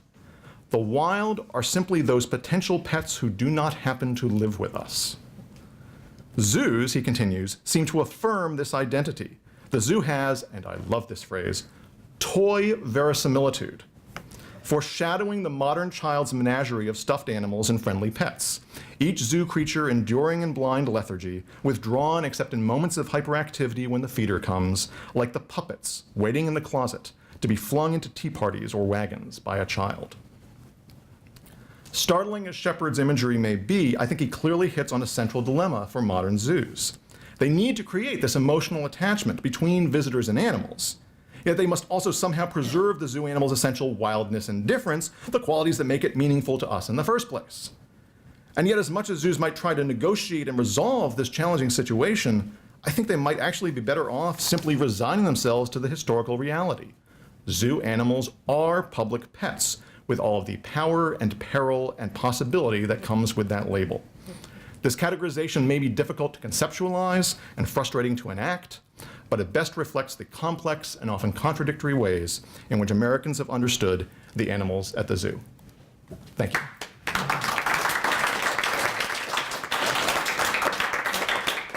I want to know how many of you have been following the baby polar bear at the Toronto Zoo? Oh my goodness, they are so smart with those videos. Oh, yeah. Oh, If you man. haven't, just Google Yeah. adorable baby. Yeah. Yeah, just. Yeah.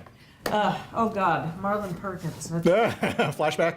Bad flashback. Question. Jim was wrestling the crocodile. Sir in the back.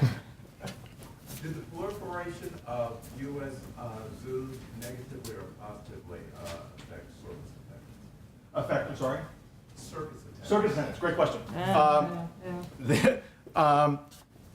Although there were a number of, well, first of all, I mean, circuses predate zoos. There are traveling circuses and itinerant menageries in the pre-Civil War period. Barnum and Bailey and Ringling Brothers don't really get going until post-Civil War. Great book, by the way, by Janet Davis on the American circus. Highly recommended. I wouldn't say they're direct competitors. with the exception of the time in that interwar period where you start getting the shows. Many zoos do put on the shows. St. Louis does it like nobody's business. And they do say that during the time that the 4 decades that Vera Heller was in charge and was running those shows, Ringling Brothers and Barnum and Bailey generally skipped St. Louis because there was no audience for them, because they could get that kind of entertainment for free. St. Louis Zoo is free. It's had a dedicated mill tax and now what's called the ZMD, the Zoo Museum District Tax, since the Progressive era. It's just something that all those forest park institutions are part of that. I mean, it's like in Tokyo, they're all kind of united together in this one district. One of the things I do in the full manuscript is I talk a lot about institutions that are connected with zoos. What I'm really trying to look at is what is the context in which people go to zoos? What are the institutions that they use to try to make sense of what is this institution, and what are their experiences with animals that help to shape their experience with the zoos? And what is the sort of the feedback loop with those institutions and those animals as it unfolds over time? And so what I do in the first chapter is talk about the sort of pre-zoo institutions, both outdoor amusements like parks, like rural cemeteries, like pleasure gardens, and menageries and circuses and so on. I like to refer to P.T. Barnum as the dotty old uncle of American zoos. That he really helps to establish the idea that there is this, I mean, most zoos aren't for profit, but there is a business to be had in entertaining people with captive animals. He just does it for profit. Though he does at one point consult with folks in Washington before the National Zoo gets created. So anyway, long way around to say the stats aren't really there, but there's absolutely some institutional connections. So. Okay, Roel? Thank you very much. I was struck by, that one picture you showed, the children's zoo just after the war. Mm-hmm. The first thing that struck me, of course, in the middle of that thing, you've got these lost children, right? Yeah. And I was just wondering, is there another narrative going on here? No, this was something that appeared in a it's one of the general interest magazines. I'm now forgetting which one, and this isn't necessarily a exact print of a particular zoo. I think that for the most part, you want zoos to be safe places for children. Though of course there are some zoos who have those joke signs that say lost children will be taken to the lion house. So. I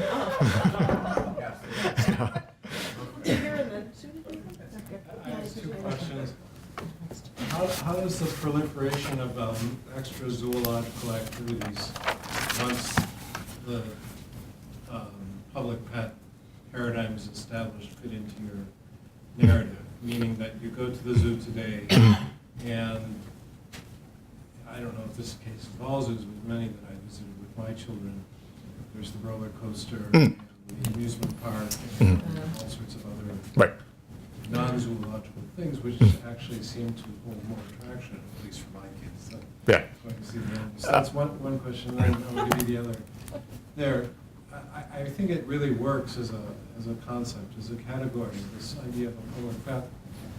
The one thing that seems to be missing from it is that we often give pets to our children to teach them responsibility about caring for. And so this is a kind of free ride of a pet.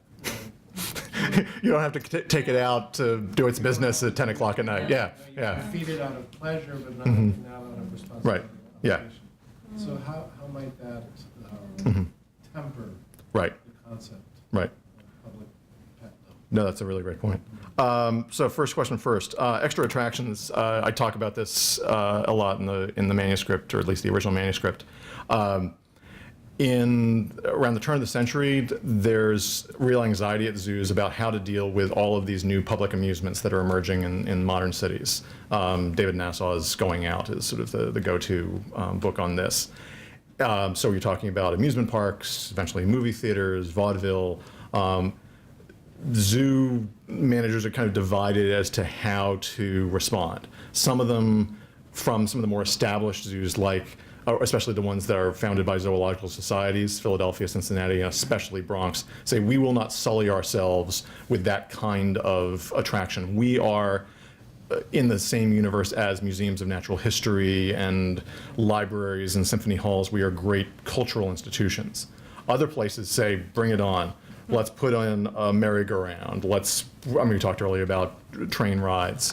Let's find all these, particularly during the interwar period, this idea of ancillary attractions becomes an important part of positioning the zoo as a destination where you can spend the whole day.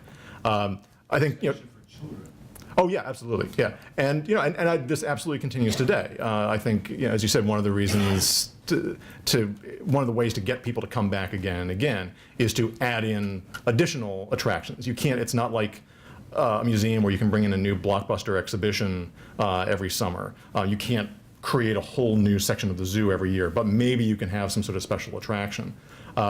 Sometimes those work really well. Sometimes, I don't know if anybody caught this, but in Philadelphia, we lost the zoo balloon earlier this week in the storm.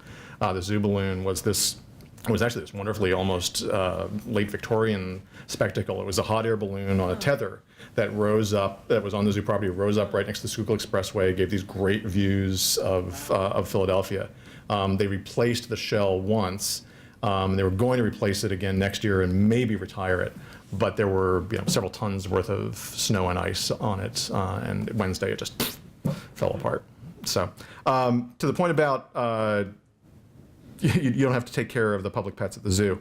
That's definitely something that I've been thinking about as I've been playing around with pets, of both the lack of responsibility, but also the lack of being able to bring the pet home with you and to actually, yes, you can maybe cuddle with some pets in the children's zoo, but it's more of a symbolic ownership and symbolic cuddling. That's something I'm still trying to work at, exactly what the ways in which you have an ongoing relationship with a pet that's very different than the relationship that you would have with the more symbolic public pet of the zoo. But the way I was trying to employ it here was more, going back to our friend Bruno, this idea of the purposes of our relationship with this animal just seemed to me so strikingly similar between zoo animal and pet. Follow-up question, are there any zoos that are making moves in this way to square the circle of pet keeping in the sense of, I mean, I know the Oakland Zoo has adopt a animal, right, so that there's a financial kind of contribution. But what about any kinds of educational programs that actually put children in under tutorship, in positions of responsibility? Oh yeah. Philadelphia has a very extensive program of youth camps that you work your way up from just doing sort of a day camp over the summer to by the time you're in high school, you're working alongside the keepers, and so you're learning to be a zookeeper, not a pet owner. Yeah. Oh yeah. No, that's true. But so this is the tricky thing. I think getting back to the last section, I think the message that zoos are sending about their animals has to be directed outward. It has to be directed to the wild. It has to be directed to the whole way that they're rationalizing their existence now is to say, these creatures are ambassadors of the wild. These creatures provide an emotional connection and excitement for people that make them care about the crisis of loss of habitat, make them care about the crisis of extinction. The challenge, though, is the way in which you're going to engage people with those animals is not through carefully thinking about the bushmeat crisis. Right? What you're going to do is you're going to engage with them by acting like these animals are pets. And it's, again, kind of squaring that circle that they haven't quite figured out. I think if zoos started explicitly talking about pet keeping as something associated with their identity, that would really muddle the issue in a way that wouldn't be productive. So, but no, great point about that. I'll definitely going to follow on that. Susan.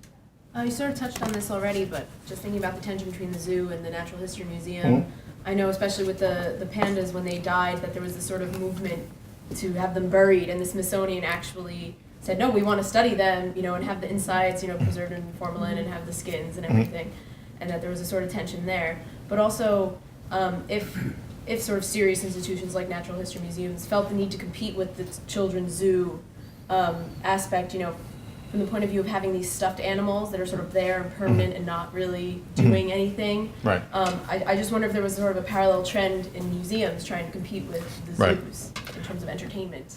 Yeah, I mean, there's certainly, I think, the big thing that museums do is that they have the technological bells and whistles that zoos don't have. And so, and natural history museums, yeah, you've got the traditional stuffed dioramas, but then you got dinosaurs, and even if they're not moving, holy cow, they're dinosaurs.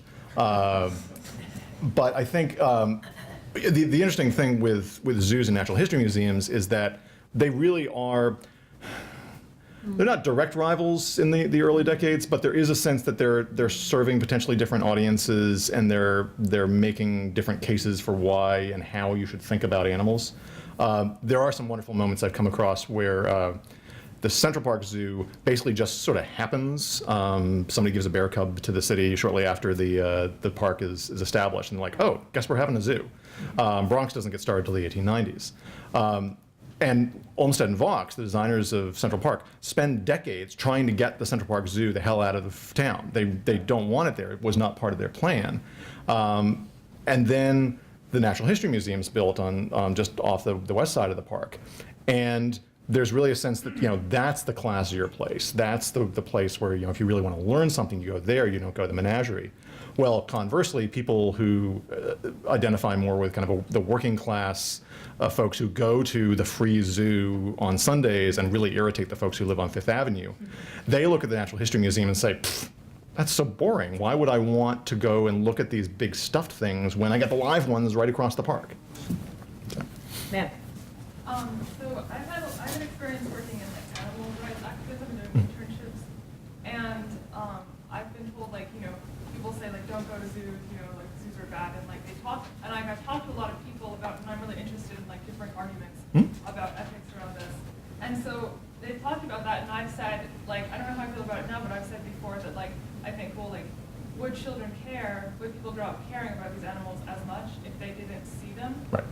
Or if they didn't see them in zoos and learn to care about them emotionally like that. I thought it was really interesting how you said that with the rebranding of zoos as conservation organizations, how the animals are becoming more pet-like than they were before because we're getting this. I thought that was a really interesting point. Yeah, and it's we're kind of this whole charismatic megafauna thing and feelings of just the way that we perceive wild animals and the way that that both can positively affect them and negatively affect them. I think it really is a paradox, and I think it's really interesting. What would happen if we didn't have zoos? Would that actually positively affect the animals? And also what it means for animals to be sort of made into ambassadors for their species, which I think is what zoos really do as well, is having this animal say, this is representing the rest of the species, and that the importance of that. Yeah, just to follow quickly, thanks for the comment. The conservationist shift that's happened over the last generation at many zoos didn't happen completely successfully, and especially at some of the leading zoos like National Zoo, because they went too hard in the non-entertainment direction. They not only changed their physical design, but they veered very close to museums. So they, I'm now blanking his name, Michael Robinson, who was a field scientist who became director of the National Zoo in the 80s, wanted to start calling it the Biopark rather than the National Zoo. And the exhibits that he helped to usher in were much more text heavy. They didn't have as many charismatic animals at the heart of them. It was much more, an Amazonia with, yes, it was kind of an engaging walk through rainforest, but didn't have that sort of wow factor and that emotional connection. There's another exhibit called Think Tank, which is about animal language. Really fascinating, very cool setup for the orangutans to go from the great ape house to Think Tank by brachiating across wires that were actually strung across the zoo. So 20, 30 feet above you, there's an orang swinging along these ropes. But once you got into Think Tank, it was a museum. It was a lot of text panels, and people said to Robinson and to other folks at the zoo, if I wanted to read, I would have gone to the library. And there just isn't that sense of, when I go to the zoo, maybe I will eventually learn something, but that's not the purpose why I'm going. Yeah. And so over the last maybe 10, 20 years, the smarter zoos have realized we can still tell a conservation story. That still is the way we're identifying ourselves. But we can't lead with education because we're just going to turn people off, and we're not going to take advantage of this emotional resonance that people have with animals. And sometimes that emotional resonance is rife with anthropomorphism and rife with confusion about the animal. But their argument, and some people buy this and some people don't, is that you reach a lot of people with the emotional reaction. Then there's a next group of people who will, much smaller group that will use that emotional connection and go home and learn something. And then ideally what you want is then a further group of those people who will then go do something, and will do something that will help those animals or help their cousins in the wild. And even with just the emotional connection, I feel like people will then say, oh, I can't believe these animals are dying because I saw that animal in the zoo when I was 5 or something like that. Yep. Clive. I think it's great that you mentioned the St. Louis Zoo. I must admit, as an immigrant to this country, the St. Louis area is my first experience of American life. That's where I lived there for a while. And I had the impression that, it's not only the St. Louis Zoo, which is free, you have the Museum of Fine Arts, a great amount of, they're being publicly funded. I can wonder if one can make an argument or not, whether free zoos, compared to the highly priced zoos, if there's a different appreciation going on. You have to wonder, some of the really expensive zoos, it must be like a once-in-a-lifetime kind of thing where you take your children to see it. Yeah. Philadelphia, I am, of course, a member of the Philadelphia Zoo. But adult admission during high season is $20. So you take a family of 4, you pay for parking, you pay for some food or souvenirs, you're going to spend $150.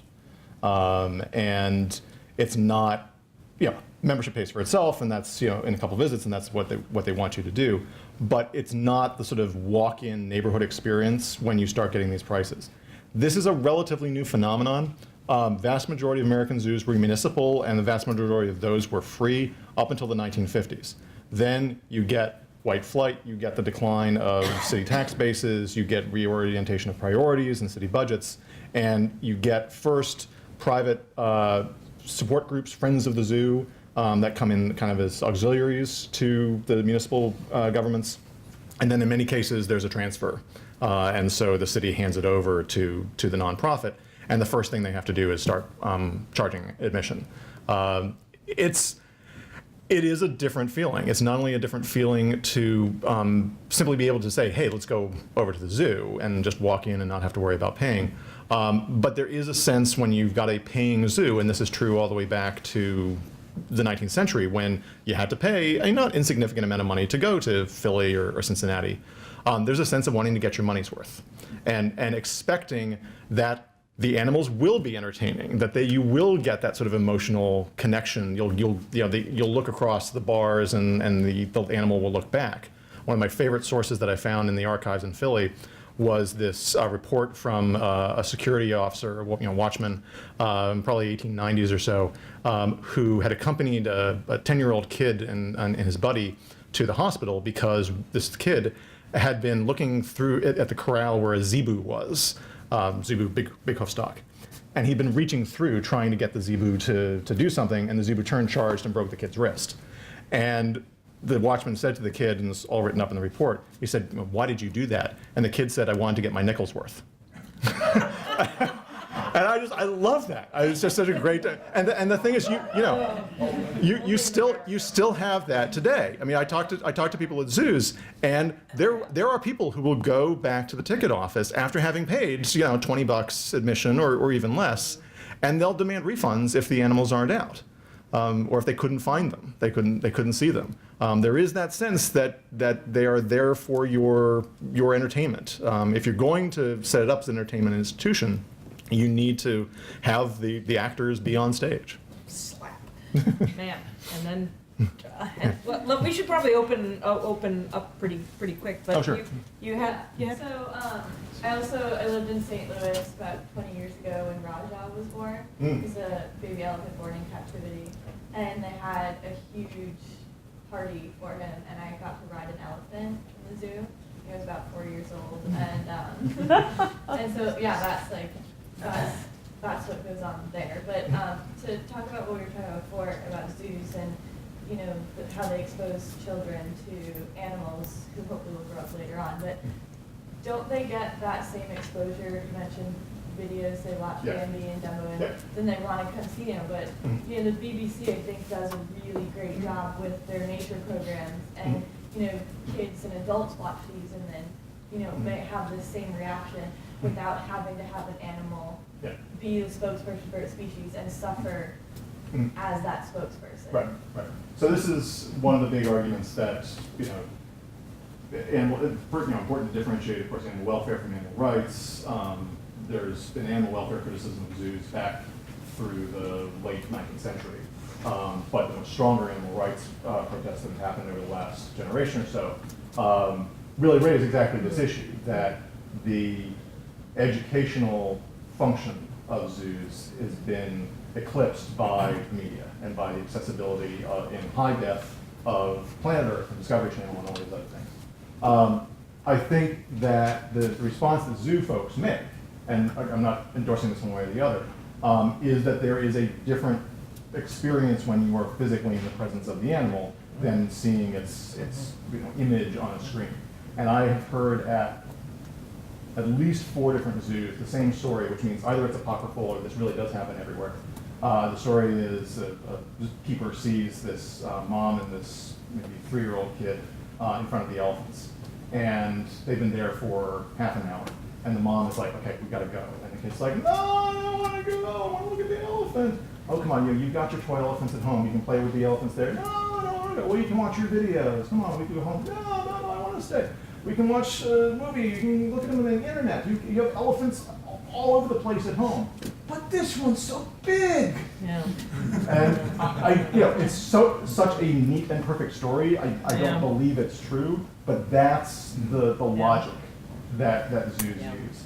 I think the other important response to that is that I think there is some misunderstanding among critics of zoos that animals in the zoo are taken from the wild, right? That they should not have to be ripped from their natural habitat, taken away from their homes in order to then represent the wild. 90% of mammals in American zoos today are captive born. I think, as I said towards the end, that raises some really fascinating questions about whether that actually is a wild animal anymore. And if it's not, well, is it really, in fact, representing something in the wild, or is it some sort of weird in-between thing? But I think, again, not endorsing it one way or the other, but that's the tack that zoo folks will take in responding to that.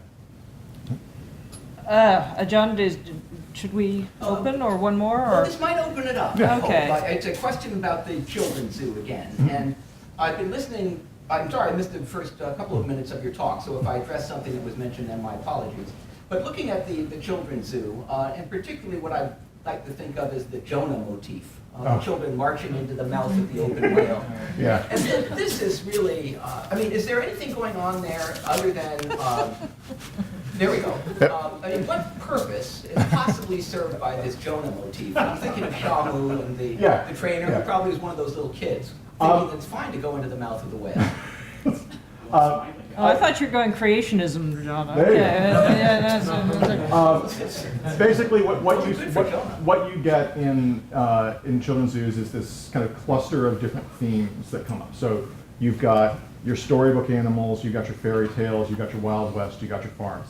And so the big whales, whether it actually is Jonah's whale or whether it's just a cute and cartoonish whale, is kind of part of that motif. It is an animal from a story that is put into a ceramic form and is there to be played with alongside the actual living animals that you're playing with in the zoo. But nothing I saw in the sources suggests there's any kind of religious message going on. Well, I didn't mean religious. Yeah. I really meant, how would they, on the grounds you'd say, the defenders of children's zoos, say, Right. well, you bring them in, you acquaint them with them, you hope some, you talked about your pyramid. Yeah, and so yeah. how does this serve any part of that? Oh, I see what you mean. Okay, I'm sorry. No, I think, well, first of all, this is that rhetoric about we make an emotional connection and they're going to turn into conservationists does not exist in the 50s and 60s.